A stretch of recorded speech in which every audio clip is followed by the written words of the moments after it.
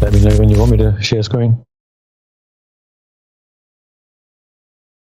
Will do.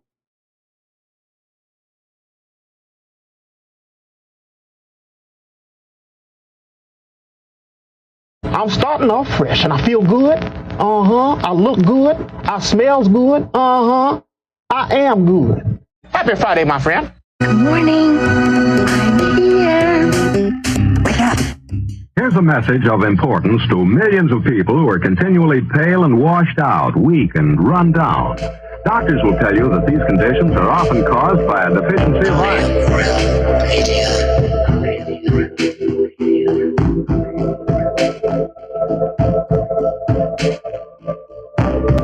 the iron you need to keep you physically fit and mentally alert.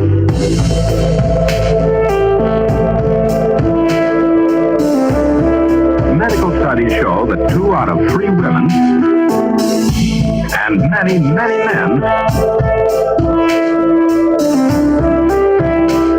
lack the daily iron your body requires in a form your body can easily use and put to work.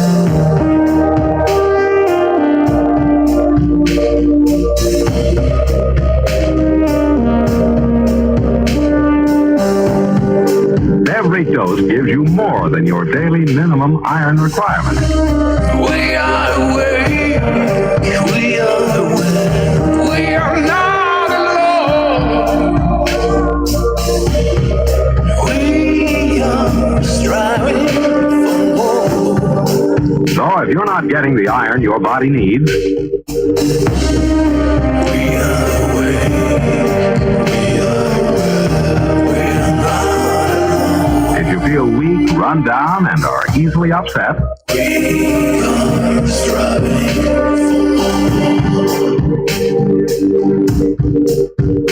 start taking iron today.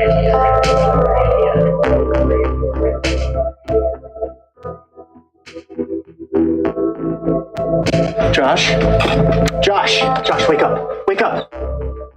You dumb bastard.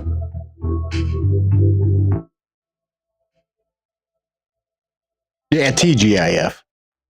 Happy Friday. It's been a long day. But I am thrilled as all get out to be with you fine folks here.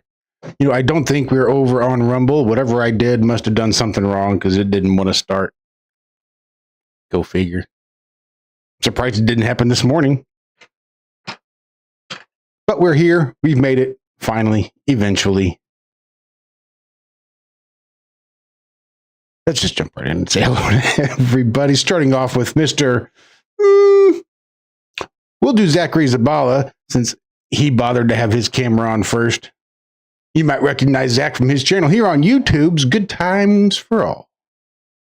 Zack, how you doing? Hey there, Josh. Not doing too bad. Had a fun show this morning. And yeah, we saw, I got to see Paul do his presentation that he's going to share with us tonight on perspective. And it's interesting. It made me think differently, think about some new things when it came to perspective. So this is just one of those that I wanted everybody to be able to get a chance to see.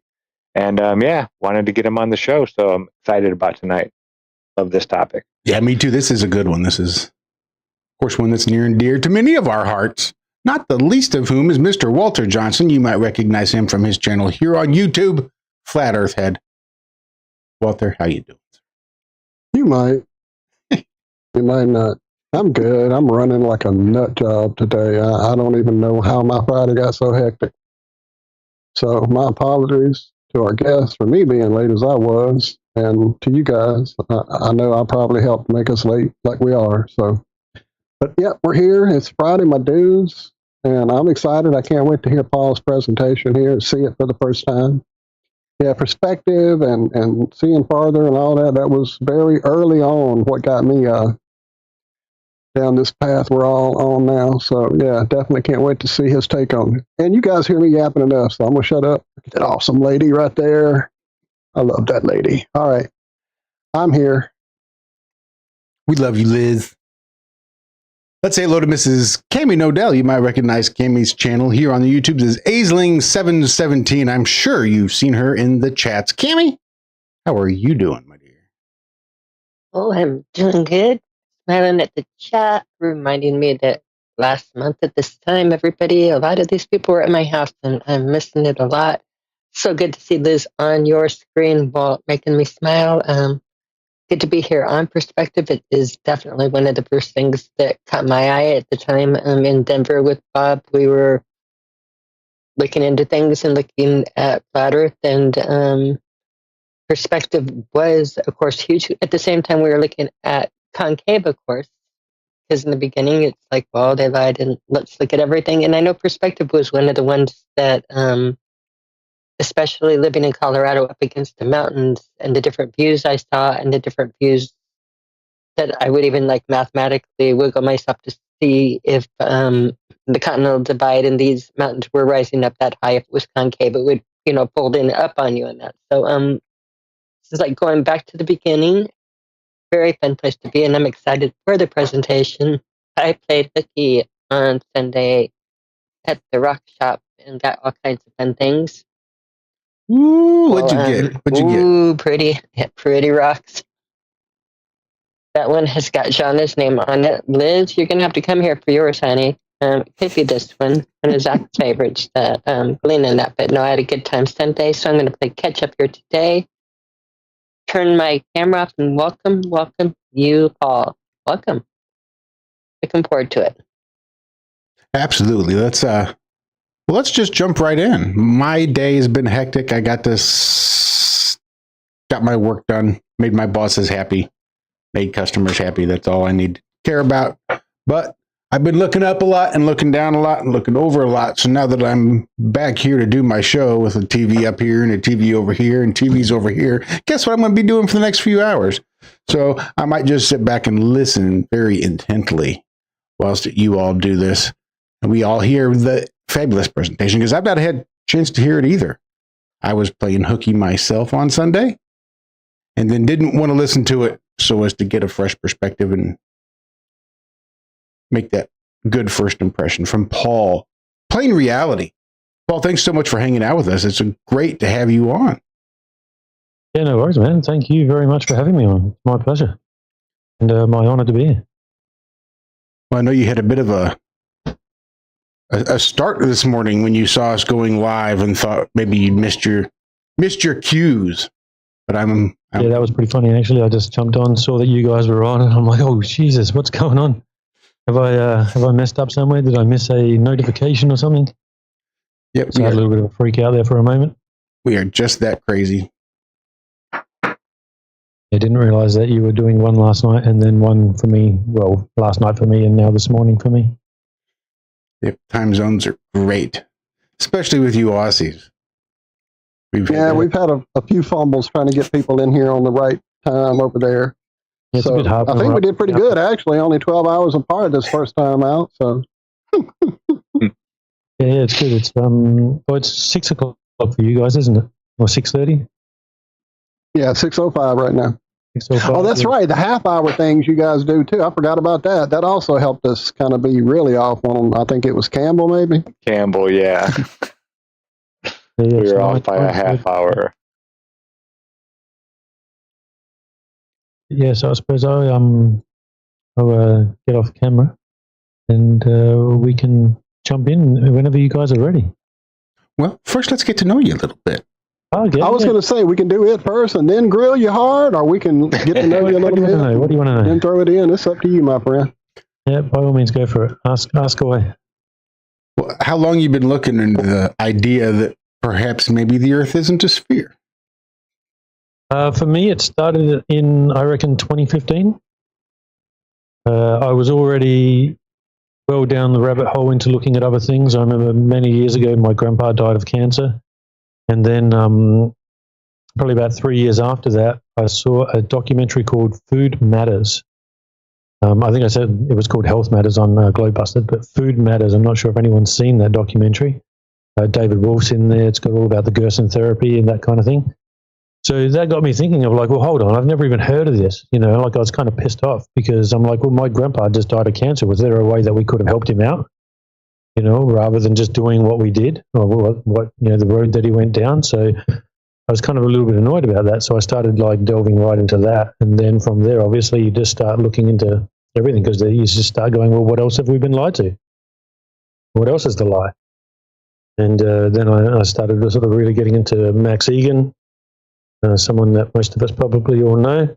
Oh, yes. And then from there, I think I started, you know, sort of looking at, have you seen the, it's a documentary called Climatica? All three. Yeah. There was the trilogy. I dove so deep into that trilogy. I still recommend it for anybody just waking up. Those three movies are life-changing. Even still. Yeah, I don't personally remember a lot of them because it was a long time ago. I haven't watched it for a long time, but yeah, all of that stuff. Same as like watching, you know, Max Egan's The Awakening, and his one with that has Sophia Smallstraw in it, you know, about transhumanism.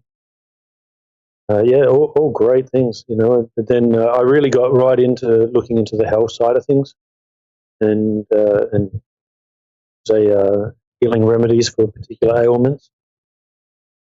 Like you said, other words, trigger words. But yeah, so just sort of looking into that kind of thing, and then everything just spirals from there. Really, spirals in an interesting way, I should say. So when I came into the whole flat Earth thing, I was like everyone else. It was just there on the recommendations, and I didn't really pay any attention to it to start with. I just kind of saw it there. But I remember thinking in my head, like, you know what? It wouldn't surprise me because I wasn't one of those people who. I didn't have any kind of weird visceral reactions to it. I just kind of looked and went, everything else seems to be bullshit, so why wouldn't this be bullshit? So I think that's pretty awesome because I did. I was like, these people are retarded. What? Yeah.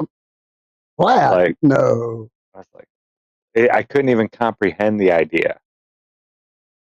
You know, not seeing the flat Earth map and all that kind of stuff. Like my first reaction was, "Come on, it's 2024, people." You know, I sounded like a troll, almost. Yeah, well, I did the trolley thing. I jumped onto a comment section and I said like, "Hey, well, why can't I see the west coast of America from the east coast of Australia?" And someone just jumped on there politely and said, "Hey, well, you know, clearly you've got 13,000 miles. It's going to be extremely small. There could be 40-foot waves in the way. It could be rain. There could be haze. There's all kinds of atmospheric conditions going on. There's a whole stack of reasons of why you can't see that far." And then, you know, my reaction was just like, okay, cool, good answer. Fair enough. You know, how can I argue with that? Yeah, how do you argue with that? Yeah, it's like, oh okay, yeah. You know, even if maybe I don't still believe it just yet, like, all right, fair enough. You know, obviously, if it's a really hazy day, you can't see that far. Now, what if that haze doesn't start for 50 miles away? I'm not even going to notice it over the ocean. I think that was actually my very first video.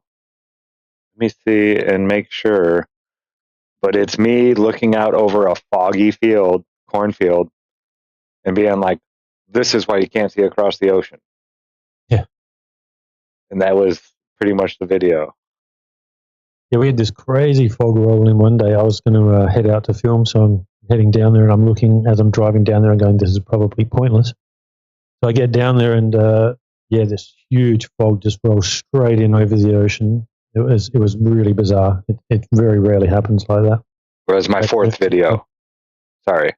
Oh, you're right. Yeah, it was my fourth video. First one was Chicago skyline from Michigan City across Lake Michigan. Okay. Yeah, so seeing all that fog and stuff, and you know, I mean the set of hills that I look at, even the front set, which are, you know, anywhere from 9 to 15 miles away, even they can get completely fogged out. Not fogged out, like hazed out. So the haze can get rid of them completely. I've had some days where I just get out there and I'm like, oh, there's no point in me even being here. It's so hazy I can't even recognize anything. And that's at only 15 miles away. And then other days it's perfectly clear. And then you got the hills 30 miles away. Some days mean, quite often they're relatively hazed out, and then other days they're relatively clear. So, what do we expect is going to happen over 13,000 miles? Mm-hmm. And then thinking of like how much smaller everything is going to be over that distance as well. It's just going to be completely gone, as we were talking about earlier. Zack with diffraction, the angular resolution, over 13,000 miles. And what's the angle from even say a 6-foot observer height over 13,000 miles away? Yeah. 0.0000000. You'll get bored of me saying zeros. Like it's so minute, but clearly you would never see that. Even something like Mount Everest, you're never going to see that. Mm-hmm. Yeah, it doesn't matter how. Even if it's perfectly clear at that distance, you would need, a telescope 50 feet wide, 50 meters wide, to be able to actually bring that into focus. Your aperture would have to be enormous to be able to resolve something that far away and that small.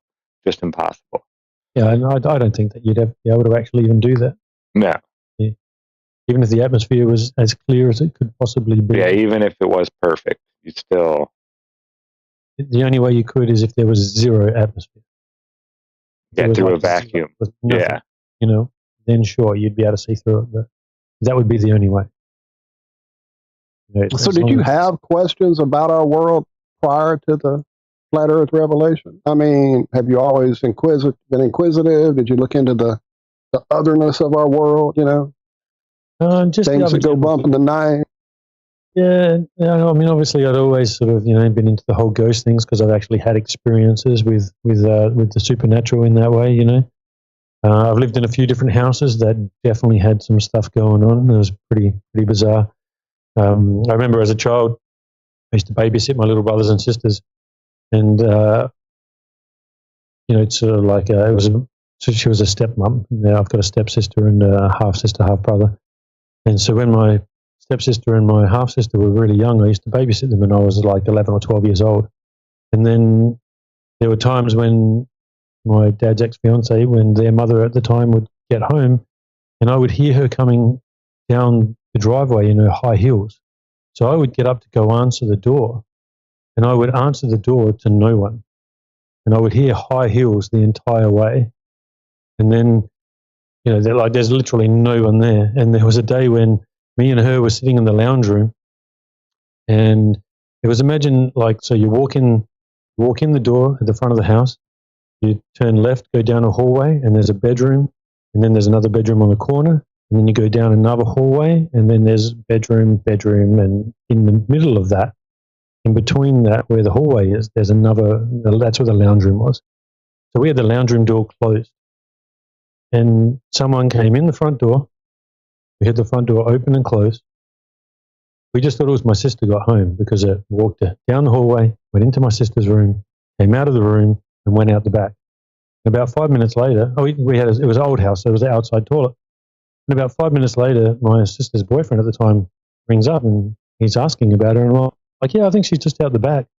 So I go out there and I start calling for her, and I'm like, yeah, she's not here. And I just turned to my dad's ex at that time, and I'm like, you heard her come in, right? She's like, yeah, for sure. She definitely came in. So we've rung my dad, and my dad's like, well, no, she's here with me. So we were like, I don't know what just happened, but someone just came through the house. But you're literally giving me chills, man, because I had my family, my uncle, my cousins, they had a dog, Fifi. They've had it since, puppy. And it was the family dog, treated just like a child. And when certain people would come home to the house, Fifi would have different greetings. Some she would bark, some she would whine, some she would jump up and down on her hind legs. You could hear the little nails tapping on the limb or the floor or whatever. So you kind of knew who had come home because they had a big house upstairs, downstairs. So when you heard Fifi react a certain way, oh, well, Todd, my cousin's here, or Jennifer, she's home, or whoever. You knew how she acted who was here by how she acted.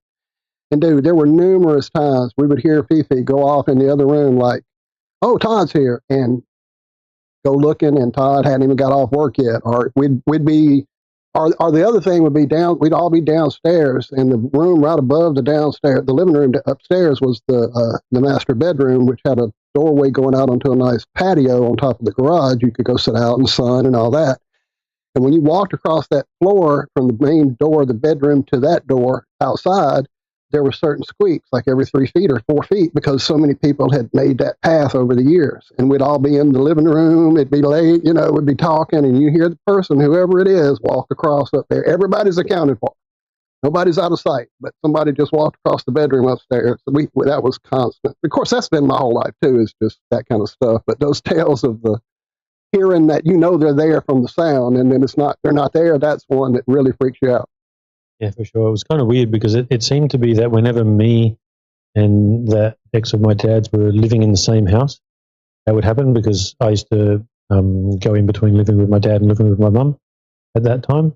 And whenever I'd be living with my dad, whatever house we would be in together, stuff would start happening. So I don't know if there was some weird, like physical or like a spiritual connection between us that just brought things out. To the person, right? Weird. And we had another one where in the house, I just got back from a different house. I just got back from the gym, had to go to the toilet, so I'm in the toilet, and then I hear all these footsteps inside the house, and I'm like, what the hell? There's no one home. So I go running to, open the back door, because I just went straight out the back. Hadn't been inside the house yet. My key wasn't working at the back door, ran around to the front door, went in, there's no one there. And then I asked Debbie about it. Sorry, that was her name. And she's like, yeah, I get that too. Like, I hear footsteps like there's kids running around. And so then there was one night, because we'd tell everyone about it, but no one believed it. And one night we were all sitting in the kitchen, and you could hear it. And I had 3 little brothers and sisters, and they were kids, right? So then everyone's just like, oh, because we're like, shh, can you hear that? And they're like, yeah, we hear that. And it's just little footsteps. You'd hear like, and then they're like, oh, that's just the kids. They got out of bed. We're like, all right, cool, go shake their beds. And then tell me if you think that you didn't hear them get out of those beds. And they had like old, remember how some of those old bunk beds had the wire sort of springs, not springs, but wire connecting them, like a wire mesh thing. It was right. Like mesh. As soon as you'd move it, you'd hear like just the funniest move. We're like, did you hear that? They're like, no, and then everyone freaked out. Like, 100%. It was really weird. I've got heaps of stories like that. Heaps. So I've always kind of looked into that. And I remember being a child, I was 12 years old when I realized government was completely full of it. Right? So here in Australia, and I wasn't like fully awake to anything, I was pretty much a complete asleep kid all the way through, like I never really paid attention to anything, but I knew government was full of it. Because I just remember there being an election, and I can't remember which party it was, but one of the parties was saying, yeah, this is a great idea, and the other party was saying, oh, that's a terrible idea. And the party that said it was a terrible idea, they won, and they got in. And then within a short period of time, they did exactly what the other guys said that they were going to do, that they were just talking about was a really bad idea. And I went, hold on, you're a bunch of liars. You just said that was a bad idea, and now you're doing it. So, I'm just like, how's no one else picking up on this? These guys are completely full of shit. And I was like a 12-year-old kid. It was kind of like the first time I'd ever paid attention, Like, wait a minute here. Yeah. Yeah, I was like, hold on, man. Wait up. These guys are just complete liars. How are the adults not figuring this out? What's going on? Why do they keep voting for these people? But yeah, I just sort of stepped out of it from there. Realized it was all just completely full of it. But that was about the only sort of awakened that I was at that time, and throughout right up until I was about maybe 36, I reckon, somewhere around there, 37. Then, and that's when I sort of started getting into that more what you would call awakening. I think we have all go through it in stages. I mean, even when Flat Earth came along, I thought I had a good beat on stuff. Thought I, had a pretty good idea about the weirdness of our world, the fakeness of the government, TV's a lie. All I thought I knew, and then suddenly, like, come on, guys, Earth can't be flat. There's no way, And then if you start looking into it for yourself, there's just so many telltale signs. Perspective being a huge one. That sorry, I got a cat here. You just can't ignore it. If you have any kind of inquisitive mind, or you don't want to just fall back to sleep or whatever, then yeah, you have to look into it. What was your aha moment for Flat Earth? Just that first set of videos?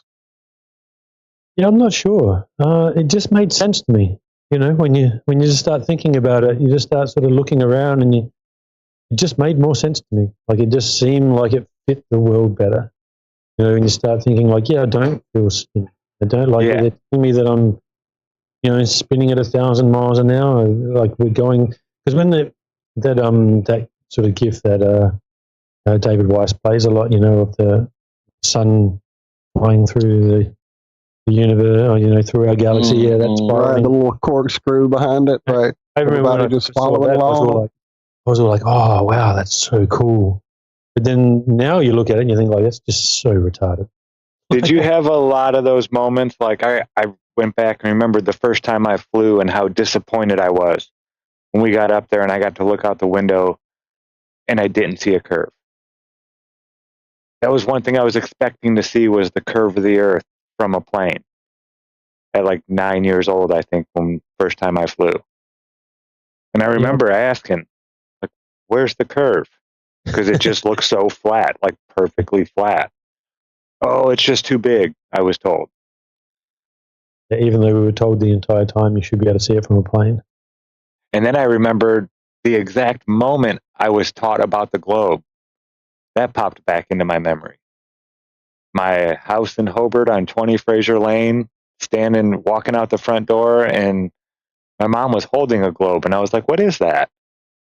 So this is where we live. And I was like, what? She's like, yeah, this is our planet, and it's, and it spins, and we live right here. And she pointed it, and I was like, doubting. I was like, no way. I thought she was joking with me. I think we knew this growing up, as very young children. We just assumed, of course, that the Earth is flat. Yeah, it was kind of weird, because I remember at one time when I was young, sort of like looking up and seeing the clouds moving over me, but because I was looking dead straight up, I was thinking, oh, it's the Earth moving. And I just remember going, oh, that feels weird.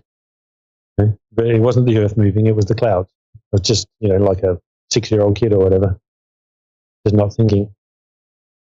But yeah, that was my thought process when I was little, just not really paying attention, just being a kid. Yeah, I just had all these old memories that I never would have thought of again, come rushing back. Like, hey, remember this? That's kind of what happened with that, right? That's kind of what happened with me with the first Clues video, is like every third or fourth thing would get like that reaction, like, well, wait, I remember asking Mom about that, or I remember seeing that and not like, what was that about? But we never would have got to the flat Earth. I never did without, a little guidance. Yeah, definitely. Yeah, I don't think I would have. I mean, I don't know, but I don't think I would have. But I don't think any of us would have thought we were on a ball either without a little guidance. That's true. Well, no, who would? Who would ever intuit that? No one, not from evidence around you. That's what struck me most. It didn't require the mental gymnastics or just the blind acceptance. Okay, well, if that's what you say, Teach, I'll just make sure I write that down on the test, whatever the fuck that means. I went through a lot of school with that. I just, couldn't comprehend the shit, but I could remember it well enough to pass a test. And that's sort of how it was about the cosmology, and just, fuck, it doesn't make a lick of sense to me, but I'll figure it out when I read A Brief History of Time. Yeah, I kind of think that did it. I'm looking at, let's say a ship going and disappearing. I can understand how they were just trying to sit there and go like, well, what's going on? Like, maybe they're walking towards mountains, and all of a sudden those mountains are getting bigger and bigger and bigger, and they didn't know what was going on, so they're just trying to figure out like, well, what's happening. I can understand them sort of, possibly getting to the conclusion to go, well, it disappears. How does it disappear? What's going on there? Like, I guess if it was round, maybe that could be the reason. And then they just went from there, and then everything else just got reified into the ball from there. But if Shane St. Pierre reckons that if you actually look back, I think of the Royal Society, back in the 1700s. He goes, everything ties back into them. So he thinks that you actually look, it wasn't the general consensus of people from a long time ago. They're all that's all just made up stories. So who knows? Yeah, when they tell you Columbus knew it was a globe, and that's what he was going to prove. He knew he wouldn't fall off the edge. You know, that old tale that they tell. Oh, people were so scared to fall off the edge of the earth. No, I don't think so. I think they just thought that there was probably more land out there. I don't think they ever thought that the earth just magically ended and then there was nothing. I don't know how you can come to that conclusion. You know, that the water's just falling off into nothing and somehow there's still water just magically refilling all the time. It made no sense. Turtles all the way down, don't you know? I guess that's just them gaslighting us, really, isn't it? It's almost like seeing how much they can make you believe in absolute utter bullshit. Just no truth to it whatsoever. What's that saying where it goes something like, if they can make you believe absurdities, they can make you commit atrocities? Yeah. Something along those lines. I don't know if that's right. Total paraphrase, but somewhere along that line. If they can make you believe complete bullshit, then they can just fool you into anything, can't they? Yeah, I believe it was William Casey, the director of the CIA for Reagan, 1981, said, when everything the American people believe is false, we will have completed our mission. He didn't say when some things that they believe. Yeah, when everything. Then there's that classic one where it's in that was it a congressional hearing where they're like, "Do you have people on the CIA in media?" He's like, "I think that's something we'll get into later." Yeah, we don't want to say that. What are you doing? You're not supposed to say that out loud. Exactly. Shh. Get to that later, bro. Anderson Cooper, what is he, a Rockefeller? Is he? Vanderbilt. A Vanderbilt, that's what it is. Have you seen this new stuff that Candace has been finding out about Kamala Harris? That's crazy. She just actually had someone from Kamala Harris's fourth cousin or something, show some family history, and she's actually part Jewish. She's like, her grandparents were Jewish. Like so. There was one? Who is this? Prank caller. What did Carlin say? There's a club and we ain't in it. Yeah, exactly. I saw a pretty good video, a compilation. I think it was all of one interview, but it's basically of her just like sniffing and wiping her nose. Oh, yeah. And laughing, maniacally. That's pretty good. Actually, I think on Discord, Witsit was mentioning that yesterday. Nice. Yeah, I wonder why she was sniffing and wiping her nose so often. wonder what she could have been up to before that. Must Never be all seen that anyone do that before. Right, all that coffee she drinks for a long time. Looking like Oscar De La Hoya. Like Daryl Strawberry. And the list goes on and on and on and on that we could name. Well, you know what will be can be. Like, okay, yeah, very profound, lady. Yeah, it just shocked me that was the person that they trotted out this year. Yeah, well, I guess it's great because we've had someone like Candace just get really shitty because she said bad stuff about Janet Jackson. So Candace decided to take her apart. I think that's fantastic. Yeah, we were talking about that this morning, about how pretty much the whole system needs to kind of be not so much taken apart, but just like redo. Like, let's set the laws back, a lot of them back to how it was like in the 1870s or so, where monopolies weren't allowed and all those other things that seem to go on now just willy-nilly, no big deal, and set this country up how it was supposed to be. But like the Band-Aid that you would pull off, like the 1% have gotten so much more wealth percentage-wise than it used to be. Like mom and pop shops are almost a thing of the past. And starting a business that works anymore is almost impossible. Unless you get a big helpful hand from the government and like a SpaceX where you get $400 million a year to start up. That'd be nice for every business owner that's just starting to get like a couple $100 million to start their business. Did you watch that PayPal Mafia video yet, Zach? No, I need to. Give it a watch. Yeah, I started it and went, I got to have time to really absorb this. Yep. And if anyone hasn't seen it, All Wars are Bankers' Wars. I'm sure you guys have probably seen that one. Yep, that's a good one. But if anyone else in the audience hasn't seen that, All Wars are Bankers' Wars, you need to watch that. That's a fantastic talk. Yeah, actually, I was going to say something else. What were we just talking about a second ago?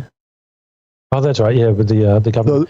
So I'm thinking one of the main things you guys need is to get lobbying completely out of your system. Yeah, needs to I go. mentioned that this morning as well. Yeah, it has to go, and it's bribery. Yeah, and all foreign interest from all governments needs to be gone, especially with a particular group of those that seem to believe in an area called Zion. Yeah, and no other government is supposed to own United States property. That used to be a thing. Like you had to be a citizen of the, or at least have citizenship in this country. You couldn't be a corporation from another country and own land here in the United States. You could lease it and do things like that, but you couldn't own it. China now owns property enough to fill up the state of Kansas in this country. Yeah, they just outright own it.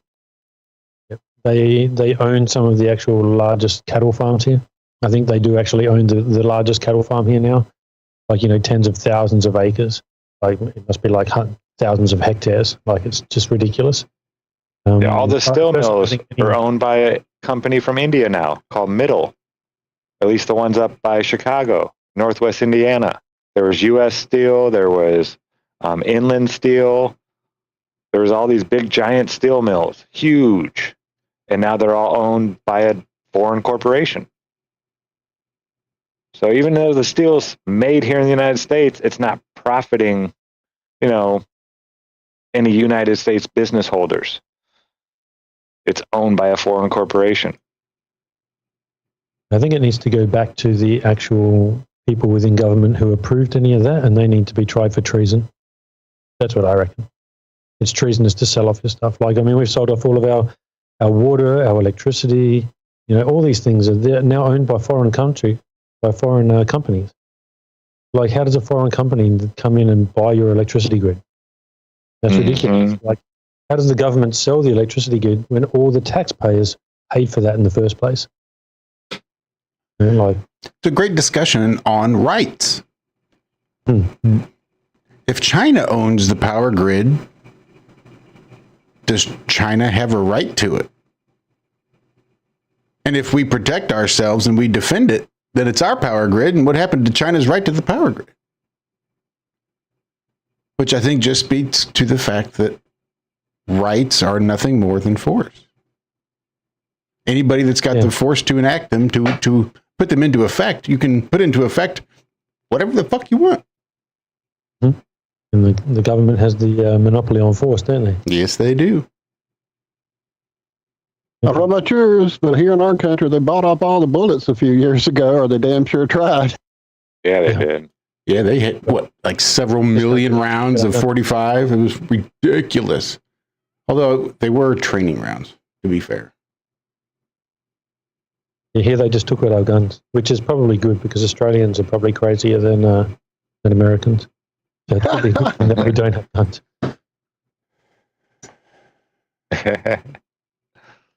Yeah, but somebody's going to have to be an example. Yeah.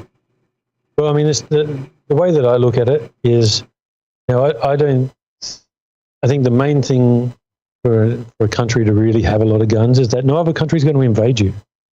Like, I mean, what's going to happen? Let's just say China has probably the biggest army in the world, 5 million foot soldiers.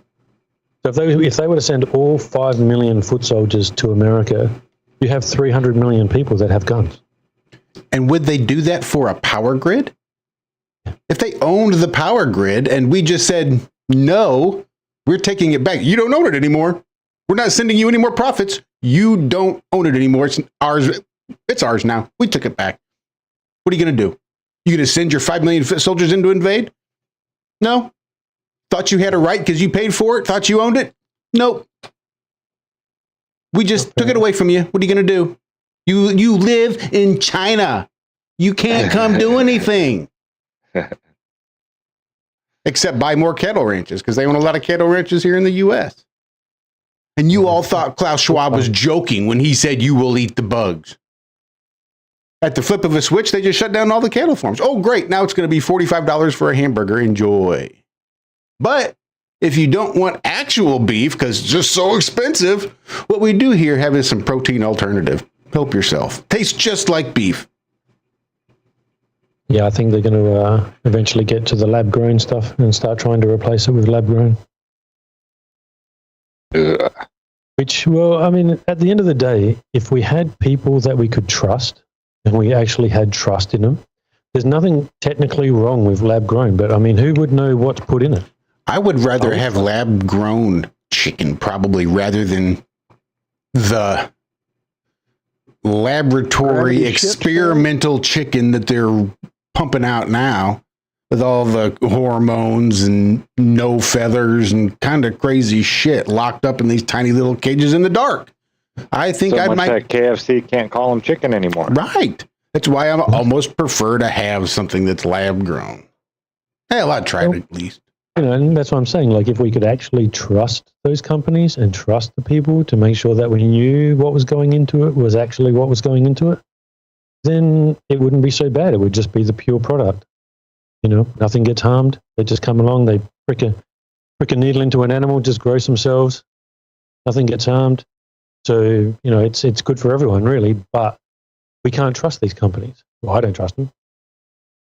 I don't trust that they're not, you know, whacking a whole bunch of mRNA or whatever they're going to put in there. Like, you know, I don't trust any of it.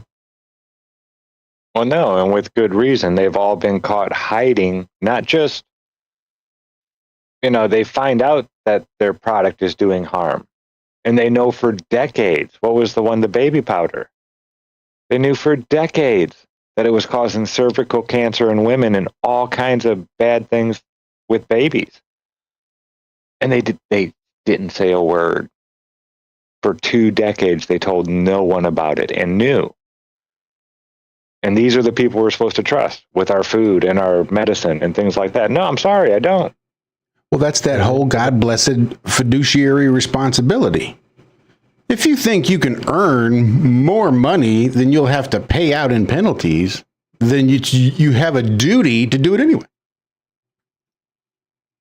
Yeah, then you have that classic example from Bayer, where Bayer had all that that hemophiliac medication, and it was tainted with HIV. And so your FDA just said you can't sell that here in America, so they just went and sold it to Europe, and you know, thousands of people died. No one went to jail. And that's just ridiculous. So how can we trust these people with anything? And that's just the way I look at it. I don't think that they've won our trust. I think they've done the complete opposite. Yeah, they've definitely lost my trust, and it's going to take a lot to happen for me to start trusting these big corporations ever. Yeah, and bought and paid for doctors and scientists. I mean, look what we've just experienced over the past 4 years. Mm-hmm. Yeah, sir. And even if they're not bought and paid for, they just shut up because they got to keep their job. Yeah, they saw what happened to others that spoke out about it.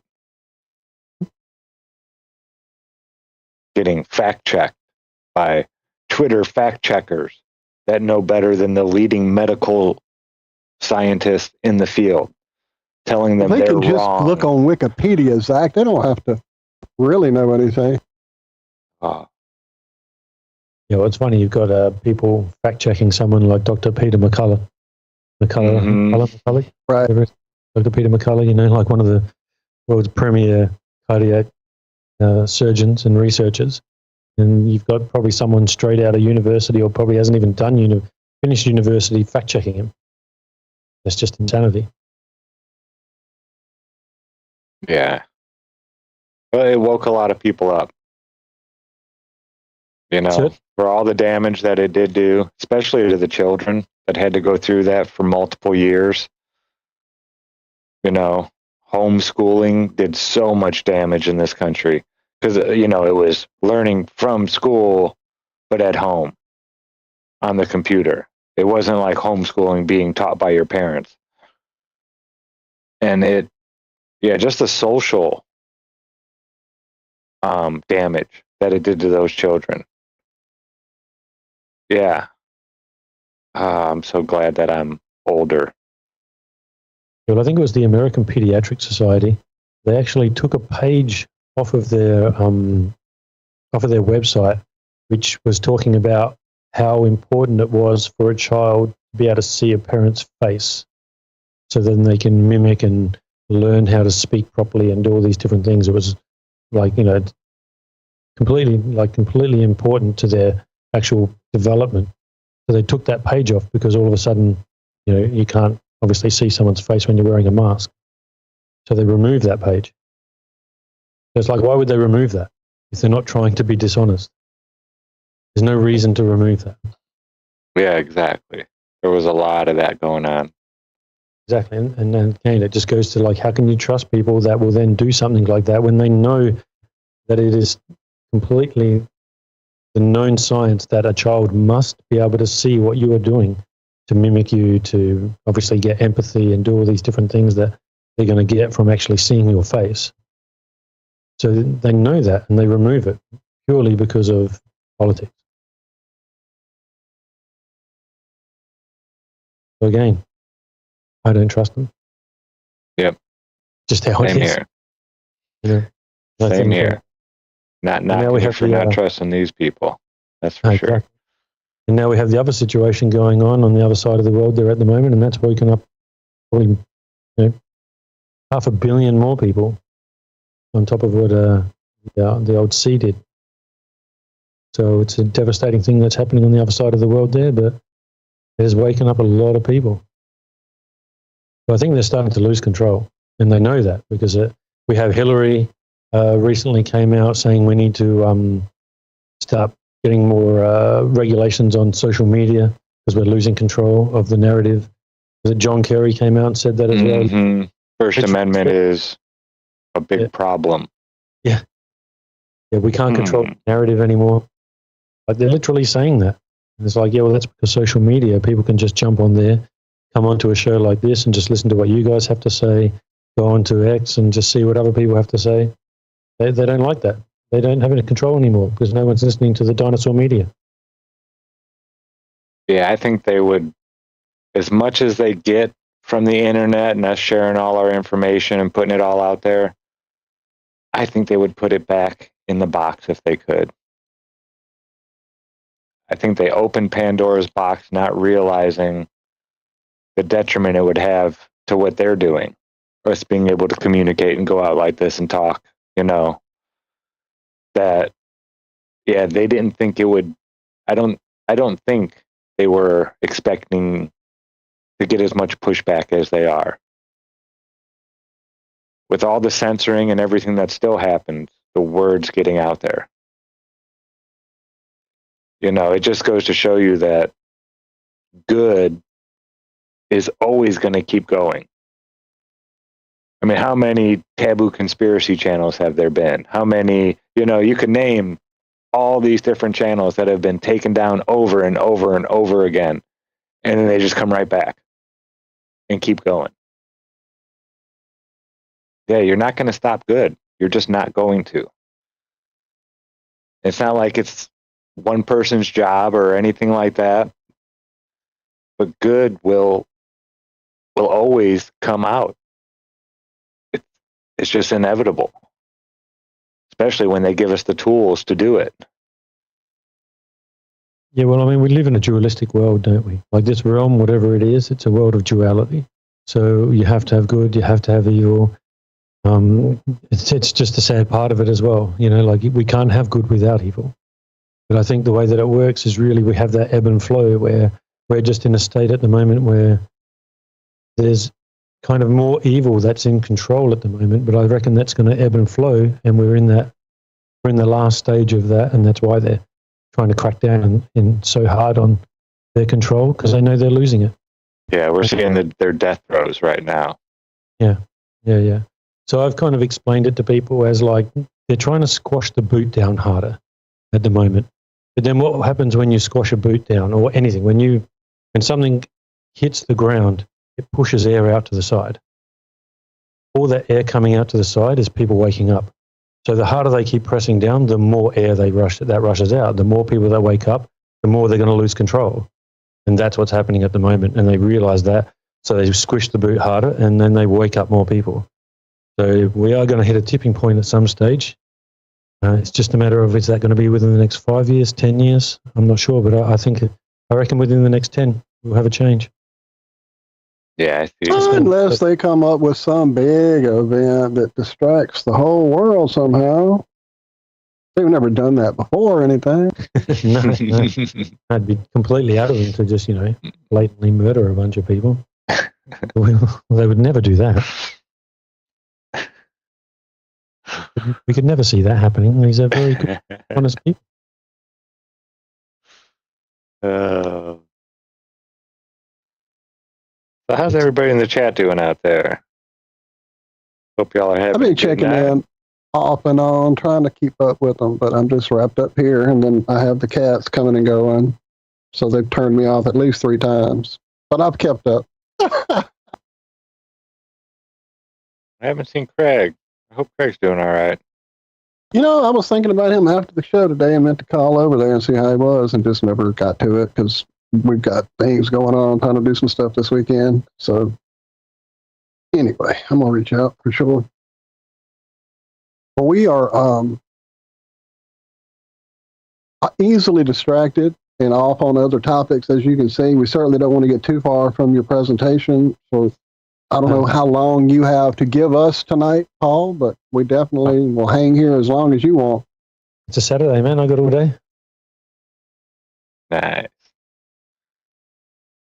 Well, yeah, man. If you're ready to get it going here, you can.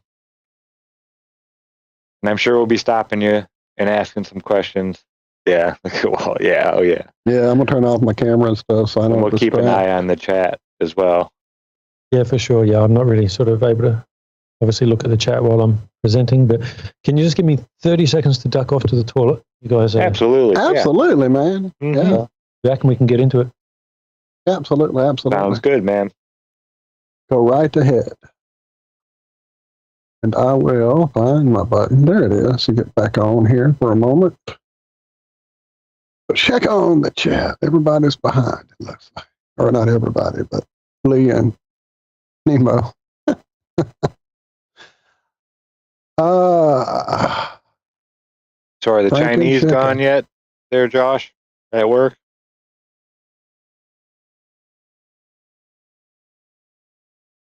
Uh-oh. Uh-oh. Did we lose Josh for a sec? May have stepped away and grabbed something to drink. I know he was saying they were making something for China, and they were going to have people coming in. Wasn't it China? I forgot about that part. That was this morning. He sure did say that. Yeah. I was wondering how that went. I hated when people came into the factory to do a walkthrough and all that kind of crap. That's when you start realizing how things are really run. Like, there is so much prep for when a company is coming in like that. Like all the messes that are just kind of like, we'll do that some other time. All that stuff gets taken care of. All the stuff that just gets allowed to happen day after day after day, and we'll throw some oil mats on it and soak it up and, all that kind of stuff. all that goes away when you have company come in. And it is a big giant, everybody's running around like the chickens with their heads cut off. Like for 2 weeks before you're having company come in to visit your factory, blah, blah, blah, to make sure everything is, cleaned up and perfect, especially when the owners came in. But yeah, I saw that at one factory and I was like, wow, I can't believe they run it this way. And then I'm working at another factory and that's the way they do it there too. You just kind of get used to not paying attention to OSHA regulations so much until you got company coming in, and then all those OSHA regulations need to be accounted for and taken care of. What about you, Walt? I know you worked out on oil rigs and stuff like that. Yeah, it was definitely a little different though. In those situations, you could lose body parts like that. So people did tend to toe the line a little better on some of those situations. It was more when we were at the yard, at Mirko's yard, and there wasn't mechanical things and engines and drills and all that happening. And that's where, like you said, more of the factory, the yard where all the pipes laid out, all the rig parts are all over. And yeah, that's where it would always be the rush to hurry up and get things like they should. Go collar that pipe rack and just crazy shit. Like, who cares if the pipe rack is collared? You can fit more on it. Like, okay, whatever. We've only got 800 racks over there that we can still be using, but let me spend a day collaring fucking pipe. Cool. So yeah, it definitely was kind of the same there at the yard, but definitely now on the rigs, they tended to be a little more, paying attention to it because they had all been through an experience with someone getting wrapped up in a machine they shouldn't have been close to, or a guardrail that should have been in place, or whatever. Now, the other side of it, the refinery side, it definitely had some of that kind of, depending on the company that you were with at the time. If it was a national petroleum, like, Shell or one of the big ones, then it all tended to be a little more P and Qs, and because there were usually people always around. But when it was some, third layer down refinery, General Marathon, somebody, you could definitely know that there might be some powder on my shoulder. What's that? It's probably asbestos that fell off that fucking pipe rack, but whatever. So yeah, I was in many a refinery as the asbestos cleanup was still going on in like the late 80s, early 90s. They were still like shutting down whole sections of huge refineries, and just you'd see the dudes all suited up and the big bags full of it coming out of there, and you'd know you were just there a month ago, or under all that shit, just breathing, pulling it off pulling it off all those pipes so you could get them ready to do hydro tests, and it's just flying everywhere. So yeah, hell, maybe I should get into the mesothelioma lawsuits. I see the commercials still. They're still out there all over the place. Yeah, whenever you guys are ready. Yeah, all man, right. We're just yapping. Yeah, that's all right. I didn't want to interrupt. So I got to share screen. When you click that button, you should see a share sound too on it, like a little gray button if you wanted to share sound. If you're just going to be talking over it, that's fine. But if it has a sound component, then when you start sharing, you'll see a share computer sound option there. Okay, so yeah, you guys can see my screen? Yes, sir. Yeah. Yes, sir, we do. Okay, does everyone in the thing see it? I know what you. Yeah, I see you. Now I see the We're call seeing the in front Skype of it all. Window open. Yeah, if you want to get rid of the other window, the Skype call, just there you go. Just reduce it like normal, and you're good to go.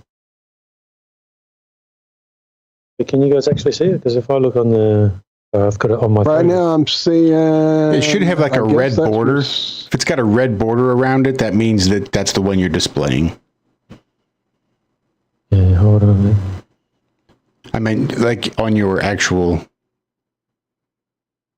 guess it depends on how you're doing it. If it's Yeah, he's on Apple too. It might be a little bit different. Oh, I was wondering why everything looked a bit different. I was trying to catch up, but I'm like, wow, what system is this? Like, I thought maybe he had an update he had gotten. We didn't look, get. it doesn't even have a share audio. I know. I see that.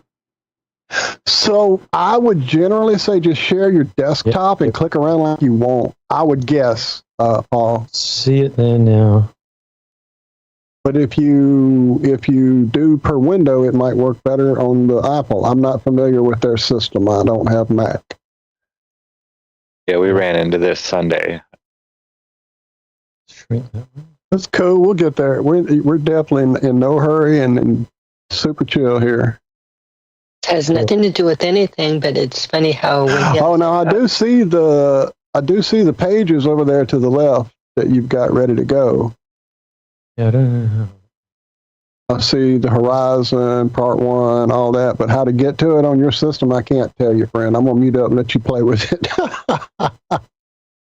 Oh, good. I see on the screen, it looks like there's still... So, just everyone watching, can they still see the other screen, or can they only see my screen? I think they only see your screen. Yeah. Because on it, I can see the... Yeah, on YouTube, I'm seeing what I'm seeing on Skype here. I'm seeing the He's Carmody, Sky Free, Wide Awake, Pablo's Dog, The Plain Truth 2.0, and BMLS B69, Bo. Right. Okay, Bo cool. is one of the very first flat earthers I talked to. We were taking pictures, BMLS B69. He actually sent me some filters for taking pictures of the sun. Big shout out to Bo. Very nice. Okay, yeah, so these are some of the OGs. If I'm sure everyone in this chat knows them, but anyone who may watch this in the future, for those people, if you haven't seen any of these channels, by all means, head over there. All absolutely fantastic. You'll learn a lot from all of them. Yeah, absolutely. I'm guessing Ranty took down all his work. I haven't heard that name in a while. Is he still doing anything? Last I saw was all globe stuff. Is he still going? I thought he gave his channel to somebody or something like that, I heard. I haven't really been paying attention. I haven't at all. Someone named Brandon or something. But yeah, it's crazy how you've got someone who literally looked at things and went, okay, yeah, we can see probably 100 miles away. And then one photo of something just a short distance away is like, oh man, the globe. How ridiculous. Everything that he did, looking from literally 1 foot, 20 miles, seeing the shore on the other side from 20 miles away, 1 foot. And then in that same position, from higher up, he looks at a photo and goes, oh, no, that's a globe. Like, he sold out. He took the easy road out. He took the blue pill. Went back into the Matrix. I think he was betting on being able to make money on YouTube. And when he couldn't do it with Flat Earth, he just tried something else. That was my impression. Yeah, I'd concur with that. And maybe not even to begin with. I don't think he necessarily started out to make money. But I think he hit hard times and things kind of got a little bit desperate, and he thought he was just going to devote all of his time and energy into growing his YouTube channel. And when that didn't do anything because we're flat earthers, he thought, well, maybe I need to go hang out with all these globe earthers that I see in the chat over here at Nathan's channel. Yeah, I reckon that makes sense to me. Okay, so is the YouTube thing slightly behind? Yeah, there's a bit of a delay. Yeah, most likely. Is it delay? Okay, so then people are delayed, they're not going to hear us just yet, apart from... Actually, I changed screens, and that was probably about 30 seconds ago, so there's a bit of a delay there, isn't there? Mm-hmm. Okay. Anyway. Now I alright, do so- see somebody spiraling on both now, so it's just a little behind. And then depending on everybody's internet and all that, some people are minutes behind, literally. So, but yeah, we'll all get there at the same time. That's what matters. Oh, good. Oh, good. Okay, yeah. So someone's spiraling. So I've got this guy here. He's a Twitter dude named Swala. And we'll just play this and we'll see what he had to say about me going out and doing multiple observations. So this video is responding to Planet Reality's video here. He's got some sort of observation, which, mind you, he's on 500 of these bloody things in the same bloody location and never moves away. If it goes anywhere else, pathetic. Anyway, he's 5. Yeah, so I just played that because I found it quite interesting that someone would actually have a whinge about you going out and really trying to have a good look at what's going on. It's like they expect you to go out there once, see something obstructed and go, well, that's definitely a globe. I mean, what else is obstructing that? So that's not me. I'm going to go out there and actually have a really good look and try and figure out what the hell's going on. Well, it's called science. Well, not scientism, but actual science. You do repeat things and hope it get the same results, or when you get different results, do a different experiment, or observation, or whatever the case may be. But yeah, that definitely seems to be their kryptonite, is people doing actual science. Yeah, I think it's kind of like Tesla said, they've replaced real science with basically just mathematics now. Right, we have people like Ruhif and even this Sly and all these other people. They're just going, well, look at the angle there, and because the angle there is different than the angle there, and from this distance here, etc. Then the only answer is that that's a curve. So it's like, well, they've replaced actually just really going out and looking at what's going on with just mathematics. So the horizon, how does it work? And maybe instead of a little how does it work, I could have what's going on written under there. Because that's kind of what we're doing, is we're having a look at like what is going on with the horizon. So here we have perspective and the horizon.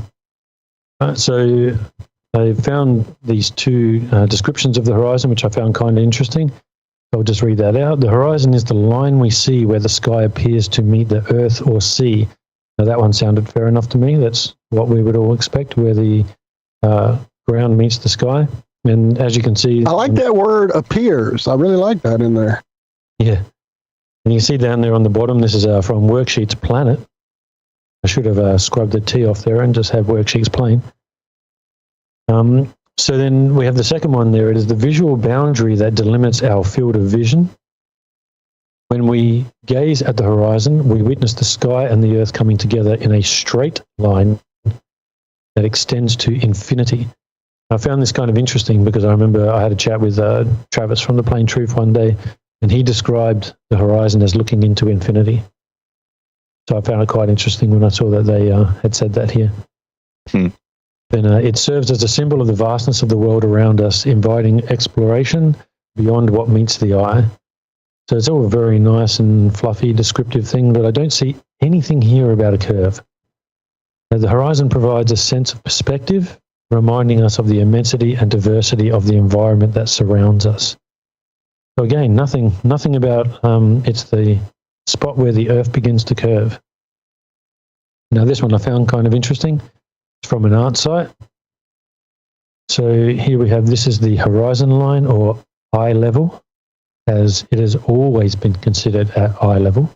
So we understand now that if you get out a measuring device, you can tell that the horizon is technically slightly below you, but that doesn't mean that it's not at your eye level. It just means that when you have a device, you can actually now detect that there is a slight drop in the horizon.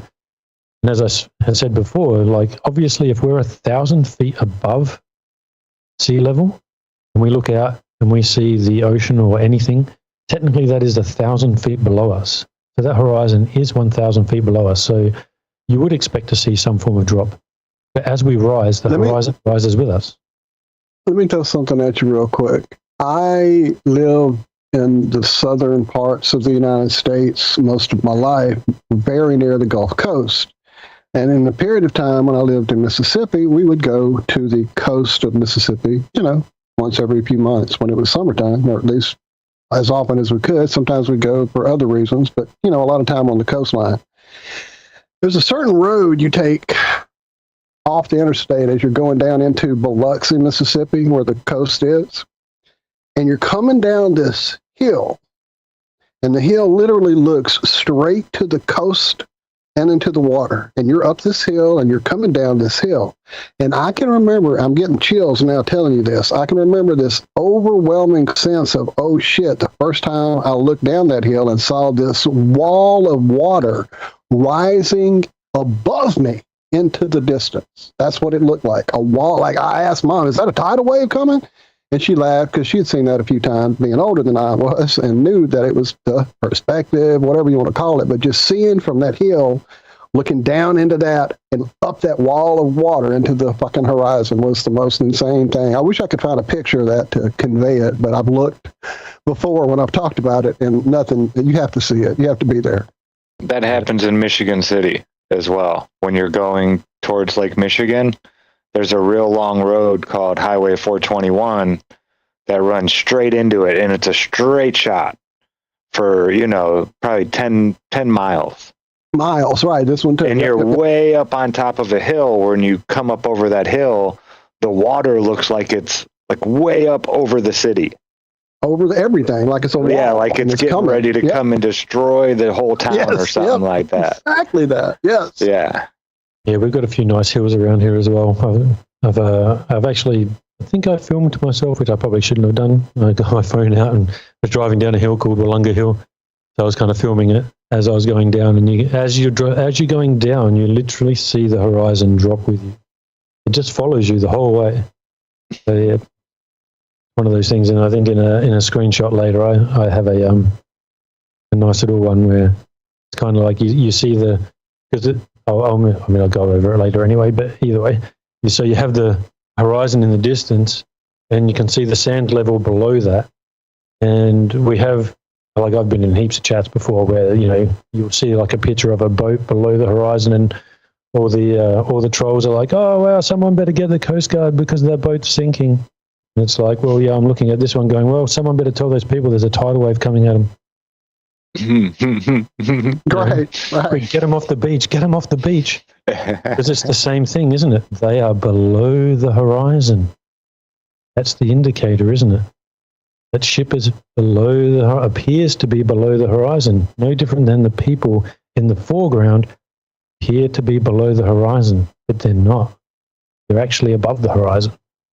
It's all just apparent. So yeah, this one here, it doesn't matter if you are peering up or down, the horizon line remains the same. It is flat, like still water, and is at your eye level. If you move your body up and down, then the horizon line, your eye level, moves up and down. So, great how they sit there and say things like, it's flat, like still water. It's at your eye level. So here we have this. This is me on the jetty. So this is where I film from daily. Sometimes 2 and sometimes 3 times in a day. So here, this is just a little video. And when we're looking at this horizon, how far above the railing do we think the camera is? We can tell how far above the railing the camera is because we can see where the horizon cuts through these people. Right? So we can sit there and go, let's say they're 5.5 to 6 feet tall. It's halfway in between there. So the camera is approximately about 1.5 feet above the railing. Right? We can tell that because of where the horizon is. So when I play this, you're going to see me then drop the camera. But first I point out these 2 boats on the left doing exactly what they're meant to do with perspective. One's clearly in front of the other one. One is lower on the horizon than the other one. Now here I drop the camera. And as I drop the camera, lo and behold, where's the horizon now? It's now below the railing. So it's pretty clear to see, and we shouldn't really need anything else apart from that. That should be it, game over. Right? The horizon moves with you. Anyone really doubting that is a R word. They're retarded. Yeah, but I'm sure this jetty is on a floating apparatus. It doesn't stay consistently level. I'm just being a baller for a moment. Yeah, that's... I actually had someone one time tell me that, oh, well, the jetty must be angled up or something like that. Right. What exactly. jetty do you know angles up? Right. Obviously going to be, it might not be 100% perfectly level, but it's going to be flat. Yeah, ridiculous. So here's one from Heath Carmody. He's just recently been doing some of these videos to deal with upward and downward refraction, showing how the light is bending as it travels, or as it, whatever it's doing, traveling, as it's getting to our eyes, there is a bending of the atmosphere. All right, and they're bending through the atmosphere, through the atmohemisphere, whatever we want to call it. Right? So, and he refers to it here, which is, and we now have the lowest path to the vertical target, which is the tangent, which is tangent to the surface, and therefore gives us our apparent horizon. So that is something that I was actually looking at and thinking about, probably for about a month, I reckon, before I saw this. And I was actually, excuse me, I was starting to already do some diagrams and trying to figure out how am I going to draw this up. And then I saw this as well. So it's, it just kind of gave me a little bit more confirmation, because obviously I rate Heath. He has some amazing observations and he's been doing it a long time. And so here's my little part on what the horizon is. The horizon is the furthest part of the surface that can be observed. It is the point of deviation where the light rays closest to the surface begin to refract upwards. Okay, so this is sort of what's going on. So if we go back, we'll see how that, where it's bending and it's cutting through each of these little chips here. So as we go forward, this is what we're actually going to be seeing. This is how we actually see. So we see everything ramping up to the horizon, and then once it hits the horizon, it then ramps down. Okay, and so here's my little introduction of our great little female globe earth troll here, Surfy. That is so great, dude. I love it. Oh, I need a shirt with Surfy on. We should make them. It'd be fantastic. That's too good. And Surfy doesn't really have any idea what an inferior mirage is. She thinks she knows, but she doesn't. So where did this come from? She's one of our resident globe trolls on X. And she really doesn't seem to know what an inferior mirage is. So we can see here, why is the skyline hidden by the horizon, donkey? That's nice of her. So she showed this thing of Soundlies, and I'm just clearly like, why are you showing me something that's in an inferior mirage? And she's like, you don't see an inferior mirage in the video I showed you. Like, okay, well, this is how I know that you have no idea what an inferior mirage really looks like or how to find one, because if you know, it takes about 2 seconds to look at this and realize that this is an inferior mirage. Right. And here we go, right here. And then Sly Sparkane comes to the rescue. White Knight's a little bit for her. So this is what I did for her. And this is where Sly came to the rescue and did his little White Knight. And as you can see here, clearly there is an inferior mirage. Right? If you have any idea what you're looking for, you would have seen it instantly. If you don't know what you're looking for, Travis from the Plain Truth likes to describe it as, if you look at the very left-hand side there, you see like a lesser than sign where it cuts down and then cuts back in. And on the very right-hand side, we also see a little bit of a lesser than sign there as well. And then we see gap where those arrows are pointing. We see gap, we see sky underneath there. Right? That's because that part of the building isn't being mirrored, it's now mirroring above that. So you see the sky. So that's part of how to actually look for an inferior mirage. So then Sly came along and did this and said, well, look at this guy. Great analysis skills of this flat earther. And he's looking down here and we can see where he says he claims that 28 plus stories are blocked by this little inferior mirage. Well, it doesn't really look like that little inferior mirage to me. And then he's gone, just recently, he's done this one here. And this is from me, from actually some of my comments from the beginning of last year when I was just getting into this. But I'm still basically saying the right thing. I'm like, the fact that only 11 miles away, the refracted horizon can block 100 feet of a ship demonstrates why 500 feet can be missing, because I was showing some observations of some windmills that are 80 kilometers away. And it's actually more than 500 feet. But so there's a whole chunk of it that you can't see. And you'd be like, well, why is that 500 feet missing? And I didn't quite understand what I know now. I just sort of knew it as the horizon was being refracted. I was getting it as that it's being magnified. That was sort of my impression at the moment from what I was getting from other people. And it does kind of look magnified, but I think that that's because when you have a horizon close to you, now because the horizon's closer to you, you see it better through a camera, and it does really appear to be magnified. But I think that it actually is also partly magnified, because when we have a horizon close to us, everything in the distance actually is magnified. And we'll go over that and we'll see that in a bit. Right, so Sly did this up recently, and this is a complete straw man. Someone extremely tall looking down. This is not how things work at all. Right? Totally straw man's the argument. This is not what I'm saying at all. So when we look here, this is actually what's going on. You've got an observer down here and they're looking up. So here we have the same thing, just basically going over the same thing that we had before. This is really what's going on. We have something on the horizon. When something is on the horizon, is it in the visually highest position that we can see? Because the surface of the water is the furthest part that we can see. That's what the horizon is. Everything beyond the horizon is going to drop, and we won't see it. Right? So that's how the horizon is actually working. This is what's going on. Now, I go deeper into this later, and now if the horizon moves, the object that was on the horizon before now becomes in front of the horizon. Therefore, perspectively, it will drop, and it will look lower in our vision. The thing that goes onto the horizon will now rise and become on the horizon, because when something is on the horizon, it is visually in the highest position you will see. Everything works that way. The moment something hits the horizon, it moves into the highest visual position. So we'll be going well deeper into that. And now obviously that object in the background would actually be disappeared. We wouldn't see it like this.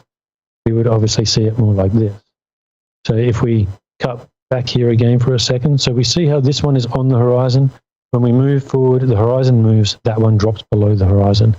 And we'll see that this is apparent by observation later. Okay.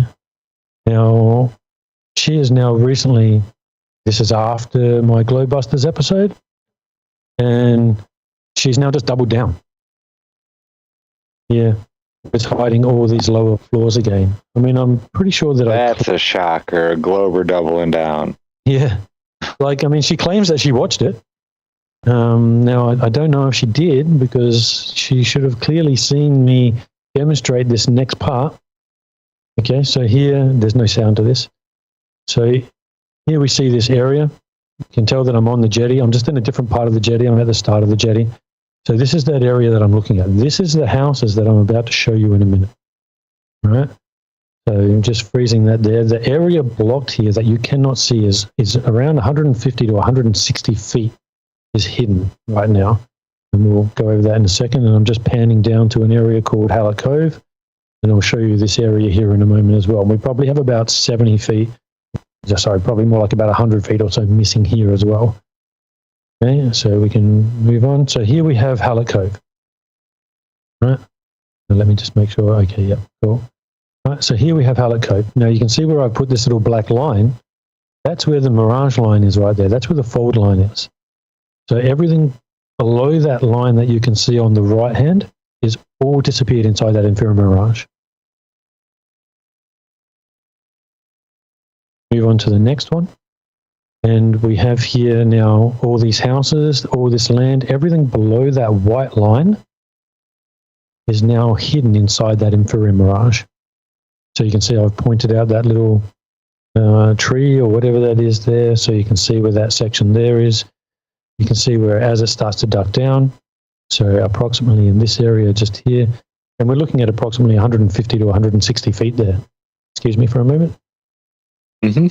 Excuse me. So as you can tell, we can see all the land here. So clearly an inferior mirage can hide a lot. This is, those houses are actually closer to about 15 miles away. So at 15 miles away. Like the lower houses are 16.7 miles away. They are completely gone. Then where the white line cuts through, so let me just do this for a second. I go like this. So you can see where this line cuts through right here. These houses here are probably around about 150 feet. And that's actually to the land. So the land section here is about 150 feet. So we're probably, we're well over 160 feet right here. So we have 160 feet. All of this land is now hidden inside that inferior mirage. So for someone to claim that at 26 miles, 28 stories, which is approximately 280 feet, couldn't be hidden.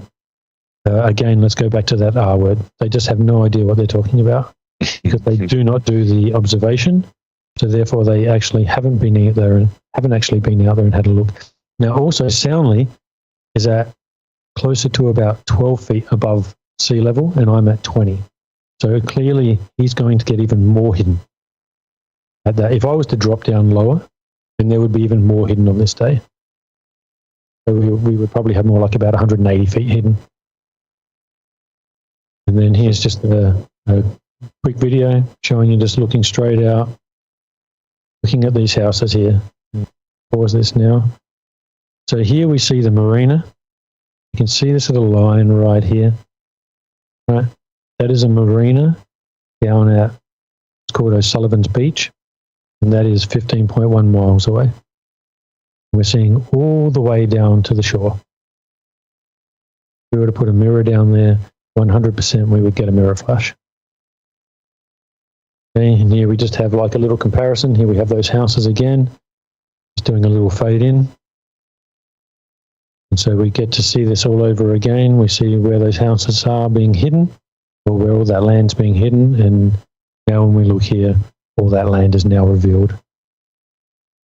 So again, let's put this to bed, even though I know it's not going to put it to bed. They're still going to claim that how can an inferior mirage hide all this? Because we know what they are. Let's switch back to that R word again, and that's where we're going to stick with those guys. All right, so the horizon. I understand that this is what is the horizon, where the sky meets the ground or the sky meets the water.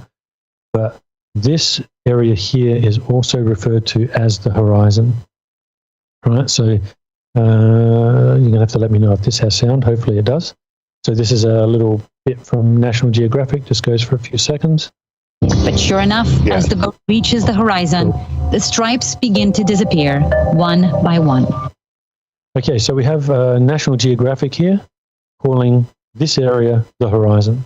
Now, for some reason, they seem to think that this was the horizon, because she seems to think that that's where the flag reached the horizon. But clearly, that's the horizon. Anyone with eyes can see that this is not the horizon, because we can see blue water above that. So obviously, that is not the horizon. And if anyone has a problem with me using this as the horizon, I've included Nat Geo's contacts, right? And if you want to just contact National Geographic at nobody gives a shit at don'tbeakaren.com, by all means, they would love to hear from you. Okay, so how far away is this horizon? We see that it's a nice, clear and defined horizon. And what can we tell about it? What could anyone tell me about this? Right? We're not really going to be able to know anything about this horizon until we know some kind of information. So what if I told you the observer height is 28 feet? And what you're going to do is you're going to go out, jump onto an Earth Curve calculator, and that Earth Curve calculator will tell you that this horizon is 6.48 miles away. But is that right? No, it's not right. And how do we know that it's not right? Because we see now that there is an inferior mirage. And the one thing that we can say with 100% certainty, that an inferior mirage 100% of the time brings the horizon closer to you. And we wouldn't know that by just looking at this. We would have no idea how far away this horizon is. Now, my experience has shown that you can get the horizon if we just go off what's called the geometric horizon, which I think is more just them getting it from how our eyes see and the angles that we see at. And the furthest angle that we can generally see is what they've called the geometric horizon. Now, we wouldn't know that this horizon is closer to us until we actually have something there on the horizon showing us that it's an inferior mirage. Now, I've shown that, or seen that you can have a horizon up to 2 times closer with an inferior mirage, and the horizon from what I've actually got to so far when I've been looking from the lower elevations, because I've actually got things from 15 centimeters above the sand, and I would put the horizon at well beyond 12 to 15 miles from even a 15 centimeter camera height. And that horizon should have been less than a mile. So from what I've seen, the horizon can be up to 15 times further, but not always. I guess that just would depend on your level. But generally, when I'm at 20 feet above sea level, I can have a horizon that's anywhere from 3 miles to 15 miles and beyond. But I have seen one from BMLS 69 that Taboo Conspiracy showed, where he was 1 foot off the surface and you were seeing something 30 miles away. So you would be now looking at a horizon that's 30 miles away from a 1 foot surface, or 1 foot observer height. So that's about 30 times what the globe would tell you it should be. So here we have a few questions to ask. How do objects in the foreground appear visually in relation to the horizon? That seems pretty evident, right? The closer they get to you, the lower they appear. The further away they get, the higher they appear to rise. Go right over this in a bit. How do objects appear visually on the horizon? As we can see, the object that is visually on the horizon is in the highest position visually that we see. Now, you'll hear me say the word visually a lot because it's kind of counteracting what they're going to say, because it's not actually above us. It's not in a higher position. It's none of those things. It's all of these boats are on the same level. Every single one of them. They're all on the same level. It's purely just how we see. Right? And then how do objects appear visually once they go beyond the horizon? Sorry guys, we seem to have come across our resident male globe Earth troll, Super Sly. Seems to think that the globe Earth has now been confirmed. I don't know, why do you think that? Yeah, we understand you're the globe Earth hero, buddy, but can we get back to the presentation? Can you just get back to what's going on here? I want to hear what you have to say. At the bottom of the ship. That's it. That's your thing. We're going to get to that, my friend. Okay.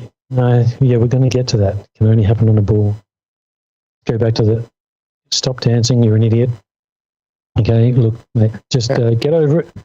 Your world's about to crumble, so I think you should take those words. They're going up in flames, my friend, and time for you to get out of here. We've got a presentation to do, all right? So let's move on with this. Now, here we have something from Phuket Word. Right now, Phuket Word has some fantastic videos. Learned a lot from this gentleman. Great channel. Great channel. A champion for elephants as well. Champion for elephants. Good on him.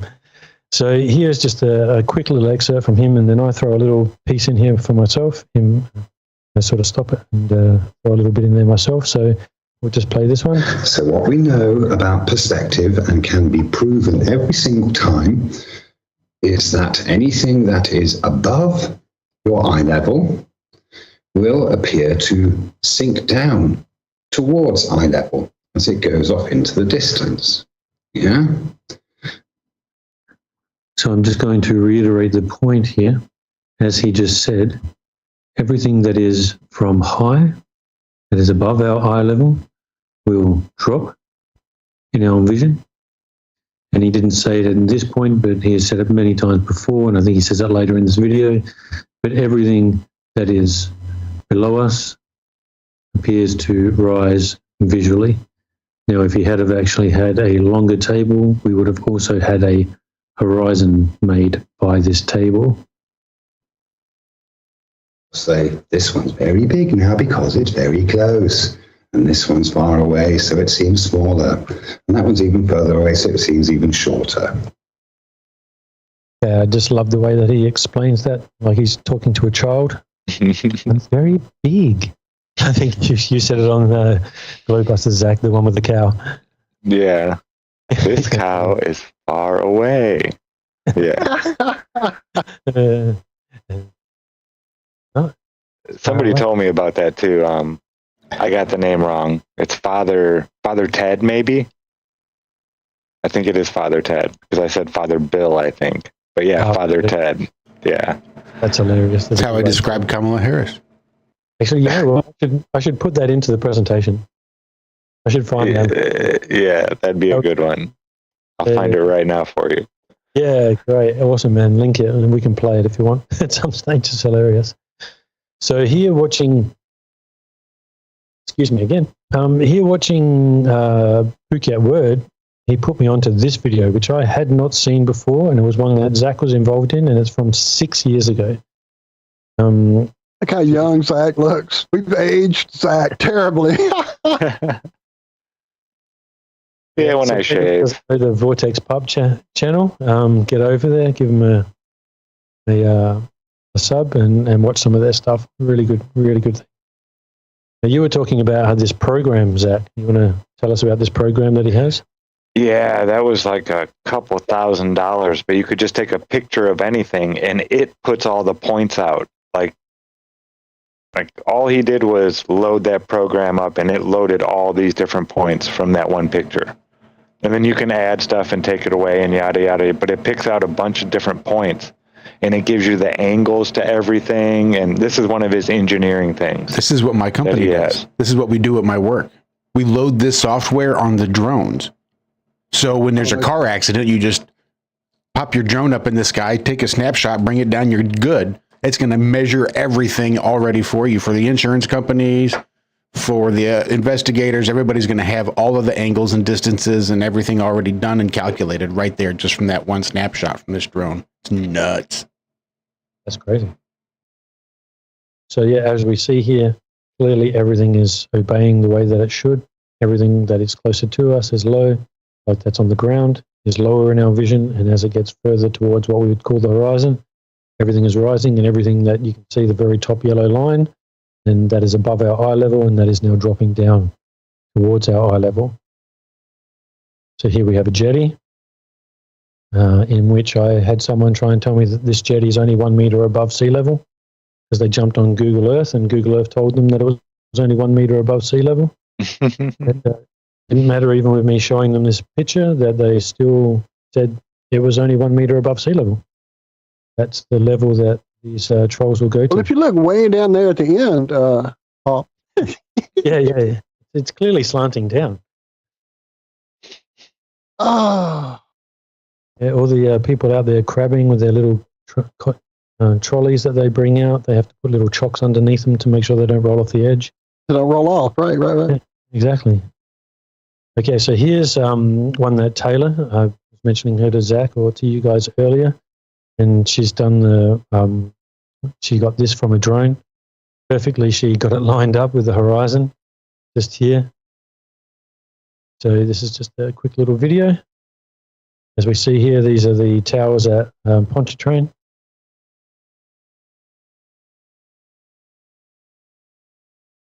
She just made this little GIF up. And so then I just sort of took a screenshot. And if we drop a line in there, we see that they're just perfectly lining up, all running dead straight. Yep. There is no drop.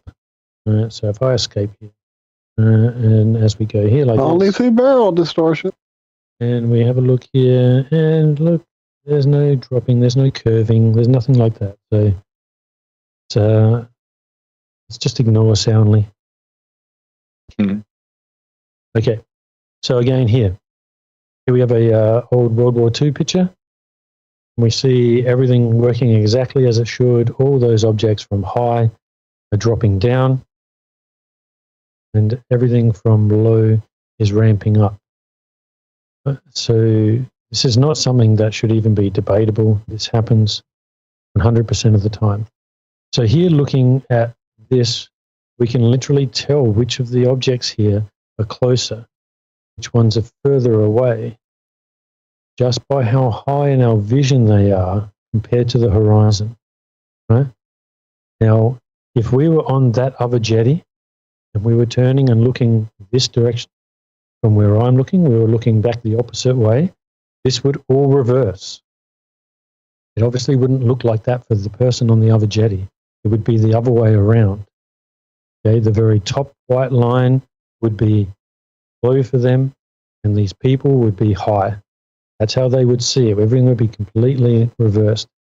And I don't have the computer skills to know how to reverse all that, so we don't get that. We just have to accept that. That's how it would be. Now here we have a whole bunch of boats. I'm going to go over a whole bunch of examples just to show that it works this way every single time. There is no time that it doesn't work this way. It shouldn't even be in contention. So we see a boat there right on the horizon, clearly well above all the boats below the horizon. And we need to take note of what I'm saying there. These boats are appearing to be below the horizon. They're not above the horizon. They are below the horizon. So looking from the other side, this is where we're going to get into it. But this is the whole concept. If I was in the exact same position, distance on the other side of the horizon, looking back this direction, I would not see these three boats in the front. That other boat would still be on the horizon because that's where it is. These other three boats, and this is saying all conditions being equal from side to side, because that's not always the case, but all conditions being equal, and I was looking back this direction, those three boats would be below my horizon and I would not see them. Here we have an example of a sailing boat. Look at how far below the horizon this sailing boat is. Now I'm only 20 feet above sea level. So we're getting, and now here we have all that land back there again. See all the way down again to the shoreline. You can see the two boats. I put the line there to cut across so you can see at the point where it's cutting across. Now I show you later where I put some sea over this, and above there, that mast is what they would be seeing if they were on the exact opposite side in the same position that I am. Again, we'll go over that later, show those examples. Here we have the buoy. Just in case Surf is watching, see that Surfy back there? That's called an inferior mirage. Just in case, I'm not sure if you can pick that out. We see that boat there is well below the horizon and that buoy is on the horizon. And we'll see at some stage later how that buoy is not always on the horizon. That's how I know the horizon is actually changing positions. It's getting further from us and closer to us from the same observer height. So even if we go back here, we have some pretty funky refractive effects going on back here. We've got some Fata Morgana happening, and it still doesn't matter. We can still tell that perspective still works no matter how things are looking in the distance. We still have perspective working. It doesn't change anything. So we have the buoy again. That may be the same boat. Here we have a lot of compression. I haven't dropped down or raised. I'm in the exact same position. And we now see compression of all that land there, and we can see to the side there, right where the tip of the land is, that we can see all that.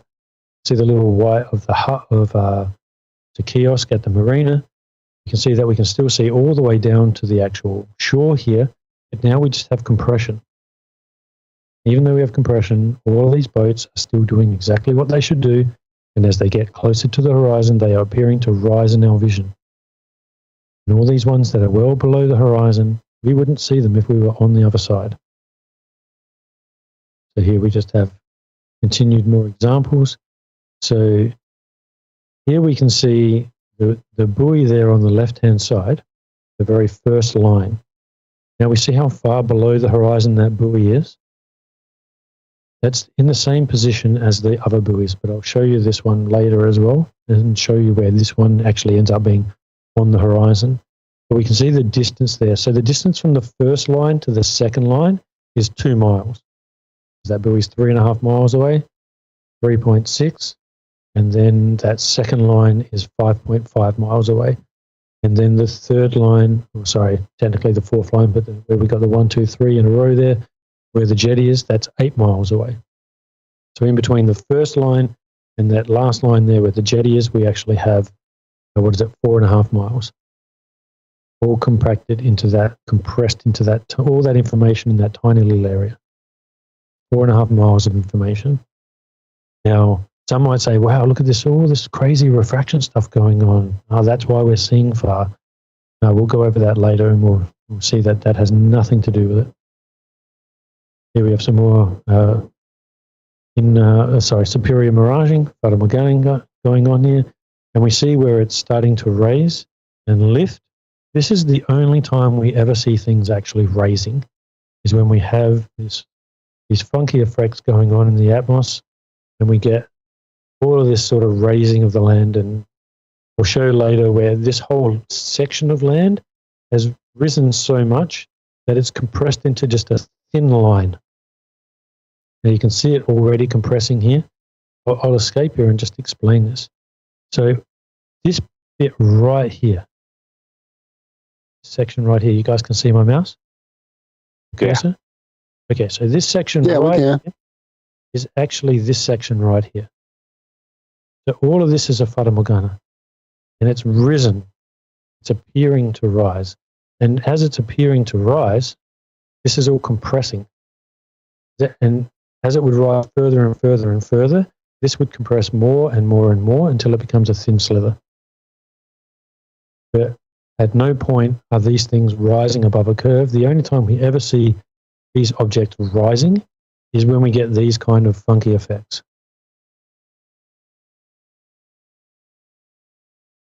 Okay. Okay, there we go. Sorry, I didn't realize it's right there. The very next screenshot. So that picture on the left-hand side there is that piece of land. That very thin tip is that thin tip of the land. So this section right here, I would say, is where the actual base is, somewhere down here. And when this all goes away, all of this will settle back down here and be this. This is what can happen when we have... That is wild. What do they call them? Like inversion bands? Call them inversion bands? Temperature inversion band? Mm-hmm. Okay, so here we have a little example, little bird at the base there, almost on the water, well below. But we know that technically that bird is actually higher than the base of those ships. Why doesn't it look above them? Here we have some more from that one particular day, and we can see the buoy, the little yellow buoy there just in front of the jetty. And we look at the gap between them there, and then we look at the gap between the that second pole and then the jetty there. So there are days when what we're actually getting is, as the light is moving or whatever's happening with the light, and it's reaching us in a different way, where sometimes we get a completely different perspective of this. There's other times you'll see where these almost all look together. You can't distinguish between the height difference in all of these. So we'll see that a little bit later. Again, we get the raising here. All right, so we have these two boats here, and this is just drumming this in. This section will be over soon. So we are drumming in the fact that the perspective works this way. Everything raises as it gets to the horizon. And as we can see, everything before the horizon appears to be well below the horizon, even though we know it's not. All just visual. Here we have two boats, and now here we have some floating boats. Kind of looks like they're floating on a cloud. Draw the lines in there for them. If we put some water in here, we'll see how we have floating ships. So we have extremely smooth water that's reflecting the sky, doing whatever it's doing there. And if we were to put some sort of rougher water there, we would get that floating ship effect. Here we have a boat on the horizon. It's now in the highest position visually that we will see as far as the horizon is concerned. And we have a boat well below the horizon. We have more examples here. We have one.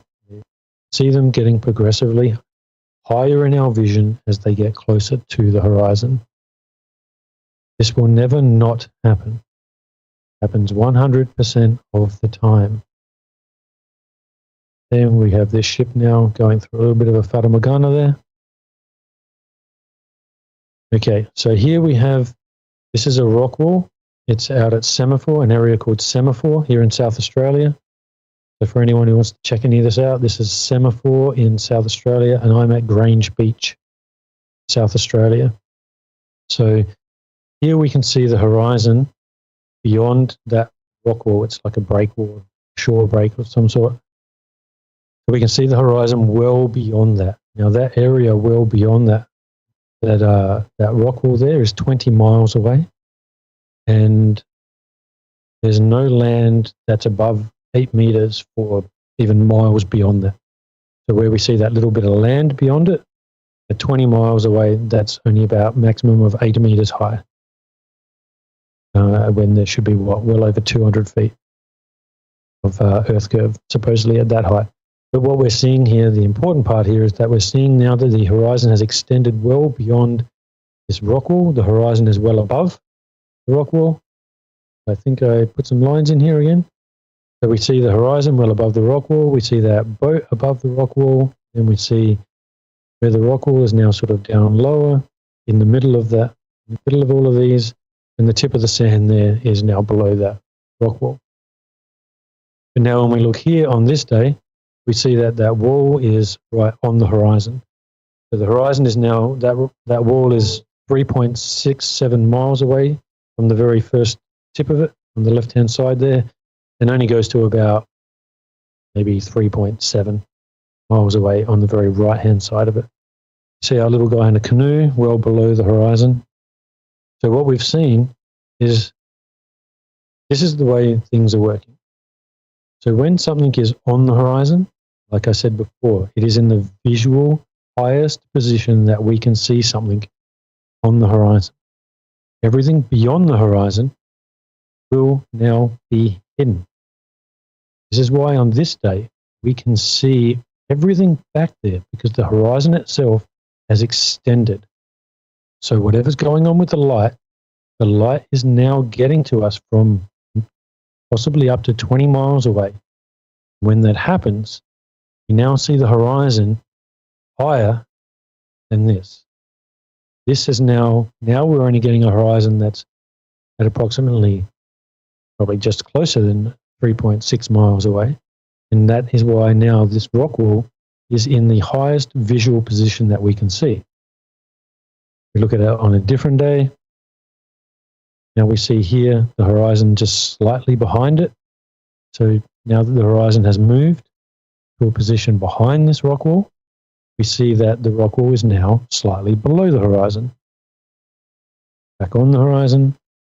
And here we have the wall of water coming towards these people. So someone better get the Coast Guard and let these people know to get out of there, because there is a tidal wave coming towards them. So we see the horizon well above the rock wall here again. See everything now, because the horizon has moved further away, everything else in front of it drops in our vision. Right, so just remember that, and I'll explain that again as we keep going along. This is going to be drummed into us so much that unless your name is Sly Sparkane or Surfy, you are not going to be able to deny this. Hey, give me 1 second, Paul, if you don't mind telling us all, what camera are you using for these observations? Valley Park in chat wants to know. Well, I actually have 6 P1000s, and I have 1 P900. So this is other most of these I'd say would be the P1000. So you're the reason I can't find a good used one. No, I'm just kidding, man. Yeah, and I'm trying to buy more. Anybody with any sense would be, since they conveniently quit making them, because, best-selling camera they've ever had. But yeah, let's start making it. Yeah, I'm trying to get more, because now what I'm doing is I point the camera at I have 5 different locations that I film. So whenever I rock up, I have 1 camera that I used to look around with. I point 5 cameras into particular areas so that I just get footage of that particular area. Actually, I have 6 now because I point one at the rock wall. So that takes up all 7 cameras. But then let's say there's 4 ships out there. Well, I'm also going to want to film the ships. So I kind of get conflicted in like, okay, which scene do I not film now, because now I have to film the ships. Right? So I need more cameras. And then maybe I'm out during the sunset and I'm like, wow, it'd be cool to get the sunset as well. So I need more.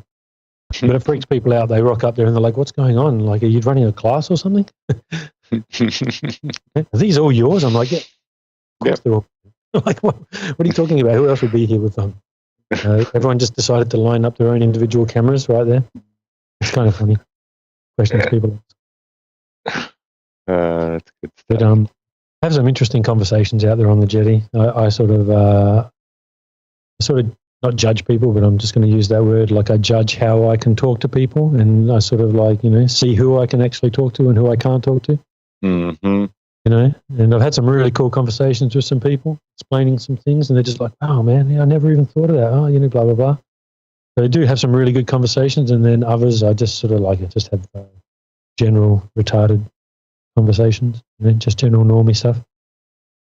So now we see here the difference in, like when I said before, how the light is definitely doing something kind of funky. Here we are actually seeing all the way to the shore on the other side, past the jetty. Now that's 9 miles, just a bit over 9 miles, that the sand down there, and the jetty's 8 miles. Now see how where we have this little reef area, and see how it's just a tiny little gap between those two lines there, between the reef area and the jetty.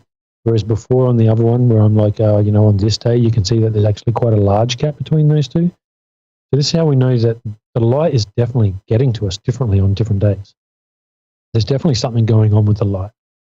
Now, I can only describe it as in the light is, I know people, like I've said before, people get a little bit upset about this word, but I don't know how else to explain it. But the light is traveling to us from the point in between those two to where we can now see more water.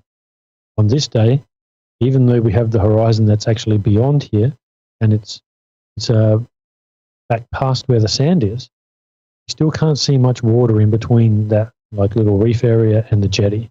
So there's something going on that's preventing the light from that little area getting to us, so that we can't see as much water there. That's what I think that we need to explain. That's what also has to be explained. Right? There's definitely something going on with the way that the light is getting to our eyes. So just here we have more, and I know that on days like this, we're definitely seeing all the way to the shore across there. Yeah, so we're actually coming to the end of this very shortly here. We can still see, again, nothing changes, and we're pretty much getting to the end here. We see the buoy there. So there's a whole stack of buoys all the way across, and I know that they're all basically in around the same position, because when the horizon comes close to us, I see that all those buoys are literally on the horizon. So I know that they're basically all that same distance away from me, or all in sort of pretty much a line. Okay, and I reckon that at the end here, somewhere. Okay, right, so I think we drummed that into our heads. Anyone got any questions about that? You guys want to ask anything about that? I mean, I'm kind of. Go ahead. Yeah. I got to see this. I'm just kind of scrolling through the chat to see if anyone has any other questions other than the camera there. Questions? I'm happy to answer anything from the chat as well. So how long have you been taking pictures now? Pictures for not very long. Pictures, like beforehand, I wasn't taking pictures. I was only doing video. And then I would just do screenshots from the video. And I was watching one of Plain Truth's videos where he was doing an interview with a PhD in optics. And that guy mentioned to him, oh, it's great that, because he had mentioned that he gets all these different photos at the same focal length.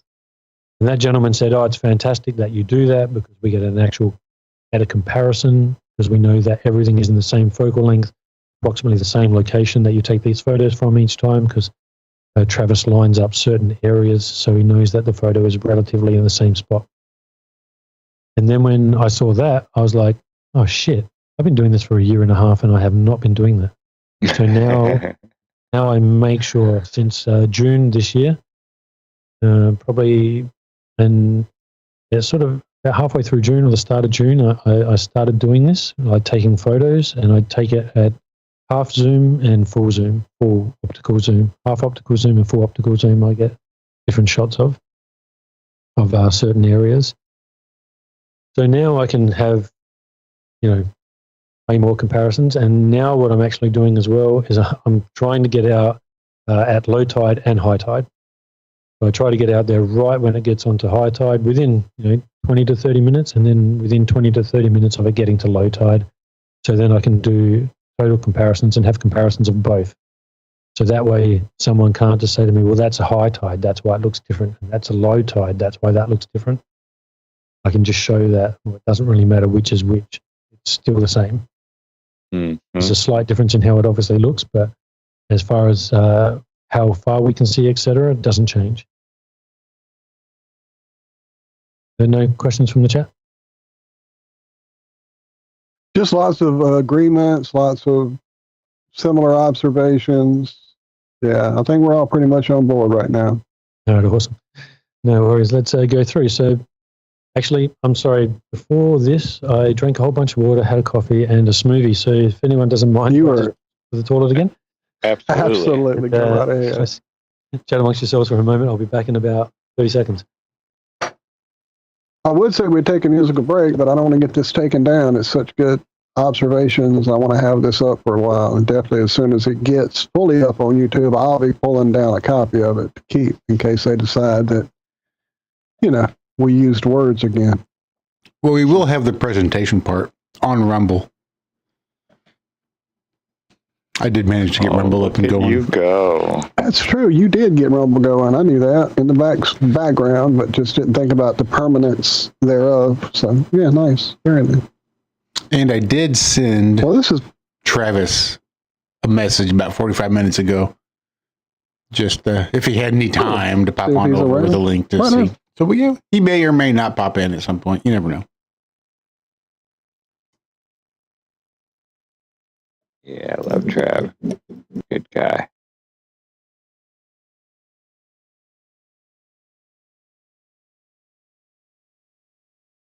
And you all he's got some awesome pictures. Isn't it? Some of the different stuff he sees on different days. Uh-huh. I mean, it's drastic out over there where he is. Australia. Haven't seen a lot of long distance photography from Australia. A couple of people doing. Hey, Paul. That's how Rob Freddie got started. We haven't seen a whole lot of long distance photography come from Australia. Not anybody that does it like this adamantly, like Travis and Wide Awake, and there's quite a few of them. BMLS, like all the ones you were showing, they've been doing this for years. We had a guy going for a minute. Rob used to take his camera out. Wasn't his a P900? Mm-hmm. Josh? It was. I'm kind of a bit like that, where when I decide to get something and I decide to do it, I'm like just going for it, You're in it, right? Yeah, he was North Australia. He's up there taking shots out of Townsville. Ah, right, yes. See, it's difficult up there because it's like it's almost a permanent inferior mirage up there. Absolutely. I can't tell you the number of floating boats and islands and everything else that he observed. Absolutely. Yeah, because it's quite humid up there. It's always warm, so you've always got a lot of water vapor coming off the ocean. So the best pictures I ever got were when the water and the air were the same temperature. That was always the best, and it was always right around March, April, somewhere right around there. The water would be, 35 degrees, and the air would be 35 degrees. And then you could see forever, it seemed. Yeah, I get kind of my best time during, because even like now, around this time, between September, for me, between maybe August to November, and then from about March to June. What is your water temperature around there usually? The water temperature at most gets up to around 20 to 22 degrees Celsius. So I'm not sure what that is in Fahrenheit.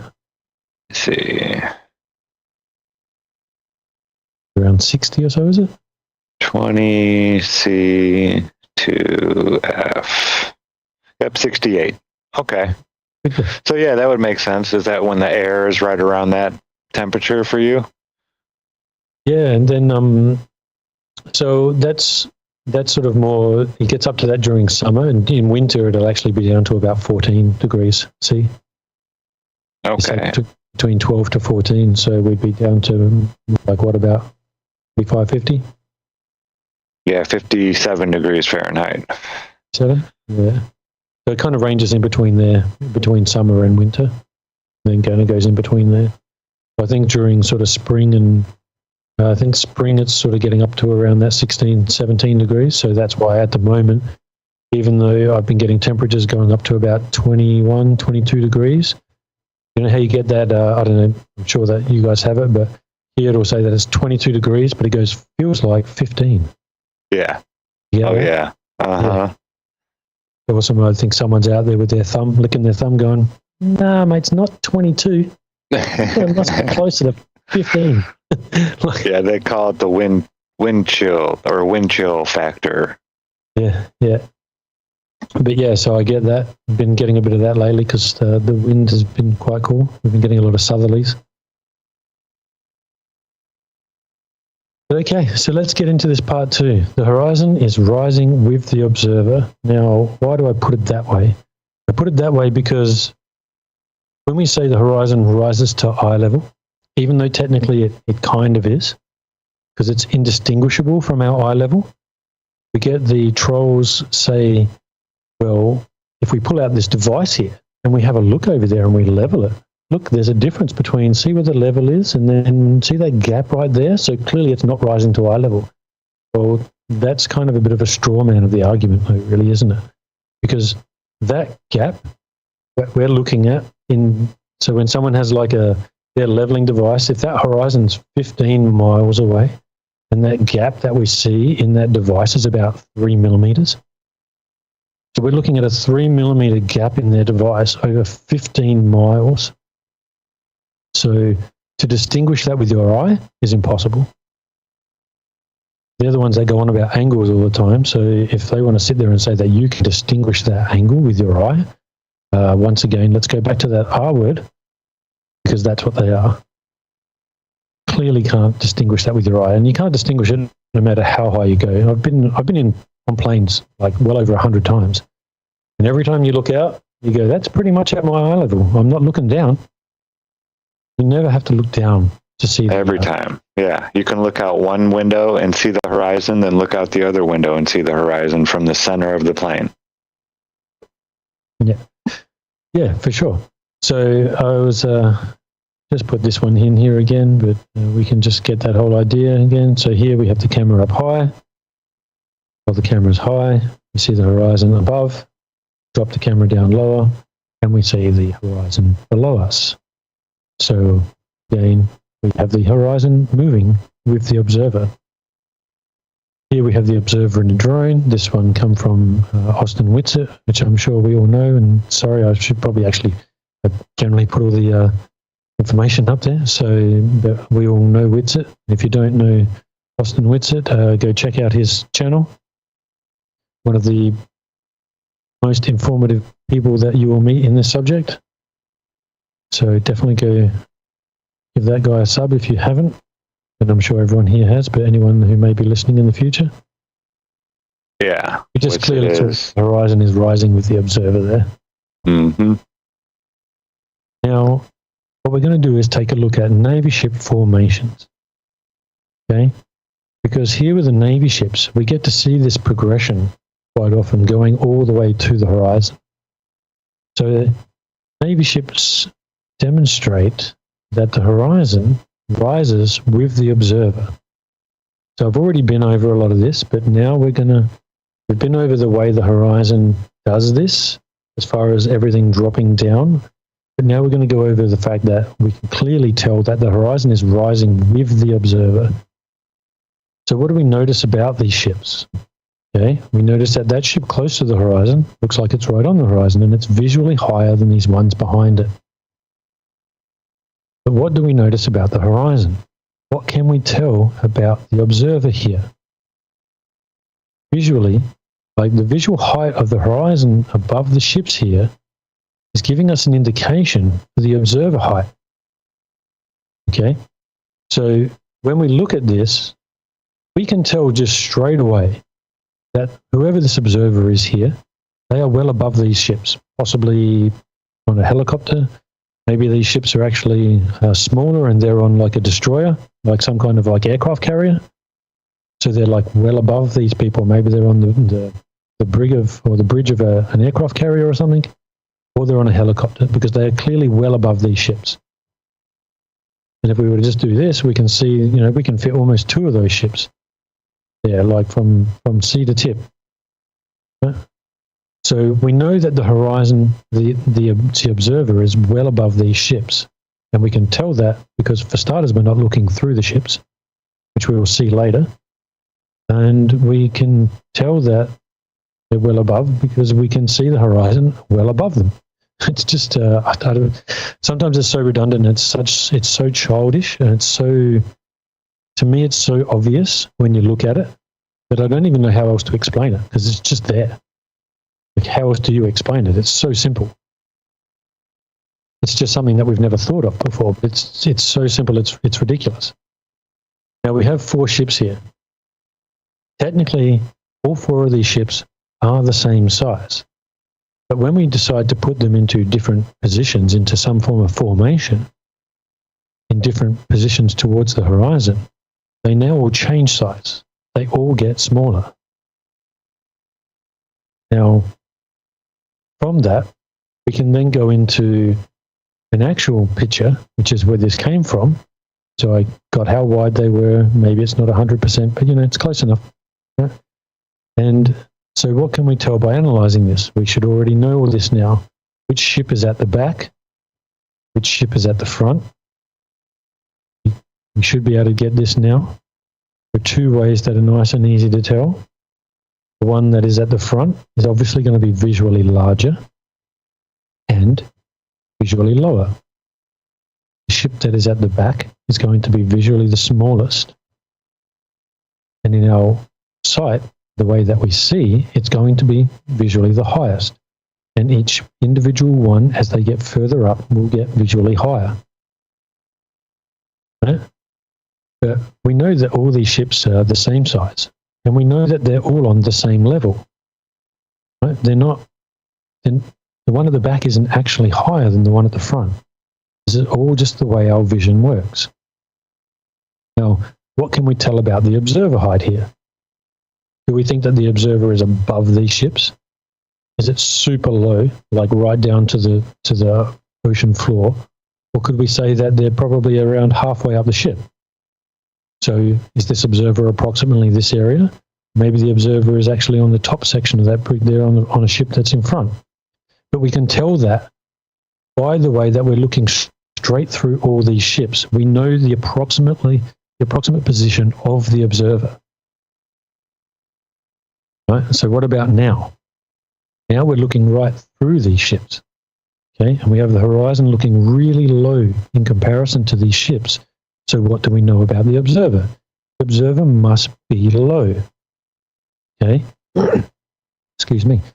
The elevation has to be low. So is this person on one of these ships, same as this one, but he's down nice and low over here?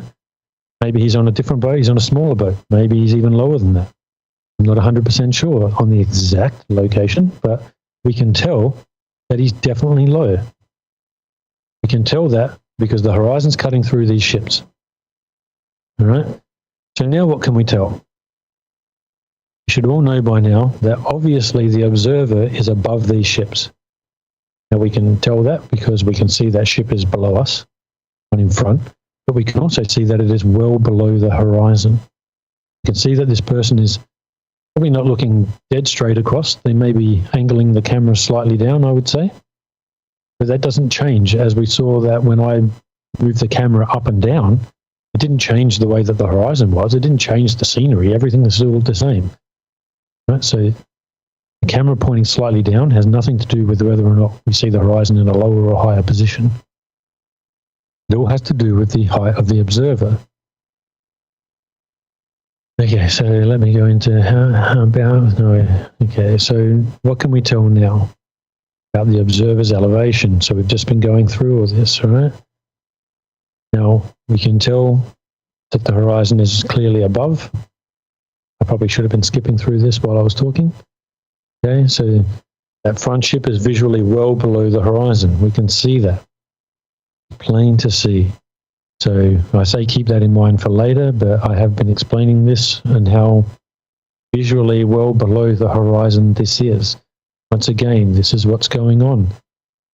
The observer in the exact same location, but on the opposite side of the horizon, distance to the horizon wise, will not see this ship. The ship will be under the horizon. In fact, all of these ships will be under the horizon, that observer. Because you can tell, not one of them crosses above the horizon. They're all below it. And now we go even higher. And what do we see? You can tell that this observer must be well over 1,000 feet, maybe 2,000 feet. I mean, I can't say 100%. But we know that this person is thousands of feet above the ocean. We can tell that. We can look at down here. We can see aircraft carriers down by that bottom line towards the top of it. That's an aircraft carrier. Those things are around 150, 160 feet tall. Right? So we can tell that this observer is extremely high. And what do we see? We see everything from low, everything close to us being low. And as we get progressively further and closer to the horizon, everything is rising. If we were to do this the other way around, everything from the horizon, as it's getting closer to us, is dropping well below us. Okay? So, yeah, we can get the approximate position of the horizon. It could be further than that because it's all vanilla skied out, basically, so we can't really see it very well. Right? Yeah. Yeah, great, eh? Hazed out. Is that the vanilla sky? Yeah, I love the reference. That was great. So then we see this here. And once again, this is going to become redundant because we need to really see this and observe this and really get this in our heads. We know how high this observer is. Not exactly. I'm not going to tell you that I can say, well, this observer is exactly 63 feet above sea level, because I don't. But we can tell that wherever they are, they're definitely not higher than what these ships are. They're at approximately that, maybe that second ship. Maybe they're looking from the bridge, approximately of something like that second ship. So we can tell that because we can see the horizon cutting through those ships. And once again, if you were on the opposite side of this horizon, and let me just say, whatever you do, do not play a drinking game every time I say the word horizon. You will get You'll be smart. The last thing you want to do. Please do not do that. I do not advise that because if anyone can drink as much as I say the word horizon, you deserve an award. So yeah, please don't do that. I do not recommend it. So here we can tell that the horizon is cutting through those ships. So we know that the person who is looking through here is at approximately, let's just say that that second ship is, 70 feet tall, 80 feet tall. So we know the observer is approximately that sort of 60 feet above sea level. All just approximations. But anyone who's not R-worded can tell what I'm saying is what is actually true in the sense of how high the observer must be. It's approximately there somewhere, give or take 10 to 20 feet.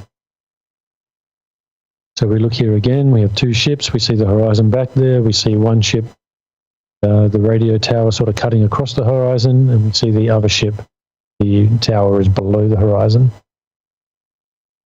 See, all three of these ships are below the horizon. We know that the observer is clearly above these ships. Now we know that the horizon isn't rising, it's extending. And as it extends, it appears to rise. We know that that horizon is always at sea level. And if this person here right now is, let's say, 150 feet above sea level, we know that that horizon in the distance is actually 150 feet below them.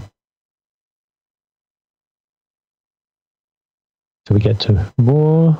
So there is more of these examples. I'm not sure how many more, but we are just drumming this into you. So you can see, once again, everyone will know that where we see this horizon, the observer is on a ship in front. They're not on a helicopter. They're not well above. They're not like down in some little dinghy well below. You know that they are probably approximately at the back of one of these ships, just taking a nice picture. Maybe they're filming. I don't know. Probably a picture. Now what can we tell? We're looking at this. We know that this observer is up close to these clouds. So are they 2,000 feet? Somewhere around there, 3,000 feet above sea level. And we see all these ships doing exactly what they should do. If you were there by that destroyer, the aircraft carrier, and you were looking straight along that aircraft carrier, all those ships would be getting higher and higher in your vision as it goes towards that side of the horizon. We are looking dead straight, so all of those ones, as we see when there's rows of 4 to 5 ships, we see them all getting progressively higher in our vision. And we know that the observer clearly is up around a few thousand feet because we can see how high the horizon is above all those ships and see those ships below the observer. Again, we can tell that this person is lower. We can tell this person is higher. And we're back to here. Right? So we know that the horizon is rising because if it didn't rise, appear to rise, okay, we always have to add these little caveats because we know that it's not physically rising. It's just how we see the world. And that is now the end of part 2. Anyone's got any questions on that? Let's jump into some.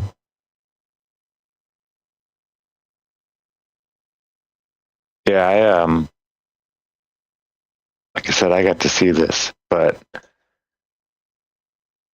I really enjoy how you keep drilling it home about the horizon and above and below and how it acts. People really need to get that down. Yeah, I found it really interesting. You know, when you just once you see it, it's so evident. It's like, how did we not see it before? How did we not notice that this is actually what's going on? And as we get into this next part, it's going to become even more evident on how that this is what's going on with why things are disappearing, or a big part of the reason of why things are disappearing. We clearly have angular resolution, diffraction, Rayleigh's criterion, all these things are going on.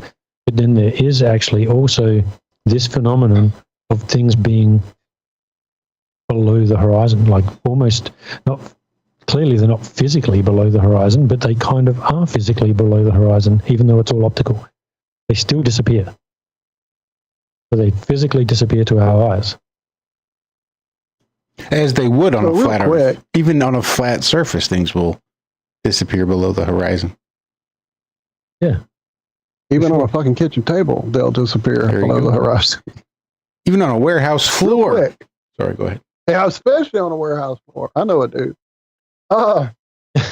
So Miss F, MSF in chat is having a little conversation here with Cami, it looks like. I'm trying to play catch up. One of the comments says, horizon needs to be in the same relative position, i.e. the proportion visible above the horizon should be relatively equivalent. I think what you're trying to show, though, is that even at those different heights, you still get the changes you see in the background. I think it's more what you're trying to demonstrate. Maybe at the time this comment was made, I'm not sure when it popped up. Something about he is about the height of the horizon line. Yeah, exactly. And then something about the bridge of the third ship. So I'm trying to catch up with you, Miss F. I'm still not quite sure what. I think she's just kind of answering, saying, how high do you think the observer is? Gotcha. I think she's just kind of commenting on that. And it's clear to see. Answers. No, it's so obvious to see when you look at that and you're looking straight through those ships.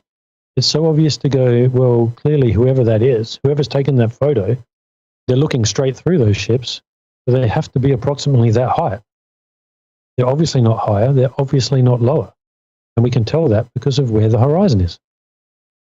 Like, it's so redundant and so easy to understand. Like, I mean, this should be able to be explained to a child, and a child, even the youngest of children, would get it. And then I do see Valley asking who took these pictures. I'm assuming you took them all, or did you have an assistant of some sort? No. All of those Navy pictures, they just come off the internet. Oh, right. That must be the one she was talking about. Sorry, I'm, again, playing catch-up in chat, trying to get everybody's questions out there. At the start, in that first section, I think 100% of them were all mine. Cool deal. And yeah, you've told us in other places where they weren't yours, I'm pretty sure. So yeah, just trying to get everybody's questions out there. In comments. I think everybody else, again, kind of on board. Good to see some of these points reiterated from a different perspective. I do see a question about a Mitchell from Australia. Is that a mate of yours by chance on YouTube, or is that someone anybody else remember? Is this I missed?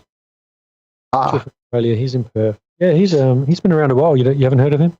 Right. Well, man, we've been at this 10 years. There's been so many people that have come through here. We could have had him on 4 times and I've forgotten. It's been literally, we've had guests from 8 years ago that I see them and like, hey, who are you? And I'm like, oh, that's right. We had you on already. It's just kind of, it becomes, we've been at it a minute. But I was just trying to clarify if that was somebody you knew offhand. So, no, I don't personally. Oh, and they are saying they used to, Yeah, he does some really good.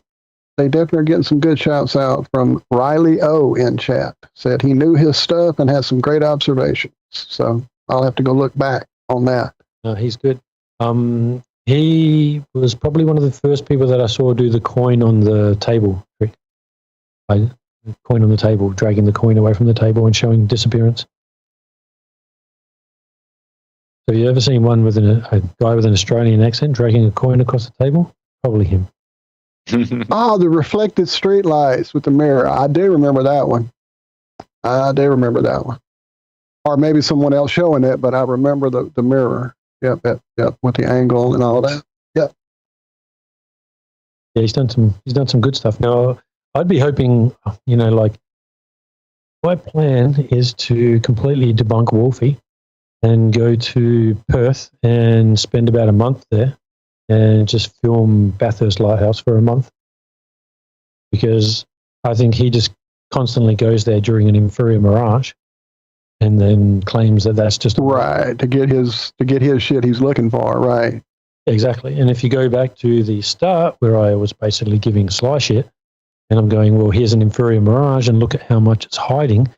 And you'll see here in a bit from that area of Halleck Cove, I've done a mirror test where I had my mate was over there. He had a mirror 2 feet off the water, and I had a camera 5 feet off the water, and we were getting mirror flashes.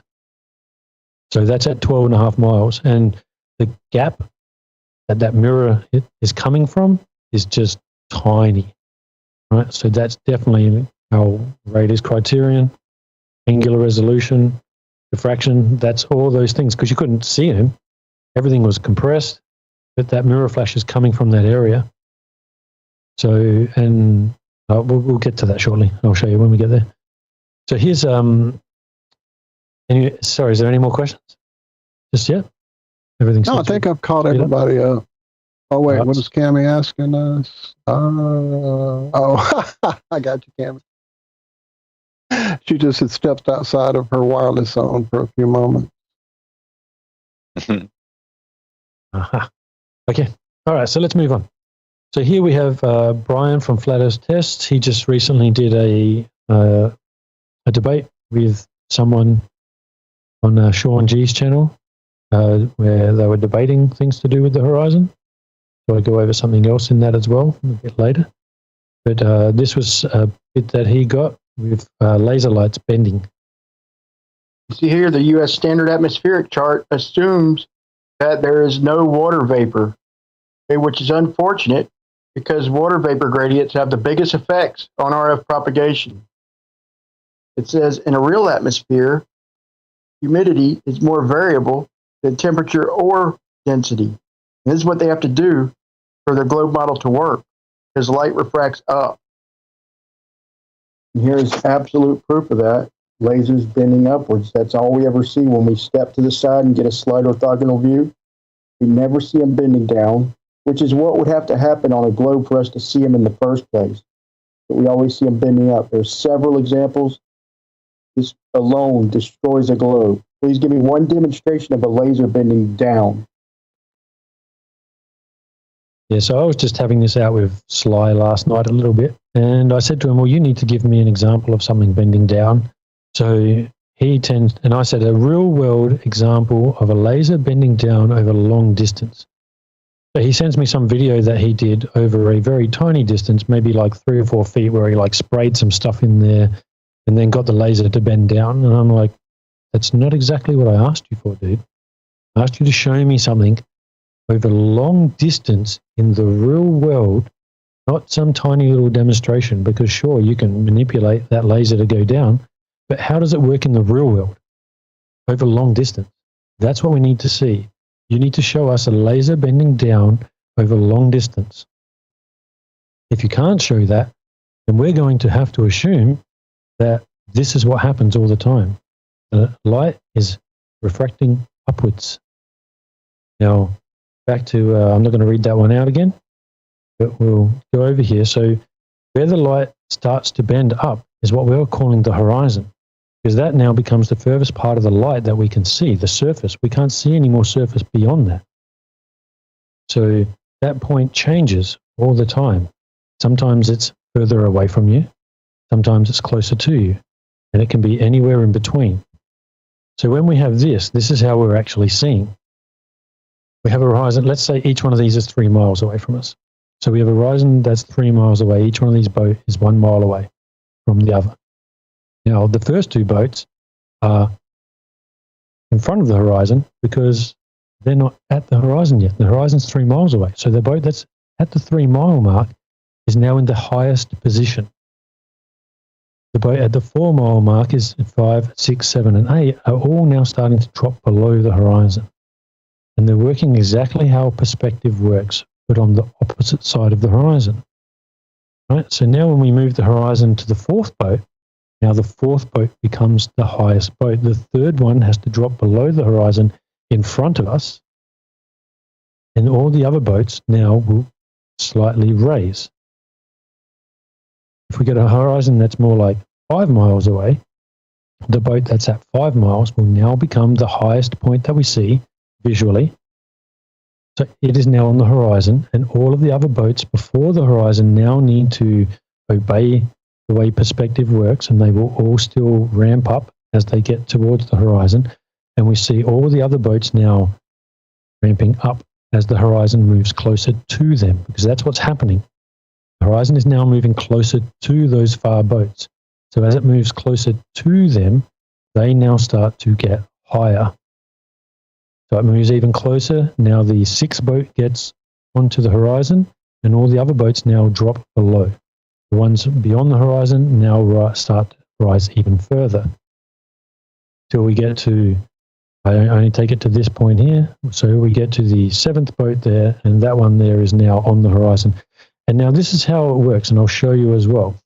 When we get this extended horizon, and this is now something that I'm going to get photos at particular focal lengths, because I wasn't thinking of this before as well, but now that I've done this presentation, I've been thinking of this.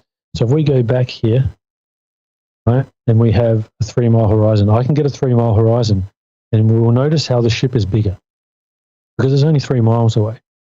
So if I start to get photos of ships on the horizon when it's a 3 mile horizon, and in that particular focal length, we will see that those ships are larger than when the horizon has moved further away. So they're going to be different in that different focal length. So it's not going to be 100% perfect, because I'm never going to be able to say, like, that's a 20-foot long ship and that's a 20-foot long ship. Maybe that one's 20 and that one's 22. So it's not going to be 100% perfect, but we're going to get a good idea on how, when the horizon has moved into a further position, everything gets smaller. and I already know this because I have all the footage there, but it'll be good to get the actual difference in the actual size. So this is the key. And obviously it works the other way. So as something is coming towards us, all those the ones that were further, they now get closer to us. So if that's a boat coming towards us, as it gets closer to us, or as the horizon's getting closer to us, it's now hiding all those things in the distance. Sorry, I should have explained that different. So the horizon's now moving closer to us, and all those things in the background are going to have to drop below, and everything in the foreground is going to have to start rising. Okay, so do we have any questions on that? Because that is the biggest part of the point, and I'm going to go through demonstrations of it. No, I think once you show some demonstrations, it's really gonna, unless you guys do have some questions. I get what he's saying. A comment just popped up as you were asking from MSF, Miss F. The girl looking at the boats. If the diagram used the double the distance, half the size rule, it would be a more accurate and convincing representation. Yeah, that's not really important for what we're trying to show. Righto, just trying to get anything out there. That's right. Trying to be the middleman between chat. It looks like. Oh, never mind. I'm sorry. It's not really important, and also that double the distance thing isn't perfect anyway. No, it's not exactly how it works. No, Gavin, the guy that we did that video you were talking about with, his program shows the angles, they don't like half. When you double the distance, the size of something doesn't just go to half. It's weird. There's some kind of weird algorithm built into it. Right. And it's not perfectly half though. It's weird. It's close. But it's a couple degrees off at least. It was a large amount when you're talking about degrees. It wasn't like 0.02 degrees or something like that. It was more significant than that. Right, yeah. And what we're doing here is we're just getting the concept of how it's working.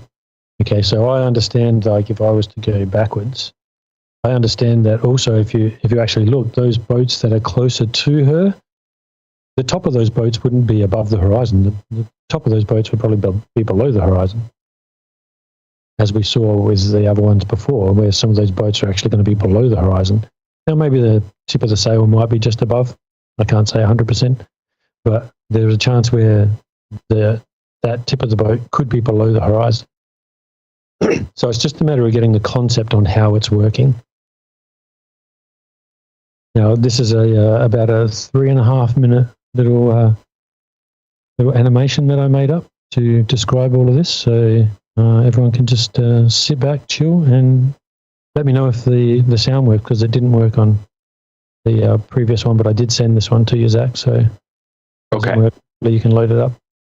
All right, let's get into this. All good.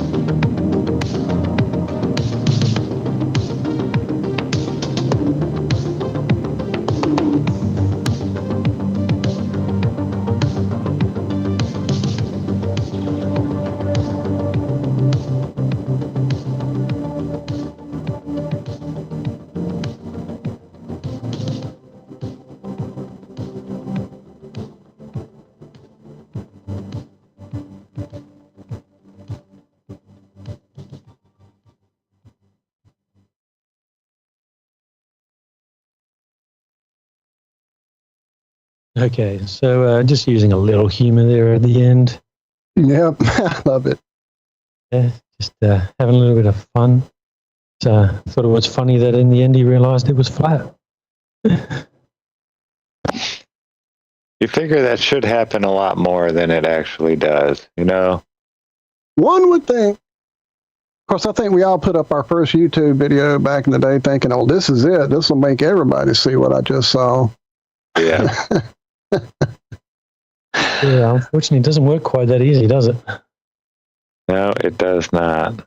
No, you can lead a horse to flat earth. You can't make him fall off the ball.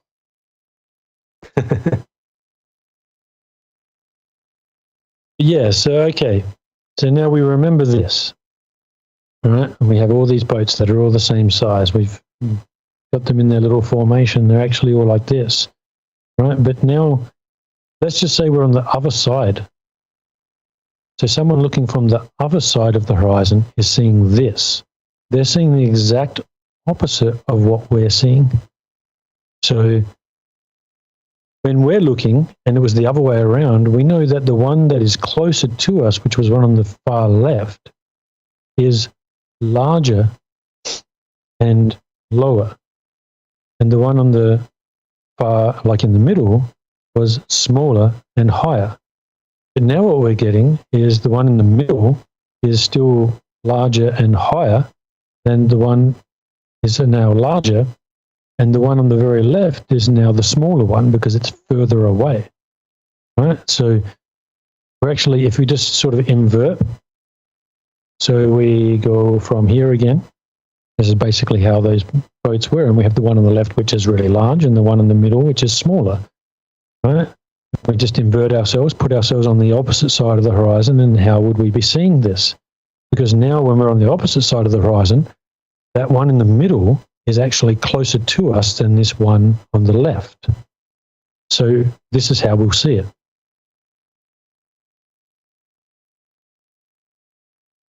Okay, is this another video? I think this might be another little video. Another short video of a boat that I filmed one day, which I then had someone tell me why was I filming a ship that was coming in and trying to claim like that was anything. And the ship wasn't coming in. The ship was already sitting there for the past, I think it was 6 or 7 days. It was there for 7 or 8 days all up. So this ship had already been sitting there. This is on about day maybe 5 or 6, I think it had been sitting there for.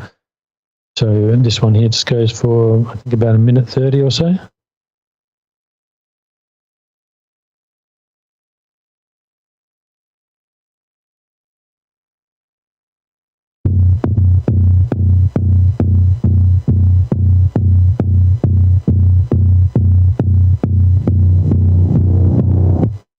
Let me pause it there for a second. Do we notice something? Do we notice how we have a very close horizon? We have the inferior miraging going on, and we have extreme magnification. This is being really magnified right now. Really magnified, big time. Yeah. And this is what happens when we have things that are actually closer onto the horizon, especially with an inferior mirage, we get magnification of the entire scenery behind it. I'll continue.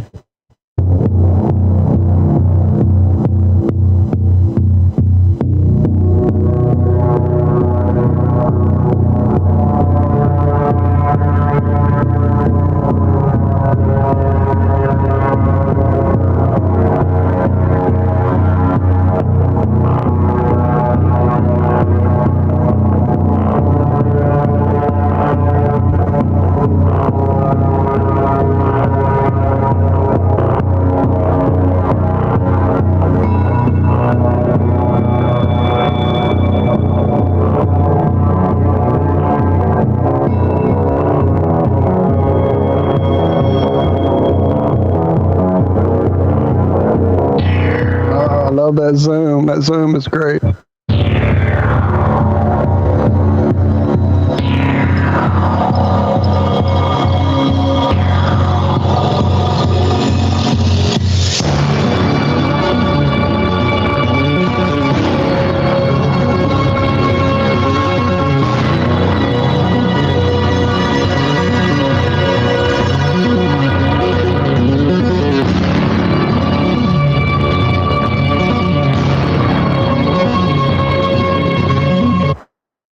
That's just basically me going over ship information, showing you how far away it was. Okay, so as you can see there, that when we had the extended horizon, we then started getting compression of that ship. So it changed the way that we see the scenery around. When we have the horizon that's closer to us, we get a lot of magnification. So you'll see a bit later, like, or in that previous one, like where Sly was saying how in the very screenshot where he had water and stuff. Well, I'm not going to go back to it. It was way too far back. But where he had that, and he was saying that I think that only this thing lifts and nothing else changes. No, that's false. That's not what I think at all. Because when we have a horizon that's close to us, everything tends to magnify. Right? The whole scenery behind it is different. When we have a horizon that's extended, it's actually quite different. But then there are days when it's pure clarity, and even with an extended horizon, everything just looks perfect. Right? So it all just depends on the way that the light is moving through the atmosphere, the way that the light's getting to us.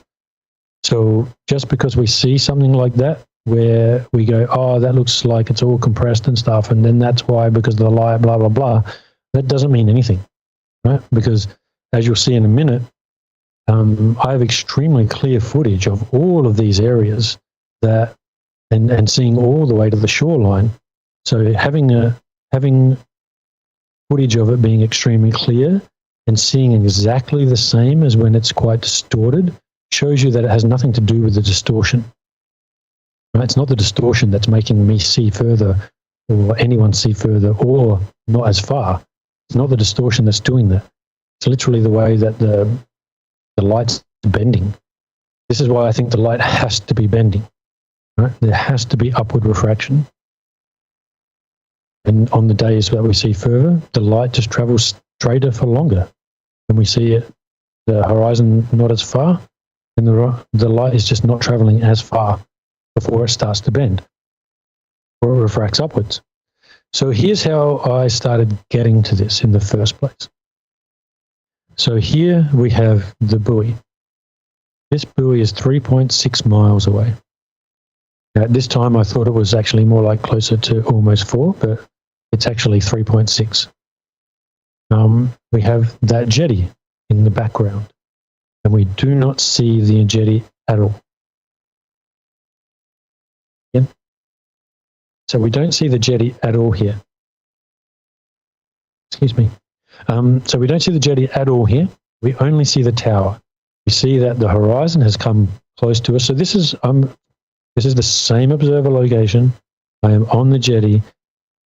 I could show you, hundreds of bits of footage, photos, everything. That when the only way I can see that buoy and that jetty together in that alignment is for me to be at the end of Grange Jetty. There's no other way.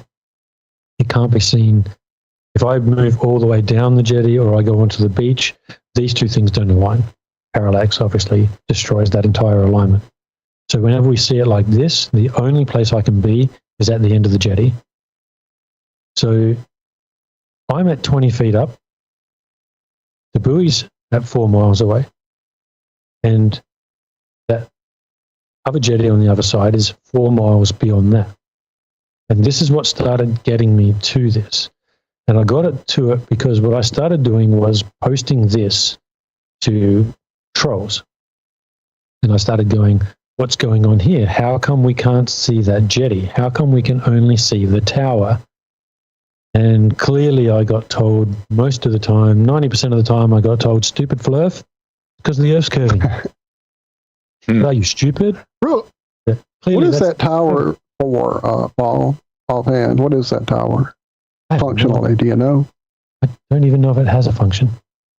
Because it's not like it's a whale watching thing or anything. Like, I have no idea. Right, you can't get to the top to see further or any of that. Not as a general citizen. I don't think they have any. But there's access to somebody. There would have to be access to someone, I reckon, because it looks like it's got a walkway halfway up. Yeah, like a observation platform or something. Just wondering if it was something you could get up on and just kind of do some different stuff, Never even thought of it. I'll go check it out. It's never even crossed my mind. So I'll go check into that.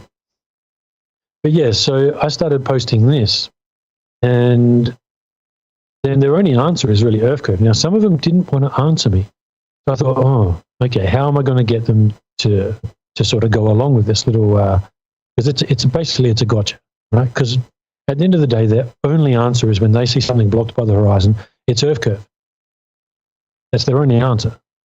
Now, this is, as we've seen, this is how it looks all the time. So I would then post this picture and go, well, what about now? Why can we see the entire jetty? We can see that the buoy is now well off the horizon. It's below the horizon. Like, what happened? Where'd the Earth curve go? Right? Now, some of them started getting wiser. FTFE did not want to answer me. So I started doing this then. I'm like, oh, because I had to set it up better. So I'm like, okay, why can't we see the bottom of this boat? Once again, obviously, they have to say it's because the Earth's curving, stupid fluff. That's pretty much what I got, 90% and 99% of the time. And then I would go, so what's happening to the jetty? Where's the jetty? They have no way out. Their only answer is to say Earth curve.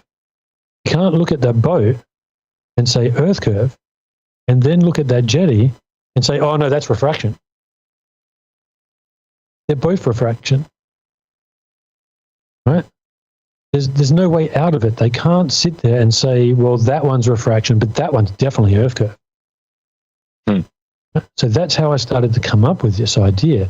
Then it dawned on me, I was just telling Zack this earlier, this is where the whole idea of the horizon ramping up and ramping back down and it just being perspective, but in the opposite way, on the opposite side, this is where this came to me, because I realized, well, hold on, that buoy's 4 miles away from me, the jetty's 8 miles away, which means the buoy's pretty much right in the center. And I went, well, hold on, okay, if I'm 6 foot tall, they say the geometric horizon is 3 miles away. Well, what's the curve supposedly at? What's the hidden amount at 6 miles? So let's double that distance. Well, the hidden is 6 feet. So then I went, okay.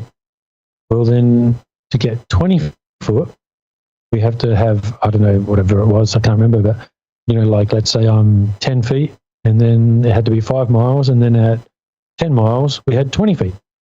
That's clearly wrong, because I know that's 66 feet, but not if you're 6 foot observer. Right? So then, or 10 foot observer. So then I started going like, okay, we have a one-to-one relationship almost here. Now, I'm not saying it works this way perfectly all the time, but this is what started me on this track of starting to think of what's going on. So then I went, well, okay, if we have a 100-foot observer, how far is the horizon? The horizon's 12.25 miles away. So if we have someone at 100 foot on the other side, the horizon for them is also 12.25 miles away. That's why I put that in my animation. Now, for the person on one side, so let's say the super sly side, when he's watching that boat go away, that boat is traveling away from him, getting progressively higher in his vision until it reaches the horizon. Once it reaches the horizon, it will now stop and start to drop below the horizon. But for the other observer, for our little Surfy, she sees the boat get to the horizon, and now prospectively it drops below her horizon for her. It gets lower and lower in her vision until it gets to her feet. And this is what's actually happening. This photo or image here on the left side, technically in a way, we don't even really need more than we do, because we need more backing up of evidence. But this shows us that purely the horizon is an effect of refraction. You cannot have a horizon that is at 3 miles away from you blocking something 20 feet at only 8 miles away, when according to their bloom, it should be 3 to 4 to 5 feet at most. Right? So that doesn't work. This is purely refraction, and it's upward refraction, and it's where the area where the light is starting to bend upwards, that is where we see the horizon. When that is closer to us, it then hides everything further away at a much greater rate. Now, just to show everyone, and I'll escape from here, This is the area that I actually look at.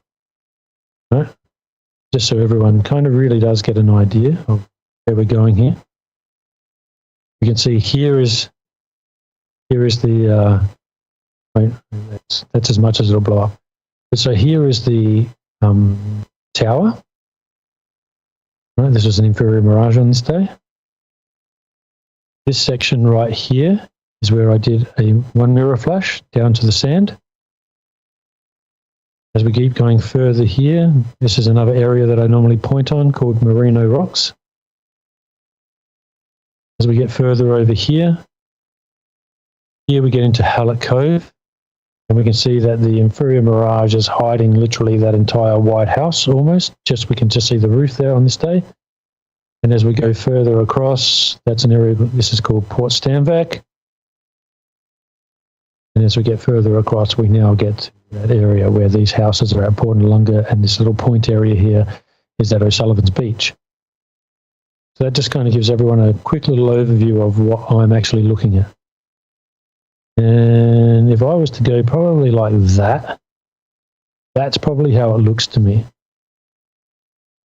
I can kind of get an idea of everything. If I look at it, Hallett Cove, I can actually tell now whether or not it's a superior mirage or whether I'm having good vision. Like I can actually tell that now. Sometimes this is really extended. We get, like on that day where I said it was really thin, I wouldn't have been able to fit that here, and that would be well off this page because the whole thing just extends and compresses and stretches. Okay, so I just wanted to kind of show everyone what we're actually looking at. Now, here is a nice clear day. Videos, I don't think. I do have these all in little short videos. So this is obviously a pretty clear day here. We see our top left how the buoy is below the horizon. We see the tower there. Right. On the top right-hand side, we see this is where I did a mirror flash from. 9.6 miles away, Kingston Park. Anyone who wants to have a look at it, there's all the lat long for it. And we can actually see the little rocks. We can literally see the rocks at the base here. Now, this is a low tide, so that area there actually comes out from that section there probably by about 50 to 60 meters.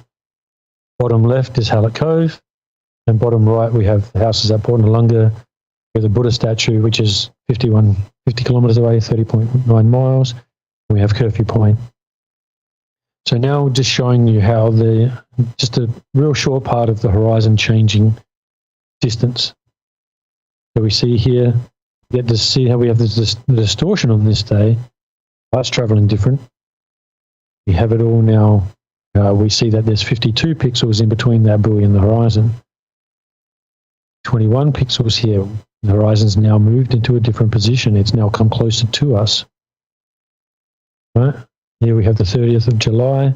The horizon has moved further away from us now again. We have actually quite good vision here this day. We can see it's nice and clear.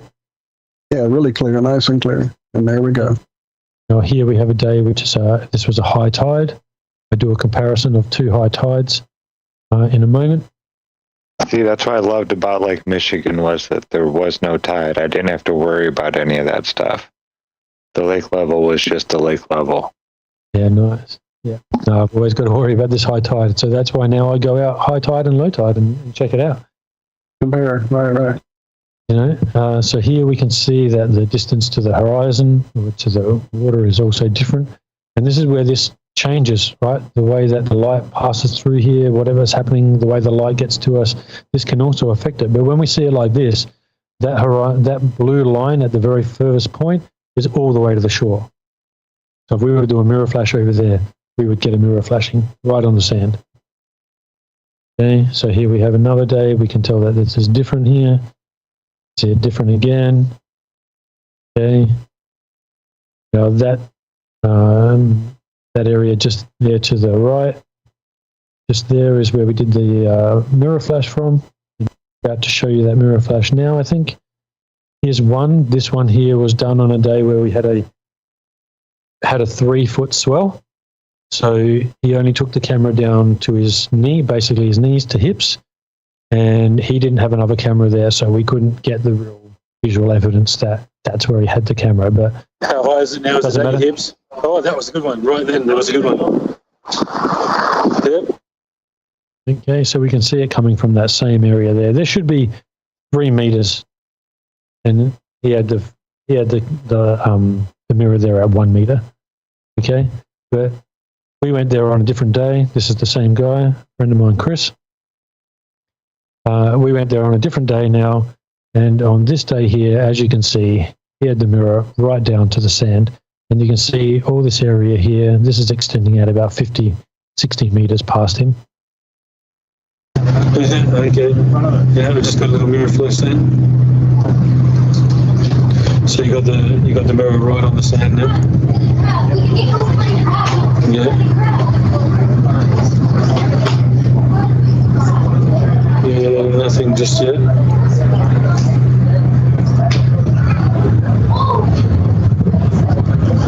I got one before, but right when you very first did it, I got one, but not getting any now. Oh, yep, there. Just saw it. Oh, that was 2 good ones. Yeah, little ones. So that's from right on the sand. Oh, so that doesn't get any lower than that, does it? Yeah, it doesn't get any lower than that. Can't exactly put the mirror under the sand. Okay, so as we can see, the main reason that I want to do this is so that way I knew that I was seeing the shoreline, because I could never know for certain whether or not that water was above, below, or where it was. But doing these mirror tests now shows me that every single time that I've ever seen this scenery like this, I'm actually seeing the shore. And I've seen the scenery like this more than 100 times. Like probably, if there's no inferior mirage, it's like this 3/4 of the time. So its default is to be more like this, not to be hidden.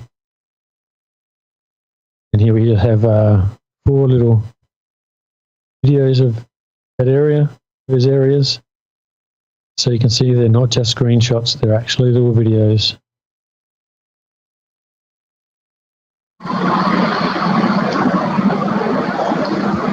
And get back there. It's right here. Show it again anyway. Let's get onto this one here. That one.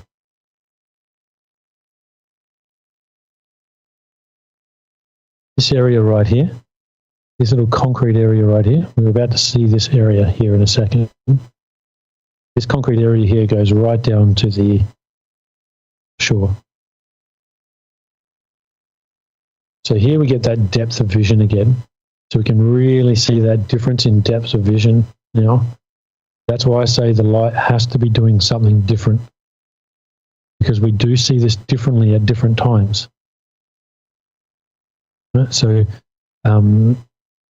it's not just Rayleigh's criterion and like angular resolution. It's not just that, because when we have a horizon that's at, say, 3 miles, it's on the buoy. So that's right there. We can see well past that buoy now. So I think it sort of more determines on how far it is that we see. Whatever is that furthest point, that's where it comes into play. And that can change.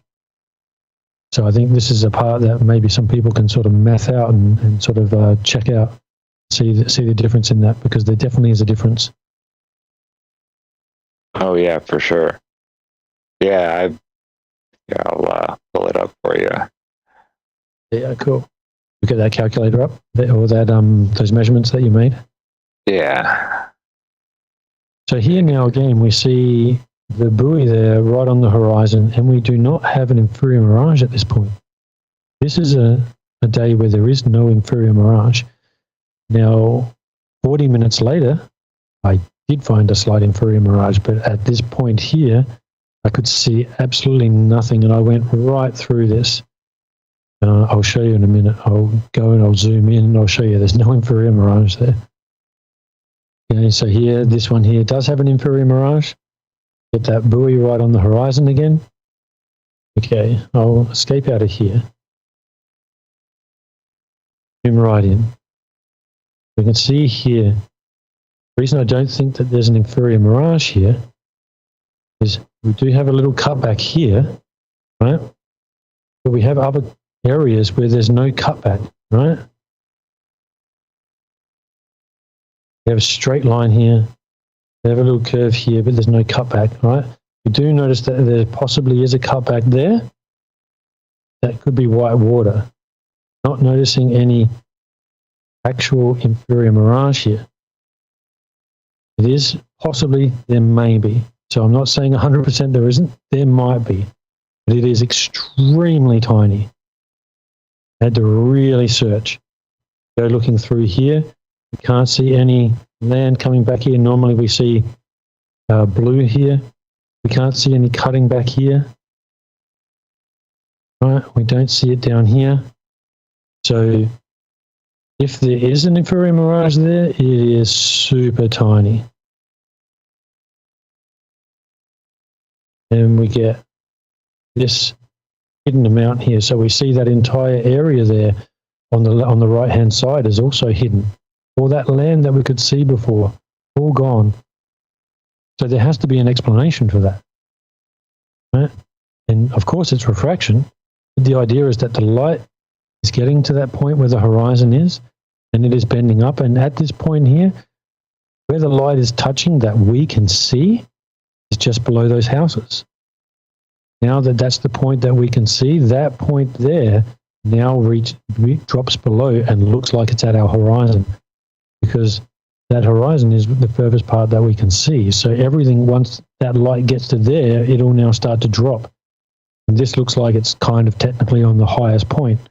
And everything beyond that is going, if something's well above the horizon, obviously it's going to look above that. If it's around that same level, or as we know through perspective, everything that high will slowly start to ramp down. So when we get to something that's more like 30 to 40 miles away, that is going to look lower, because that light is now going up and traveling. I know people get upset when I say traveling. So however it's working, that light that's coming from that image 30 to 40 miles away, that light is only reaching a certain point. And now that point there where that first part of the light reaches ends up dropping down to our horizon. So here we have that buoy. This is from the same day. And we get this little boat here, a sailing boat. It's gone just behind the horizon, and it is completely being hidden. Right? So we see the buoy there on the horizon. That's the same sailing boat. Right? Just a few minutes later, it's now gone beyond the horizon, and it's now starting to drop out of our vision. So why is it Why is it starting to hide? Okay, we've seen that we can see all the way to the shore. This is Hallett Cove. See where the red arrow is pointing? That house is that house. Right? You see that that's the concrete area. This concrete area, we're about to see a mirror flash come from there.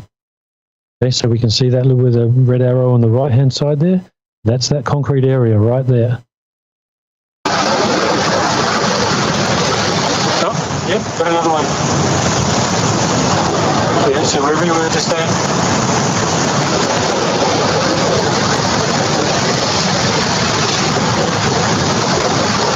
Can you turn and wave at the camera now?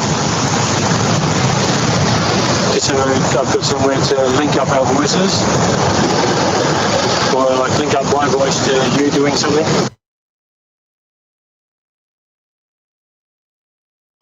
It's so cool, man, because like the area where you're coming from, it's like in the camera we're talking. Oh, yeah, there's another one. It's kind of orangey too, and 2, 3. Got a few there. So I commented that it's kind of orangey because that was almost right on sunset. We like literally just made it down there with about 10 minutes to spare. We were already on the jetty, so we got some mirror flashes from the jetty.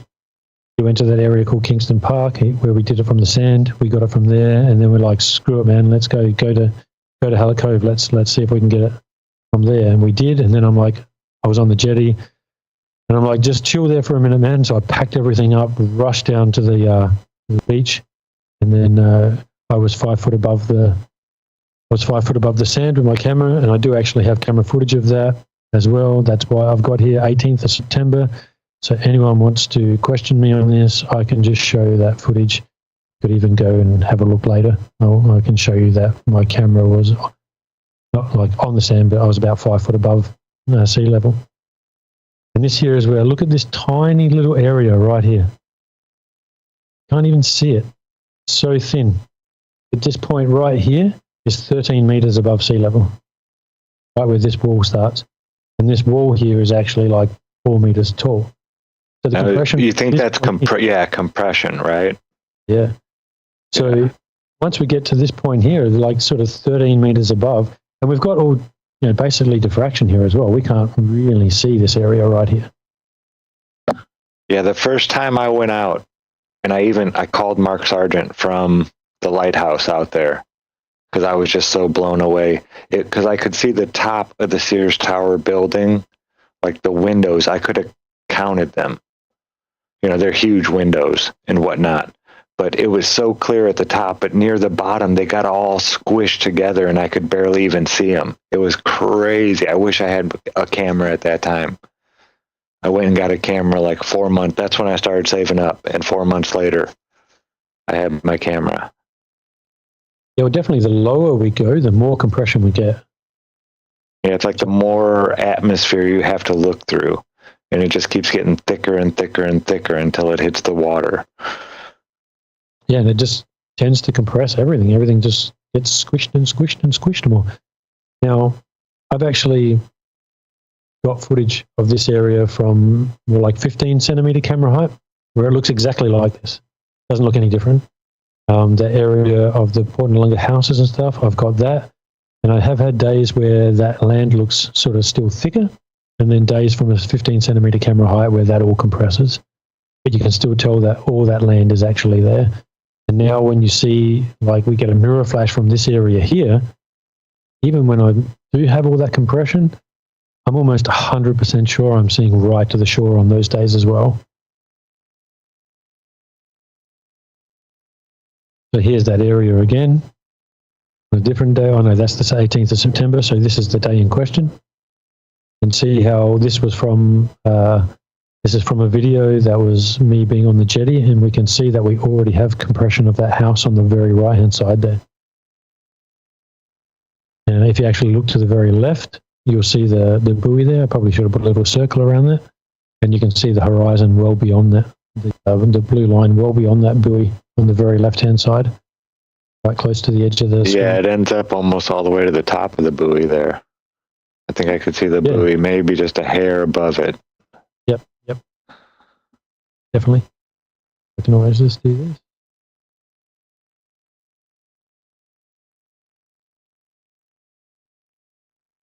See that right there?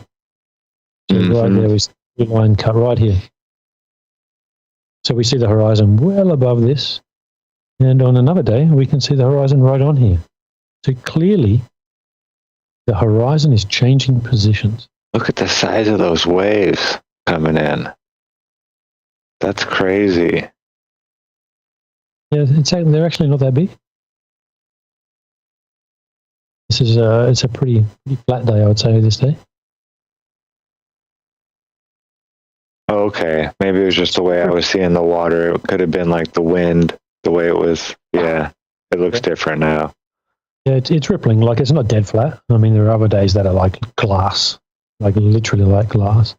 Like, I actually have a video that I haven't really put out or anything, where I caught a suspected UFO, and on that day, the water was like absolute glass.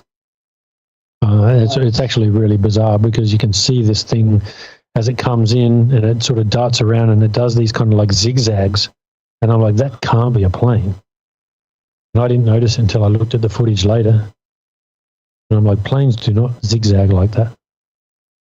But yeah, so here we have another day of Hallett Cove, the 27th of September. And if you look all the way to the right there where that house is, you can just see that little concrete area there.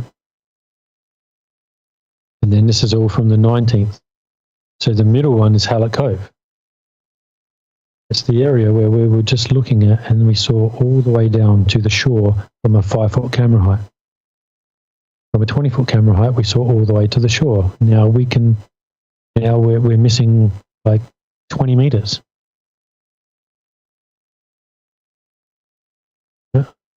28th. Wow, and you were like getting it too. A picture a minute. Oh, this is all different days. So on different occasions. So see how we'll get it as it goes down and down and down till we get all the way 100%. Now this one here, the also 100% vision all the way to the shore. If I escape out of here again. Here, we can see here where we can see this there. Like this is actually a rock wall all the way across here. A shore break of some sorts. Across there. And we can see where it raises right here. So we're seeing all the way across. That's 14.3 miles away. And then we have, go back to that other vision, which I'm sure the other day, which I'm sure I'll show again anyway. And we look at the very left-hand side there. And again, now we see none of it. That's those same houses. We don't see any land underneath here. We see none of that. Right? Because now we have a horizon that has come closer to us. And when the horizon comes closer to you, it will block everything in the distance. Now, if we were to work it out, this horizon here is approximately 3 miles. We have approximately about 100 feet missing here. And if you were to work out from 3 miles to this point here, which is 16.7 miles, so we're talking 13 miles, if we worked out from 0 feet to 13 miles away, the geometric horizon would say approximately the geometric hidden would say approximately 100 feet hidden. Right? So when we're at a 3 mile horizon, we get that. But then when we change this, and we now, as we move forward and we get the horizon get further and further away from us, as the horizon's getting further away from me, that means it's getting closer to this land. And as it gets closer to the land, we obviously see more and more of the land. Because obviously once the horizon is on the land, obviously you're going to be able to see all of it. That's how we know the horizon has moved closer to this land. So here we have this little shore break area.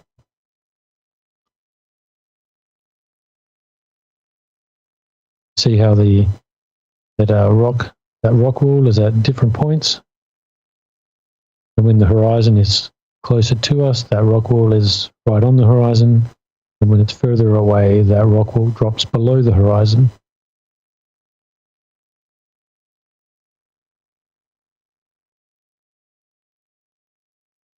So here you have that boat, and you can see that boat is above the rock wall, whereas on, let's say, the day in this top corner here, or this bottom corner here, that boat would be, you would only see like sort of half of that. You'd only see the top of that. You wouldn't see this boat. You would only see the top of it. This would be below the horizon in quotation marks, right? Not below the horizon. It's just that the horizon has come closer to us. And when the horizon comes closer to you, whatever is technically closer to you and is now on the horizon will now become the highest visual point that you can see.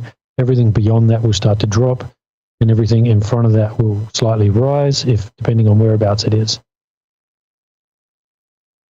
And skip through them again. Okay. Right, so here we have on this day, this is the 19th of September again, where the buoy is right on the horizon, and where I've circled, we can see like a mast there. So clearly we have some form of sailing boat just there, but we cannot see it. It's gone. Now remember, we did a mirror test on the sand from further away than this. So this boat is probably only around 6 miles away. The buoy's 3.5, so maybe the boat's 6 to 7 miles away. We can't see any of the bottom of that boat. But on the day when we did the mirror test, that boat would be seen all the way to the bottom of the boat. We would see the entire thing.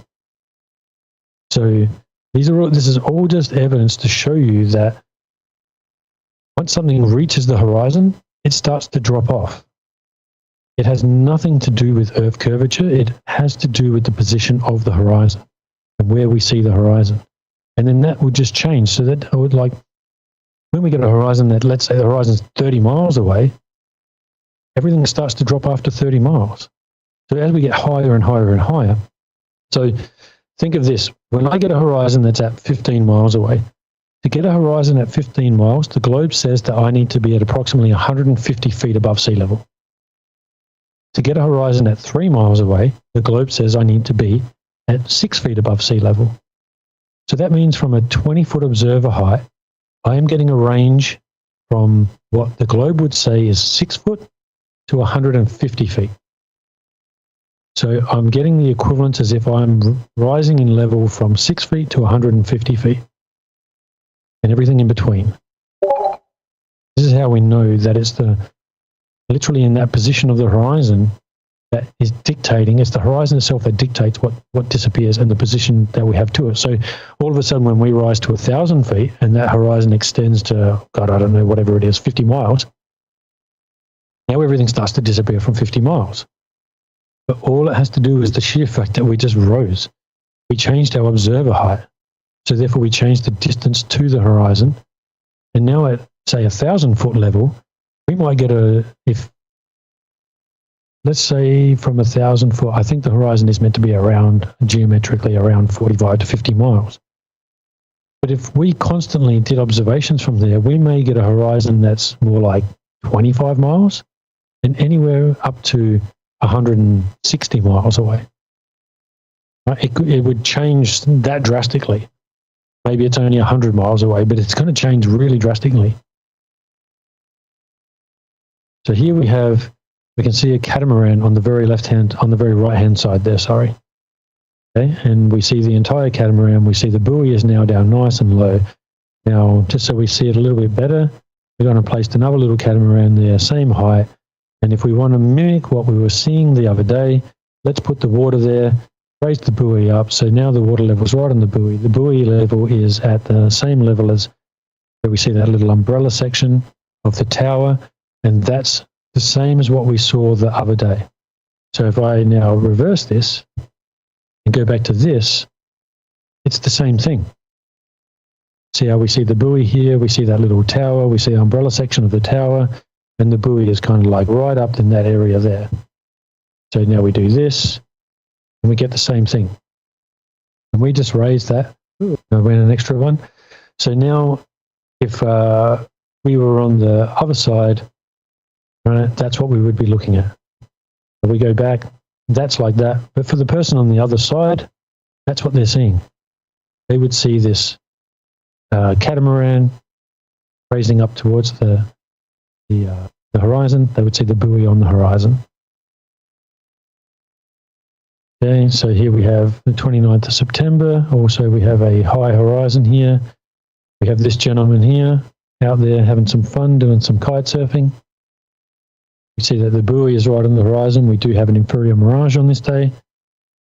And 100% of the time, an inferior mirage brings the horizon closer to you. 100% of the time. And apparently makes his surf kite thing disappear. Yeah. See what I'm saying? And so here, if we did that, if you were on the other side, so let's just say we all of a sudden flipped and we're on the other side, we're on the other jetty, we wouldn't see that person. He would be below. Yeah, not at all. Yeah, at all. All we would see, if we go back one or two, is we would see his kite. We wouldn't see him, we would see his kite. And you can see how he is below the horizon?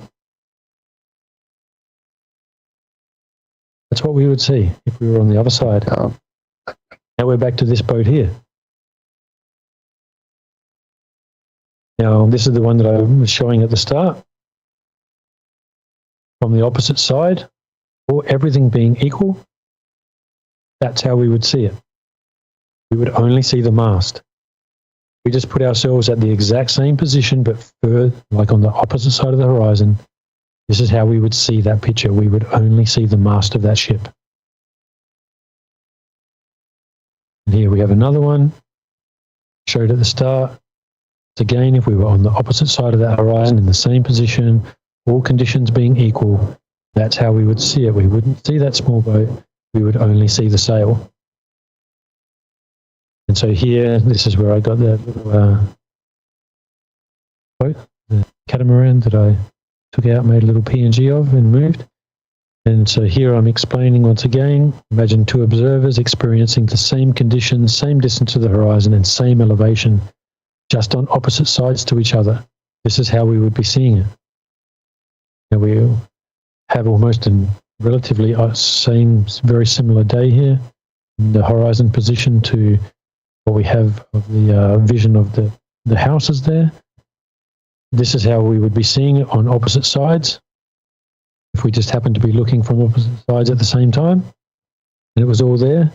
And if I was on the opposite side, well, that's how the opposite side is seeing this boat. I'm seeing their ship, their catamaran, and I can only see half of it, and then that's what they would be seeing from their side. They would only be seeing half of that catamaran. Here we have another one, just another example. We see the base of our boat below the horizon, just so this is how we would be seeing it. But we see that this other mast there, just to the right of it, it's in an inferior mirage. Now, if we had the exact same conditions, I actually think that this would look the same because there would be an inferior mirage on that boat that I then put the water over. That would also have an inferior mirage, so that would change it, looking from their perspective. And they would see the same as what we're seeing. They would see the same thing. That one there again. So here we have that rock wall. Again, we have the mirage that has come even closer to us. And now we probably have a horizon at closer to 3 miles away. That little fishing boat there is beyond that rock wall. Here we go into the pictures of the rock wall again, just sort of repeating those, showing you how the horizon is moving. And as it moves, everything in front of the horizon now has to drop below the horizon, as the horizon is the highest point that we see. The highest part of our vision. The furthest point we can see the horizon, furthest point we can see the surface. Now here's just a few comparisons.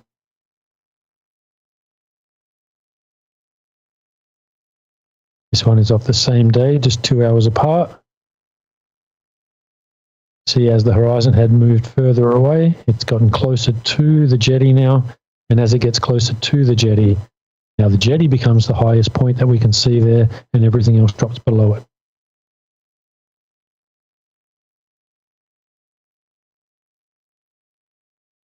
Another one, really flat day this day with the inferior mirage there. Another flat day. You see all the way across.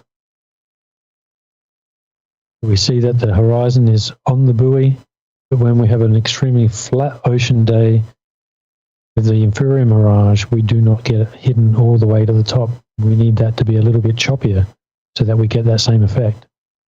When it's all flat, we don't get it hiding as much. And this is flat. This is dead flat for miles. Every single time I see this, I look at everyone, I'll talk to people around there and I'll be like, wow, the ocean's really flat today, isn't it? And their only answer is, yeah, it's beautiful, hey? I don't see anyone go, no, it looks really curved. Yeah, look at that big curve right there. So curved. No. Flat. And it's funny how when it's dead flat, that's when we see the furthest. What a coinky-dink. We have a comparison of Hallett Cove, and we see the way that the entire scene changes.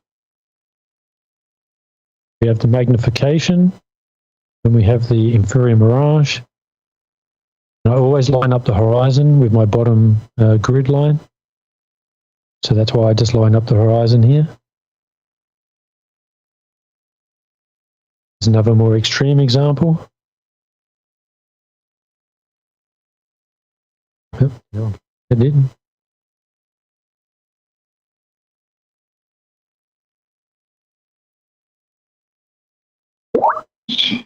Watch that. top shed drop again. Look at how much it drops.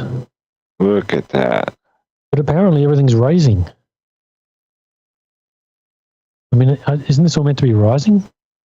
And then above it, there's so much distance. It's almost like the bottom on the left one. So much of that water is not really water, I don't think. Mm-hmm.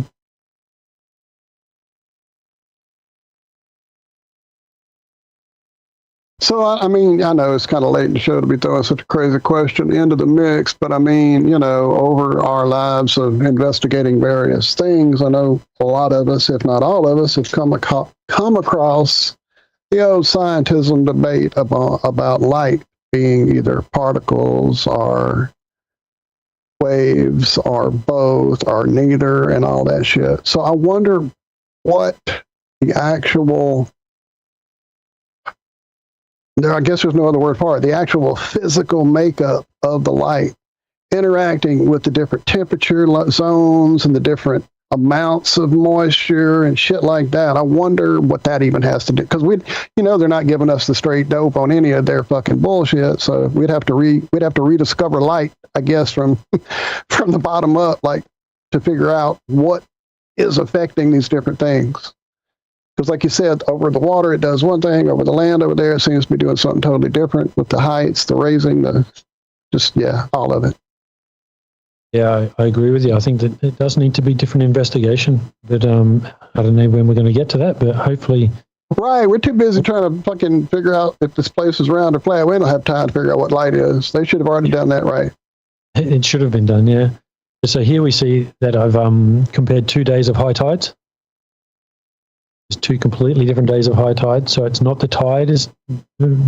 High tide has nothing to do with the reason that we are seeing less there. It is the literal position of the horizon has changed. And I showed you the nice clear image of all of this and the clear footage of this area over here.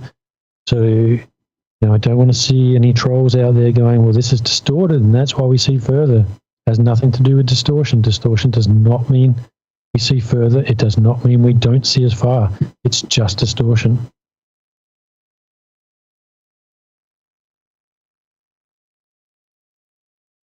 Another one, now we don't see that house at all. Comparison there again.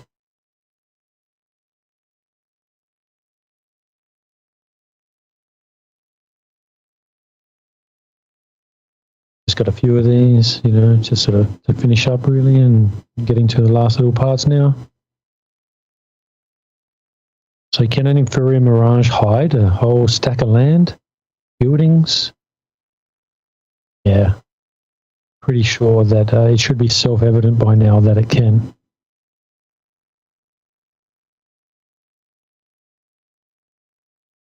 Wow. Maybe I included this one twice. Whoops, yep, I did. I'll delete that one.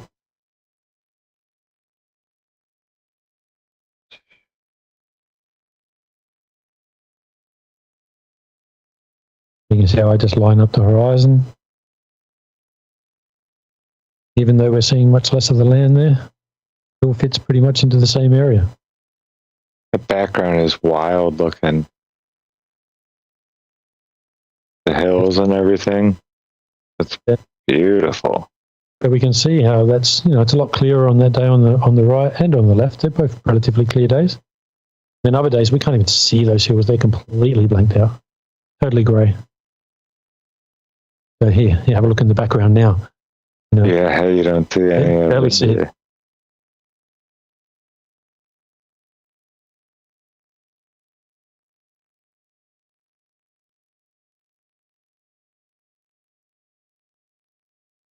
This is the last one of these. So we got a bit of compression.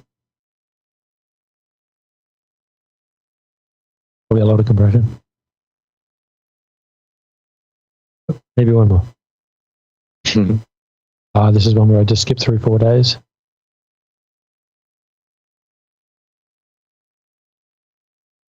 See the difference in the height of how everything changes. Let's play that again. We could look over here. Look at that height difference. Look at that. From there to there. Wow. I was thinking of a way to be able to set your camera perfectly level every time. What if you had like maybe a cooler that you filled with water and then had a little flotation device for your camera to sit on? So you always knew the camera was level. It was sitting in water. I'm on a jetty. This is the problem I have is being on the jetty. The jetty is always moving. So I'm always really trying to line it up as best to my ability. Like if you look at this bottom day here on the 19th of September, the one on the bottom right, I was shocked when I even got photos this good. I had 45km/h winds on this day, right? And it was just, I took almost 600 photos this day, and it would be like click, blurry, click, blurry, click, blurry, click, blurry, click, blurry, click, blurry. Hey, you got one. Click, perfect. I'd be like, what the hell just happened? Eureka. Yeah. And then I moved to the next spot. Click, blurry, click, blurry, click, blurry, click, click, blurry, click, blurry. I reckon it must have taken me like 20 minutes to get those photos. It's just shocking. But yeah, that's so when I do give some blurry stuff, sorry. Sometimes I'm out in an extremely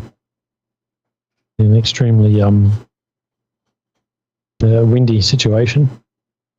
Well, someone who knows about taking a lot of blurry pictures and having to click away just to get a few good shots is the plain truth. Travis Finley. What's up, Travis? How you doing? Hello. What ho? Hey, brother. What's Hey, going on, Trav? I'm just enjoying the show, guys. I know, man. This has been an astounding presentation. Isn't it? Doesn't it just get? It just gets better and better. I'm so glad Paul is, on this journey and is able to give us this just plethora of more developed understanding and exposure to, to these phenomena. So it's just outstanding. thank you, brother. It means a lot to have you say that. You've been in this a long time. So I even had that Brian from Flat Earth Tests, who actually is who this screenshot came from. I asked him, how what did he think of the Globebusters presentation? And he said, "Oh, it was excellent." He goes, "Look, I've been in this for a long time, and like, I learned things that I hadn't known before." So I was like, "Oh wow, thank you very much." So yeah, I appreciate anyone's praise. Even the dissenters or whatever, just come and be dissenters. That's what you're going to do. Yeah, you're always going to get them. Yeah, that's right. You can never make everyone happy. But yeah, I just thinking, and all I'm doing is adding to everyone's work, and now what I'd really like is, maybe people like Travis and Dave from Wide Awake and Pavlov's Dogs and everyone else to just kind of like have a little look at their footage, and you'll see that everything I've been saying coincide with everything you have on video. It won't take much to have a look. I mean, Travis has got so many photos of everything in the same focal length. If he has a look, he'll be like, yep, 100%, horizon's moving, 100% when the horizon's closer to us. We see virtually the entire scenery gone. It's all just confirmation, and I can do it here in Adelaide, South Australia. He's doing it there in his area. Dave's doing it in his area. Heath's doing it somewhere else. And it doesn't change. It's not different just because we've had slightly different refractive conditions. It's all still the same thing. Well, I think one of the greatest things that you've got in your arsenal is you have conditions that change a little bit quicker than where I'm at, because I've sat for hours upon hours upon hours and nothing changes. And when you first showed me, I don't know, about a month or two ago, that footage where you showed the that tanker that was moored, and within a few hours, the entire scenery had changed and you could see the entire ship. Yeah, I showed that one earlier. Yeah. Yeah, that was, yep. That just, I was just like, oh my God, like that's like the holy grail for me. I was like, I've been waiting for that shit to happen for me. on that day there as well, I actually went down to another area to the area that's called Port Noarlunga, where those houses are. And I went onto the jetty there and I pointed the camera back the other way. And we've actually got 2 large towers. They're like 2 big chimneys. And we've got 2 really large chimneys. They're 200 feet tall. And they're about 24 miles away from Port Noarlunga, maybe 25 miles away from Port Noarlunga. And you can see them. They should be well below. And then there's another area which is like a big cement factory, and that's only about 160 feet tall, and that's more like about 20 miles away, or maybe 19. And from a 15-foot observer height, I worked out there should have been 160 feet of curve, and that's only 160 feet tall, and it's sticking well above the horizon. So, and I've filmed that a few times from down at Halleck Cove and that as well. So all of that information, I haven't even brought that to light yet. There's so much stuff that I've got that I just haven't even shown.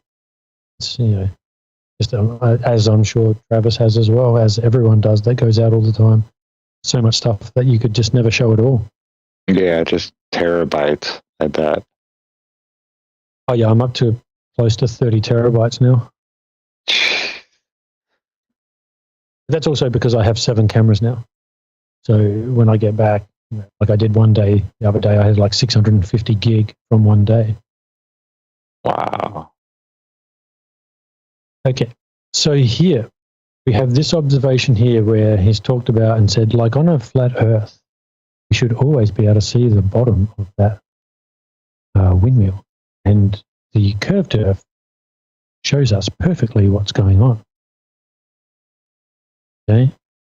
It's like basically it's a straw man, because it's not the way it is. We have this thing called the atmosphere in inverted commas, sphere in inverted commas, right? So clearly we have things going on within that are changing the way that we see things, changing the way the light reacts. And again, I would postulate that the light is bending upwards. We always get upwards refraction, which is why things look lower, which is why things are dropping below the horizon. We have our great resident globe troll, Sly Sparkane, doing the same thing. It's like really complaining that I drew this. It's having a little bit of a cry about this one. Oh, it's going, this is what I'm saying, it's bending. Yeah, it is bending. It has to be. I don't think that there's really too many other explanations. The light has to be bending. And we have this one here, and this person's trying to say that we see all these mountains below what he's calling eye level. And it's like, well, yeah, because you're up higher, they're much further away. There is no horizon because those mountains are now the horizon. So they are going to appear to drop what's called below eye level, because they are our eye level now. Everything to do with those mountains is actually where our eye level is now. It's going to drop below that. That is the horizon now. So once again, this is how they think we see. They think we see side on, but that's not how we see, right? So remember this, going over this, right? Now, if we just throw windmills there, do we think it changes because they're windmills? Of course it doesn't change because they're windmills. As we get closer to, as the horizon moves closer to the windmills, they're going to drop. This explains. Oh, hold on. What did I do? Oops, I think I did that because I said that to him last night. I must have made it on there. Okay, so now we have this thing here with Sly. I mean, with Zack. He's another one that many of us know. All love Zack. Another one of our globe Earth trolls. And he has looked at BMLS 69's observation here, and he's saying, why on the left image is that oil rig lower than the one on the left? Like lower than the one in front of it. And then in the right image, why has that oil rig now appeared to rise, in quotation marks, and now be at virtually the same level as the other one? What have we learnt now about the horizon? I'll just go back to this. What have we learned? That when something is on the horizon, it is in the highest visual position that we see it. Now when the horizon, and see how, so if we were to just take this, let's just take the one that's on the horizon, the one that's directly behind the horizon, and the one that's directly in front of the horizon. I should make another little one with this, of just those three. Now, the one that's on the horizon is clearly in the highest visual position. The one that's just behind that is now lower, and the one that's just in front of it is also lower. Now we move the horizon backwards, and that one that was below the horizon now is in the highest visual position we can see it. The one that's in front of it has now dropped below.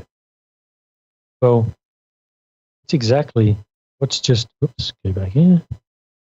It's exactly what's just happened here. We have the one that's in front on the left-hand side. The one that's in front is on the horizon, so it has to be in the highest visual position that we can see. The one that's beyond it now drops below because it's beyond the horizon. Now that one that's beyond the horizon in the right-hand side is now sitting on the horizon, it now becomes the highest visual point we can see. It is not raising up or down. See the one in front of it, how it is now dropped below the horizon? You can see that the base of it is now below the horizon. And it all has to do with the horizon that is now extended. And now that the horizon is further away from us, it has reached to the point where that back oil rig is. Now that back oil rig has to obey the way perspective works. And now that it is on the horizon, it must raise or appear to be raised. It's not actually raised. It just appears that way because it is now on the horizon. This is the entire point right here. This screenshot demonstrates the entire thing. And when we go here, we see the same thing. So in the very left-hand side, we have the buoy below the horizon. We have the jetty above or right on the horizon. Right? In the middle one, we have that little reef area. That little reef area is now on the horizon. The jetty is dropped slightly below the horizon. And see how the buoy is now slightly higher in comparison to the horizon? Because the horizon's now come slightly closer to the buoy. So the buoy is now slightly raised, or visually. Obviously, it hasn't actually raised. But now we go to the one on the very right-hand side, and the horizon is now on the buoy. But because the horizon is where the buoy is, now the buoy is in the highest visual position we see. We don't even see the jetty or that little reef area because they have now dropped below the horizon in exactly the same way that this worked. It's just the same thing. There is no difference to it. It may be just at a further distance. That's all it is. I don't know the distance to these, but it's probably just at a further distance. But it is identical. It is the same thing. There's nothing different about it. Can I jump in real quick? Yeah, jump in. Just real quick, the very left image here is what science calls looming. Okay. Now, what I find interesting is if you go to Andrew Thomas Young at the San Diego State University.edu web pages with all of his research, he cannot show you looming. He has no image that you're showing right now, like what you and I have and other people. He has a completely different image of looming, and it's an inferior mirage. Yeah, like right. they don't even know what they're looking at. They just have this convoluted assumption of curvature, but it's. I find it so interesting that you've got just these beautiful shots of, because what looming is, right? If you look at the far right side, that's the curve of the Earth behind the buoy there. That's where the Earth curves. Yep. That's their only default. So then looming is when the distant water is raised up so that you can see it. But what we're demonstrating here is that the entire field of view changes with all of these conditions. It's not just the horizon that changes. Everything in the image, like Zack was mentioning before, like Zack, if you can remember back when you were seeing how the mountain ranges behind where Paul was shooting, and you're like, look at the mountain ranges, it's changing up and down. The entire field of view is affected. It's not just one particular part that they only focus on.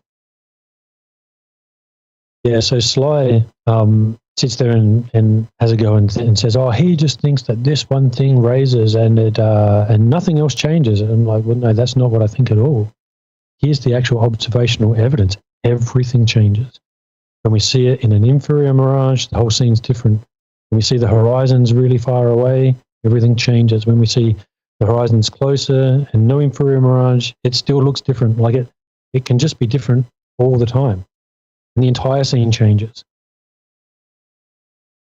So, yeah. But these three here demonstrate that exact point on the horizon, beyond the horizon. So,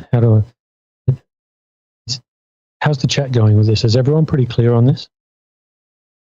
You guys, I'm sure, are down with it. I know Travis has got it 100%. Oh, yeah, they're definitely on top of it right now. I am just kind of scrolling back up to make sure I haven't missed anything. We've had a few late arrivals, but they're definitely on board. Shout out to Baldini and Big Daryl Davis. Huge sponsor of ironrealmmedia. Hells yes. Good to see you guys. What's up, Daryl? What's up, Baldini? Yeah, so this is all the main point. Like, this is really, in a way, all the evidence that you need, that it's clearly the horizon that's moving, and it's the horizon and the position of the horizon that dictates how we see everything in the distance. Whether or not we can see something or whether or not we can't see something. And then that doesn't change. Once again, if the horizon moves further away, then we just get the exact same effects but further away. Right?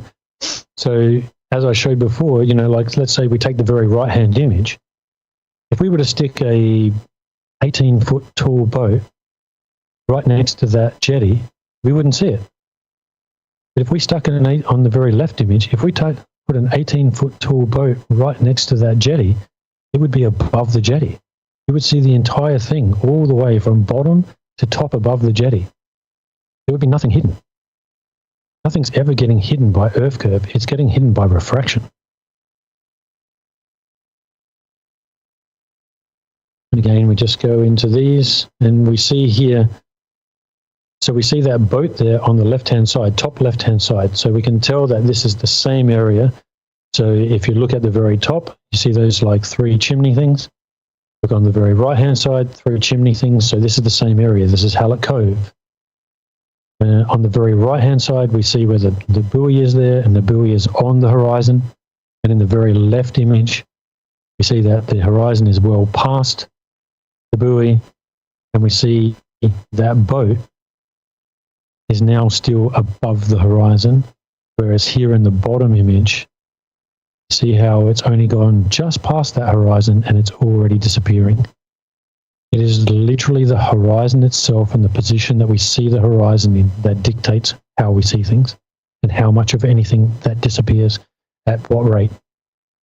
I think that the actual rate that they have is probably pretty accurate in the fact of, like, if you go, say, a mile past the horizon, you get this much disappearance. If you go 4 miles past the horizon, you get this much disappearance. And then that'll change with a inferior mirage. That can be slightly different, of course. But it's all relatively around that. But the difference is it's not Earth curve. It's literally refraction and the position of the horizon on the day or at that time you look at it. So just going, I probably should have skipped all the way through to here, then gone over it all. That's it there. And pretty much, guys, this is where we sail the boat away. And it's time to land the plane, and we're done. That is good stuff. And sorry, but I've been busting to go to the toilet again, so give me 2 minutes. Please go, sir. Absolutely. And when you get back, I want to see the UFO. Go ahead.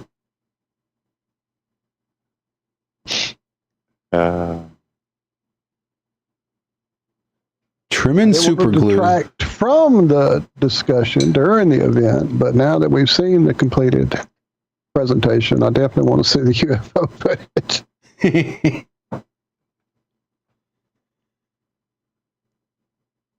So I've seen a thing or two up there that really don't act like it should be up there, doing things that really shouldn't be doing.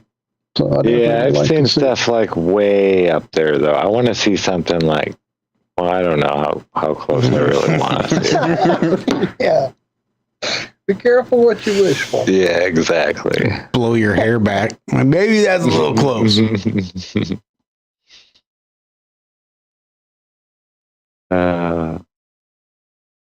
Yeah, he's, man, put some time in. No doubt, man. This is so, like, well put together, well thought out, well presented. And definitely, there has been some constructive criticism in chat about things in wanting to, just make sure things are accurate for the Globers when they start sniffing around. So, oh yeah, they're going to. Thank you. Oh yeah, super glue. Oh. Yeah, so that's the end of the presentation. So I hope everyone was cool with that. And yeah, man, it was great. Sure, I got my point across. Or actually, here, let's just have a quick look at this. I'll show you this. This is I got a ship, and that ship was still visible up to 31 miles away, but it was extremely tiny. So we have this. This was at 15.5 miles away. 24 miles away, 22.4 miles away. And then you can still, still just see it in the box there. And see how you can still see the black of the hull? You can still see the whole ship. Right? Here I had to, because, although you can still see it, like I know exactly where I'm looking so I can see it. But I just made this into just like a quick little thing so you can see it moving back and forward there. You can still see the white, you can still see the hull. You see that black of the hull right there, white bridge of the ship. That was at 27 miles away, and it's right there. It's starting to get like almost 100% unresolvable, and this was full digital zoom. Like the optical zoom wasn't even picking this up. Damn. And this is the just see it moving P900 or the P1000? This is the P1000. Yeah, that's just there, and it was about 31 miles when I just totally lost it. It was completely gone. And there should be 360 feet or so. And that's where eternity begins. Right. Have you seen the start, Travis? I'm sorry? Have you seen the very start where I show the No, I came in when I came in. See, I included this one because I remember that day that we had a chat. Was it this one here? Yeah. Just a little thing about the horizon. Just one little description. When we gaze at the horizon, we witness the sky and the earth coming together in a straight line that extends to infinity. There it is. Yeah. Yeah, that one reminded me of you because I remember when we had the chat together that you just said it was like staring into infinity. Yeah, it's pretty magical. Yeah, actually, all right, Paul. The other day. Yeah, we can go, man. How long have we been? It must be like 3 hours. No. I was you misunderstand. Loving the presentation. And I'm digging all of it, but I've been holding my tongue, trying not to go, okay, show me the UFO, show me the UFO. I'd love to see that footage. Is it accessible? Yeah, it is. It's just give me 2 seconds to Not to get all tinfoil hatty here at the end, but yeah, man, I love to see aerial phenomena that is unexplainable. Just excuse me while I scan through 30 terabytes of pictures. Well, that's why I said, is it accessible? If it's a whole, like, like I know for myself, trying to find any footage is at least 2 terabytes worth of digging. So I usually don't find it during the show, unfortunately. So that should be just. But man, let's go ahead. You can scroll through. I'm just kind of double checking the chat, making sure we're not missing anything other than the elk meatloaf that Daryl Davis is making there at home. Dang. I know, right? I never had elk.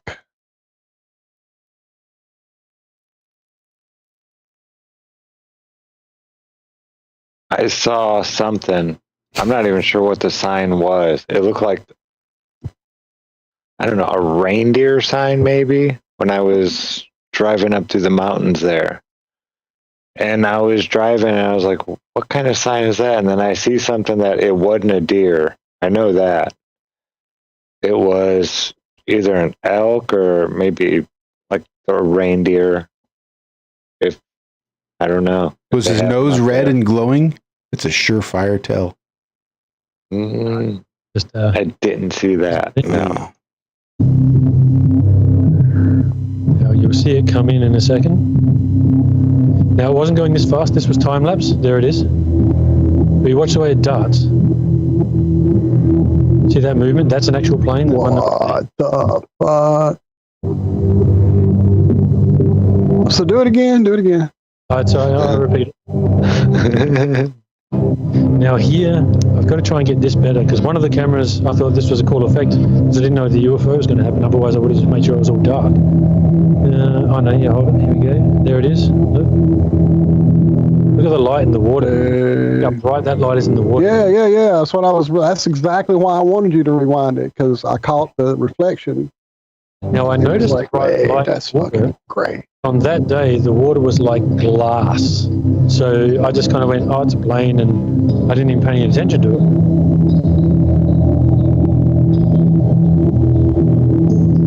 And then here, we have an area over here. This is across the bay. So it come in here. See it coming in here? Oh, yeah. And then all of a sudden it speeds up. Look at that, even in the time lapse. So I worked out 1 minute time lapse. This was about 7 miles or so distance.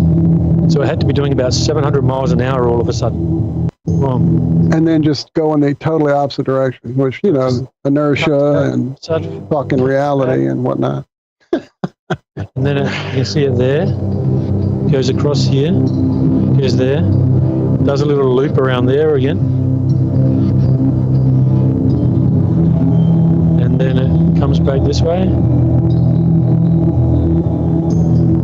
Now, obviously, it can't be a helicopter, because a helicopter can't do 700 miles an hour.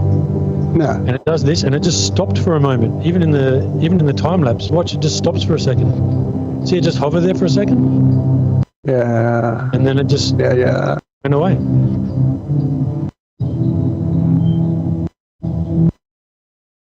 What are those 5 lights there below? Thank you, Travis. Oh, no, I think that's just a reflection from the lights over here. There's a bunch of lights on the jetty. I think that's just like... Oh, right. The lining reflection. of the jets. The lights along the jetty. Right. Okay. Because I was thinking like, okay, is that some land mass with lights I don't see? I didn't see earlier? Or? Yeah. And then these ships here were about 3.5 miles apart from each other. So when you saw it go dart this way and dart back this way, it did that in like 1 second of the footage, which was 1 minute. So it did that in 1 minute. So it traveled like 7 miles in 1 minute. Yeah, so that was pretty trippy. I didn't notice that until afterwards. That was pretty trippy. Yeah, I've had a few catches like that over the years of things you don't see until you go back and watch footage. Nothing great like that, though. Yeah, that was good stuff. Good stuff. I mean, it's all been good stuff. I don't want to just go geeked out at the end on the UFO, but that's good. That's great. Things. I like these images of the sun. Right, so this is what I think is a really big point on where people are forgetting about that the sun does this. as it goes through. See all this? See it passing through all the layers? Yeah. It's 100% of the time. So obviously it's going through refractive layers, and as it goes through refractive layers, it gets lower and lower. As it gets further and further away, we see it dropping lower and lower as it goes through all this refraction.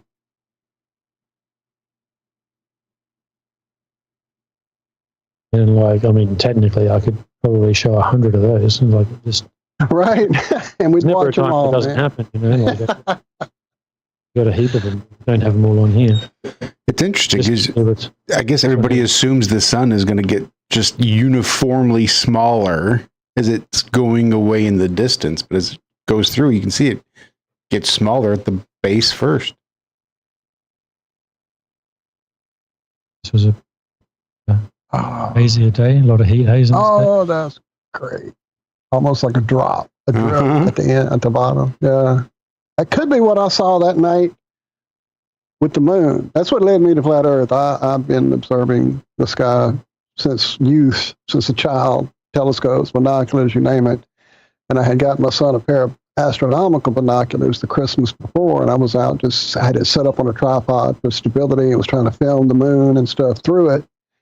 And suddenly the moon at the bottom did something almost exactly like that when I said it was dripping. It just kind of waved down for a second, and then it was normal. I'm like, what the fuck did I just see? So I YouTubed to look for wavy moon and came upon the lunar wave footage early that Crow had going before he was even admitting to be a flat earther. And kind of that led me here. But yeah, that atmospheric effect probably is what I saw happening with the moon that night, because that was so much like what I saw.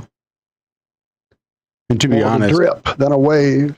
Go ahead. Crow didn't come out as a flat earther until he found his way here. Right. That's great. That's a crane on a ship, aren't you, Flurfer? What are you thinking? But actually, that is awesome. I love this one. This is my absolute favorite as far as refractive crazy effects. This day was insane, and I'll have to probably turn it down or something.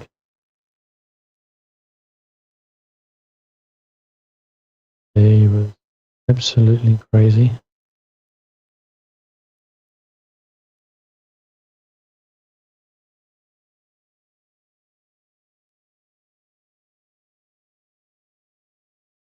Paul, you know this is a live show. Could you get a little more organization, please?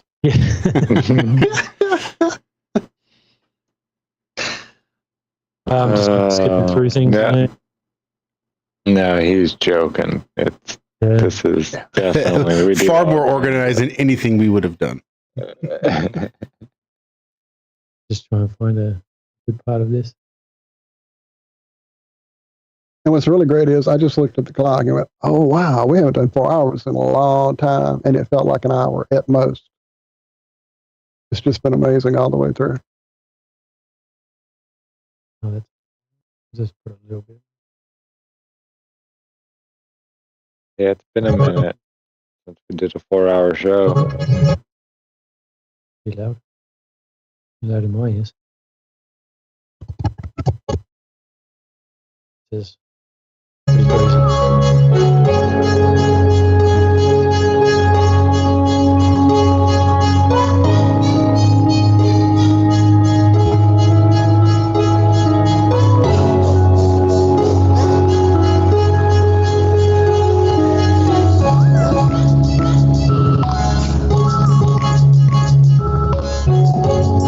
That house, man, that is so nuts. That building, whatever.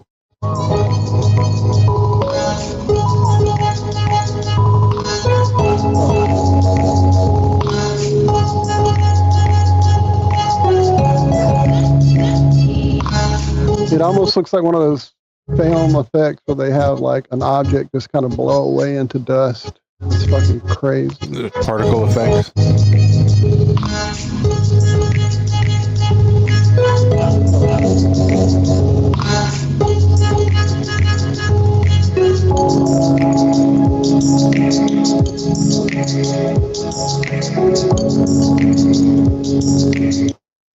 have to keep watching all of it. Yeah, I just... That's great. It's great. That one's cool. That was a crazy day, and I was really pissed off that day because I actually only took one camera out with me. By the time I got onto the jetty, I was like, oh, shit, look at this. Right. So I only had one camera. All my cameras. Yeah, I was kind of annoyed. That's the shot. So remember when I showed that one image where the land was skinny as anything? Mm-hmm. It went really thin. Yeah, that was from that day. Same day. When fully play it. Was this just turn all this right around so it doesn't interrupt.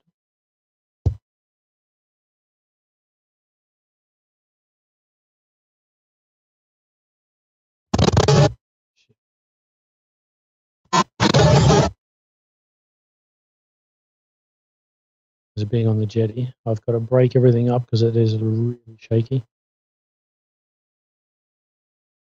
To break everything up.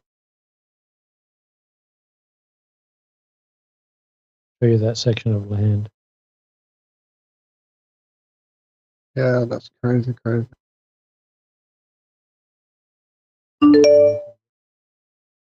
Places like the Halleck Cove and stuff was just unrecognizable. You couldn't even, there was just no way to actually figure out what on earth it was.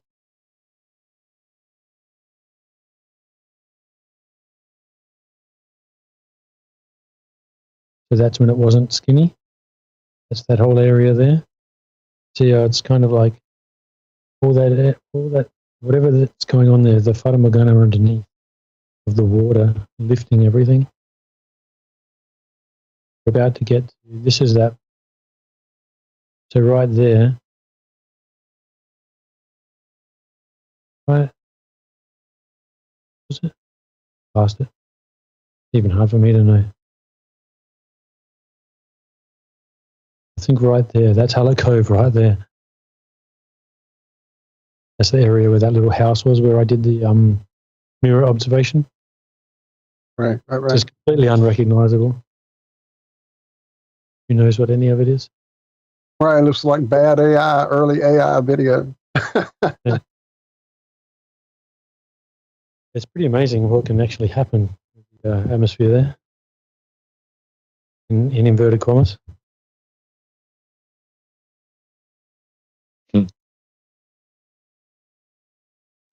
Zack, is Fraunhofer a word you still use? Fraunhofer diffraction. It's Fraunhofer diffraction.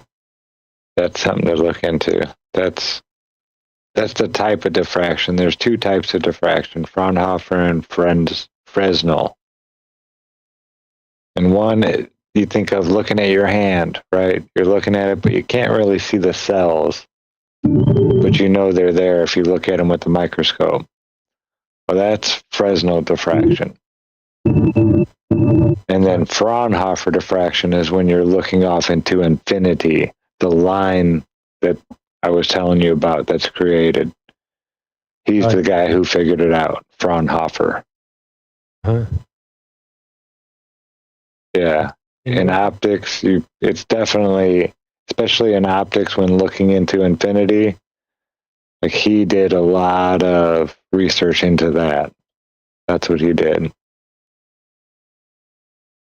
Yeah, I find the interesting thing, like Travis said earlier, is it's literally because of the belief that they're on a ball. That's why they haven't actually figured out what's really going on. The only reason that we've figured it out is because we've been sitting there looking, going, well, what else could be happening? If we're not on a ball, then what else is happening? Something has to be happening. There's got to be a reason these things appear to be disappearing. There has to be a reason for that. And that's why we've delved into it and like really looked in. Whereas they just go, look, it's hidden by the horizon, Earth curve, and a story flip. That's it. That's their only answer.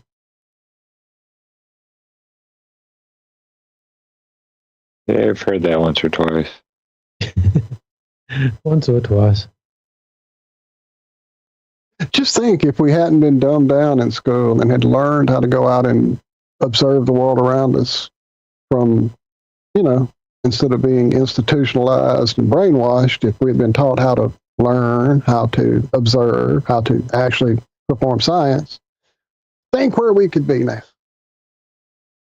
Yeah, it'd be amazing, wouldn't it? Just, you guys probably know it. Was that one where they did that test on the kids about genius level? And they found that all 5-year-olds, something like 95% of 5-year-olds were like at genius level. And by the time they got to like 7, that dropped to like 70% or something. And then right. By the time they were in high school and university, it was 2%. Good Lord. Yeah. I mean, I've met 5-year-olds. You mean genius for a 5-year-old, right? You know what I mean? Like, just kind of like whatever their cognitive ability is, they're showing that level of well above. I can't remember the parameters that they used, but they called them genius. They were at that level of understanding and kind of learning, I'm gathering, the way that they could perceive things. While eating glue. Painting it all over their face. Yeah, we wouldn't call them smart in that sense.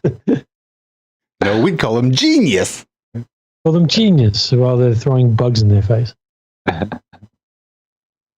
I eat dirt. Kids are hilarious. Like when you see them at the beach and like all the adults are like, oh, sand on me, get it off. And the kids are just like rubbing their hair in it, jumping all over it. Bury my face, Mom. Yeah, it was so much fun.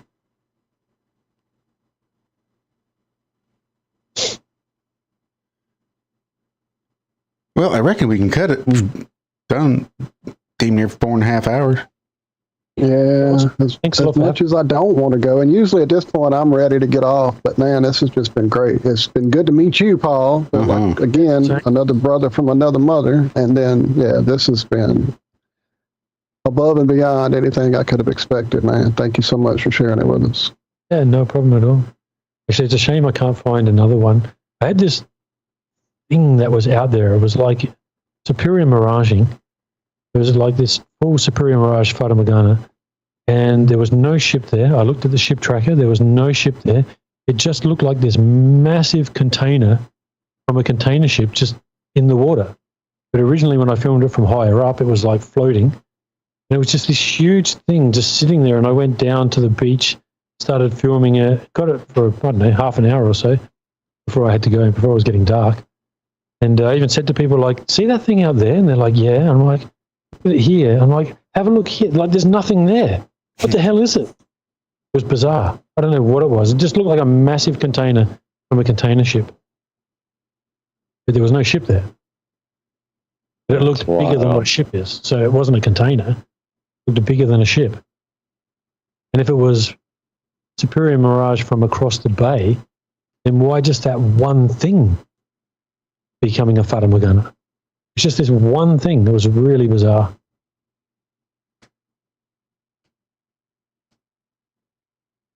I don't think I've got it on here, but anyway, no, let's go, man. Sorry, guys. No worries. Let everyone go. All good. I realize the time difference can make things difficult trying to line up with all those of us over here in the U.S. But, sir, now that you've been here, you're in the door. You are welcome to come back anytime. You don't have to bring an amazing, phenomenal presentation. You can come hang out. If there's somebody on the show that you're interested in having a live question with, just pop a little message our way in the chat, and we'll hop you in here just like we did Travis tonight once he showed up. So yeah, man, you're in like Flynn, your family now. So please come back. Thank you very much. Much appreciated. You know, when I jumped on here the other day for the first time, and it's just like the chat's great. Everyone's like, hi. Normally you jump into a chat, and if you go, hi, everyone, maybe one person says hello, you know. But, you know, everyone was cool. Most of the people are people you recognize their names from other chats anyway. Yeah, we love our chatters. We love those folks that come in to watch live just as much as we love the folks that watch it after the fact. Yeah, looks like we're putting Liz to sleep over there in Scotland. So I guess we better shut this one down. Thank you all, truly, from chat. Thank you all from just life that you guys have shared with us. And then thank you, Paul and Travis, for hanging out with us here on the show for damn sure.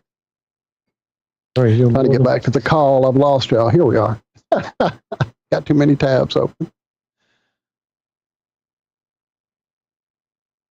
Stop sharing anyway. We're basically gone. Yeah, man, it's my pleasure, and always great to talk to you guys. Great to talk to Travis. We should do this on your channel, Travis, if you have time. Happy? Yeah, absolutely. Listen, just give me a heads up in terms of when you're free, and I'll make the time. No worries. I'm also going to. My next project is to do one that's a definitive showing of all that information of the horizon moving, making a much more definitive presentation on that. And also then, I've never even done anything on all the ships that I filmed. I probably have over 1,000 ships that I filmed. I've never presented anything of that. So, you know, like, and I've got them from like 15 centimeter camera heights, from 20 centimeter, 28, all at different levels. So I can do that as well, but I just sort of stuck it to just what I can prove 100%. That's all that distance away. The ships, people can say you're lying if they want to, but that I'm on that position, and that's at that position, and it can't change.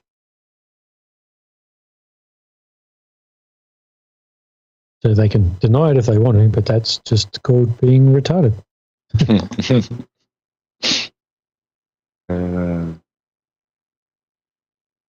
Yeah, anyway, thank you again for having me. Thank you, Paul. Thank you, Paul. Yeah, thank you, Paul. Hi, that was awesome. What the hell? That is not what I pressed. Well, because Twice. Do the outro. That's twice in one show. And Zack, what do you got coming up? Glowbusters Sunday. And then Ironworks Monday. And Wednesday and Friday. And Wednesday and Friday, yeah. And also that as well, Paul. Sorry? Go ahead. I was going to say, if anyone hasn't seen Travis's latest video, you should check that out. It was really good. The one on the Matrix. Really good the video. Matrix one. Mm-hmm. He shared that in our chat the other day, and I checked it out for sure. Yeah. Now, what I was going to say has gone completely out of my head, damn it. Oh, jeez. What was it? No, it's not you. It's me. It's late. Oh, the time difference thing. If those Monday, Wednesday, and Friday is 4 a.m. for us, I'm not sure when it was for you this morning, but, you know, like 12 hours ago, 14 hours ago now. Yeah, you're welcome to hop in on one of those morning shows, too, as well, sir. So anytime you see us around, you let us know, and we'll pop you in the call. Absolutely. That was a good time for me. I think that was at about 10 o'clock at night or so, somewhere around there. So that was perfectly fine. Actually, no, I think because it was 10 o'clock when I joined in, and you guys were just closing up, so it must be more. Yeah, we've probably been going a couple of hours, right? Yeah, it must be more like about 8 p.m. for me. But yeah, I'd be happy to jump in and come and say good day. Awesome, man. Thank you. Heck yeah. Of course, thank you. And thank you all once again for hanging out here on Have No Sphere, right here on the ironrealmmedia YouTube channel. You know, I need to mention it, but we're on Rumble too. Head on over to Rumble and give us a subscription over there if it makes you happy. Otherwise, we'll see you back here next Friday for more Have No Sphere. Till then, be good, be well, do good, do it well. We love you. Bye-bye.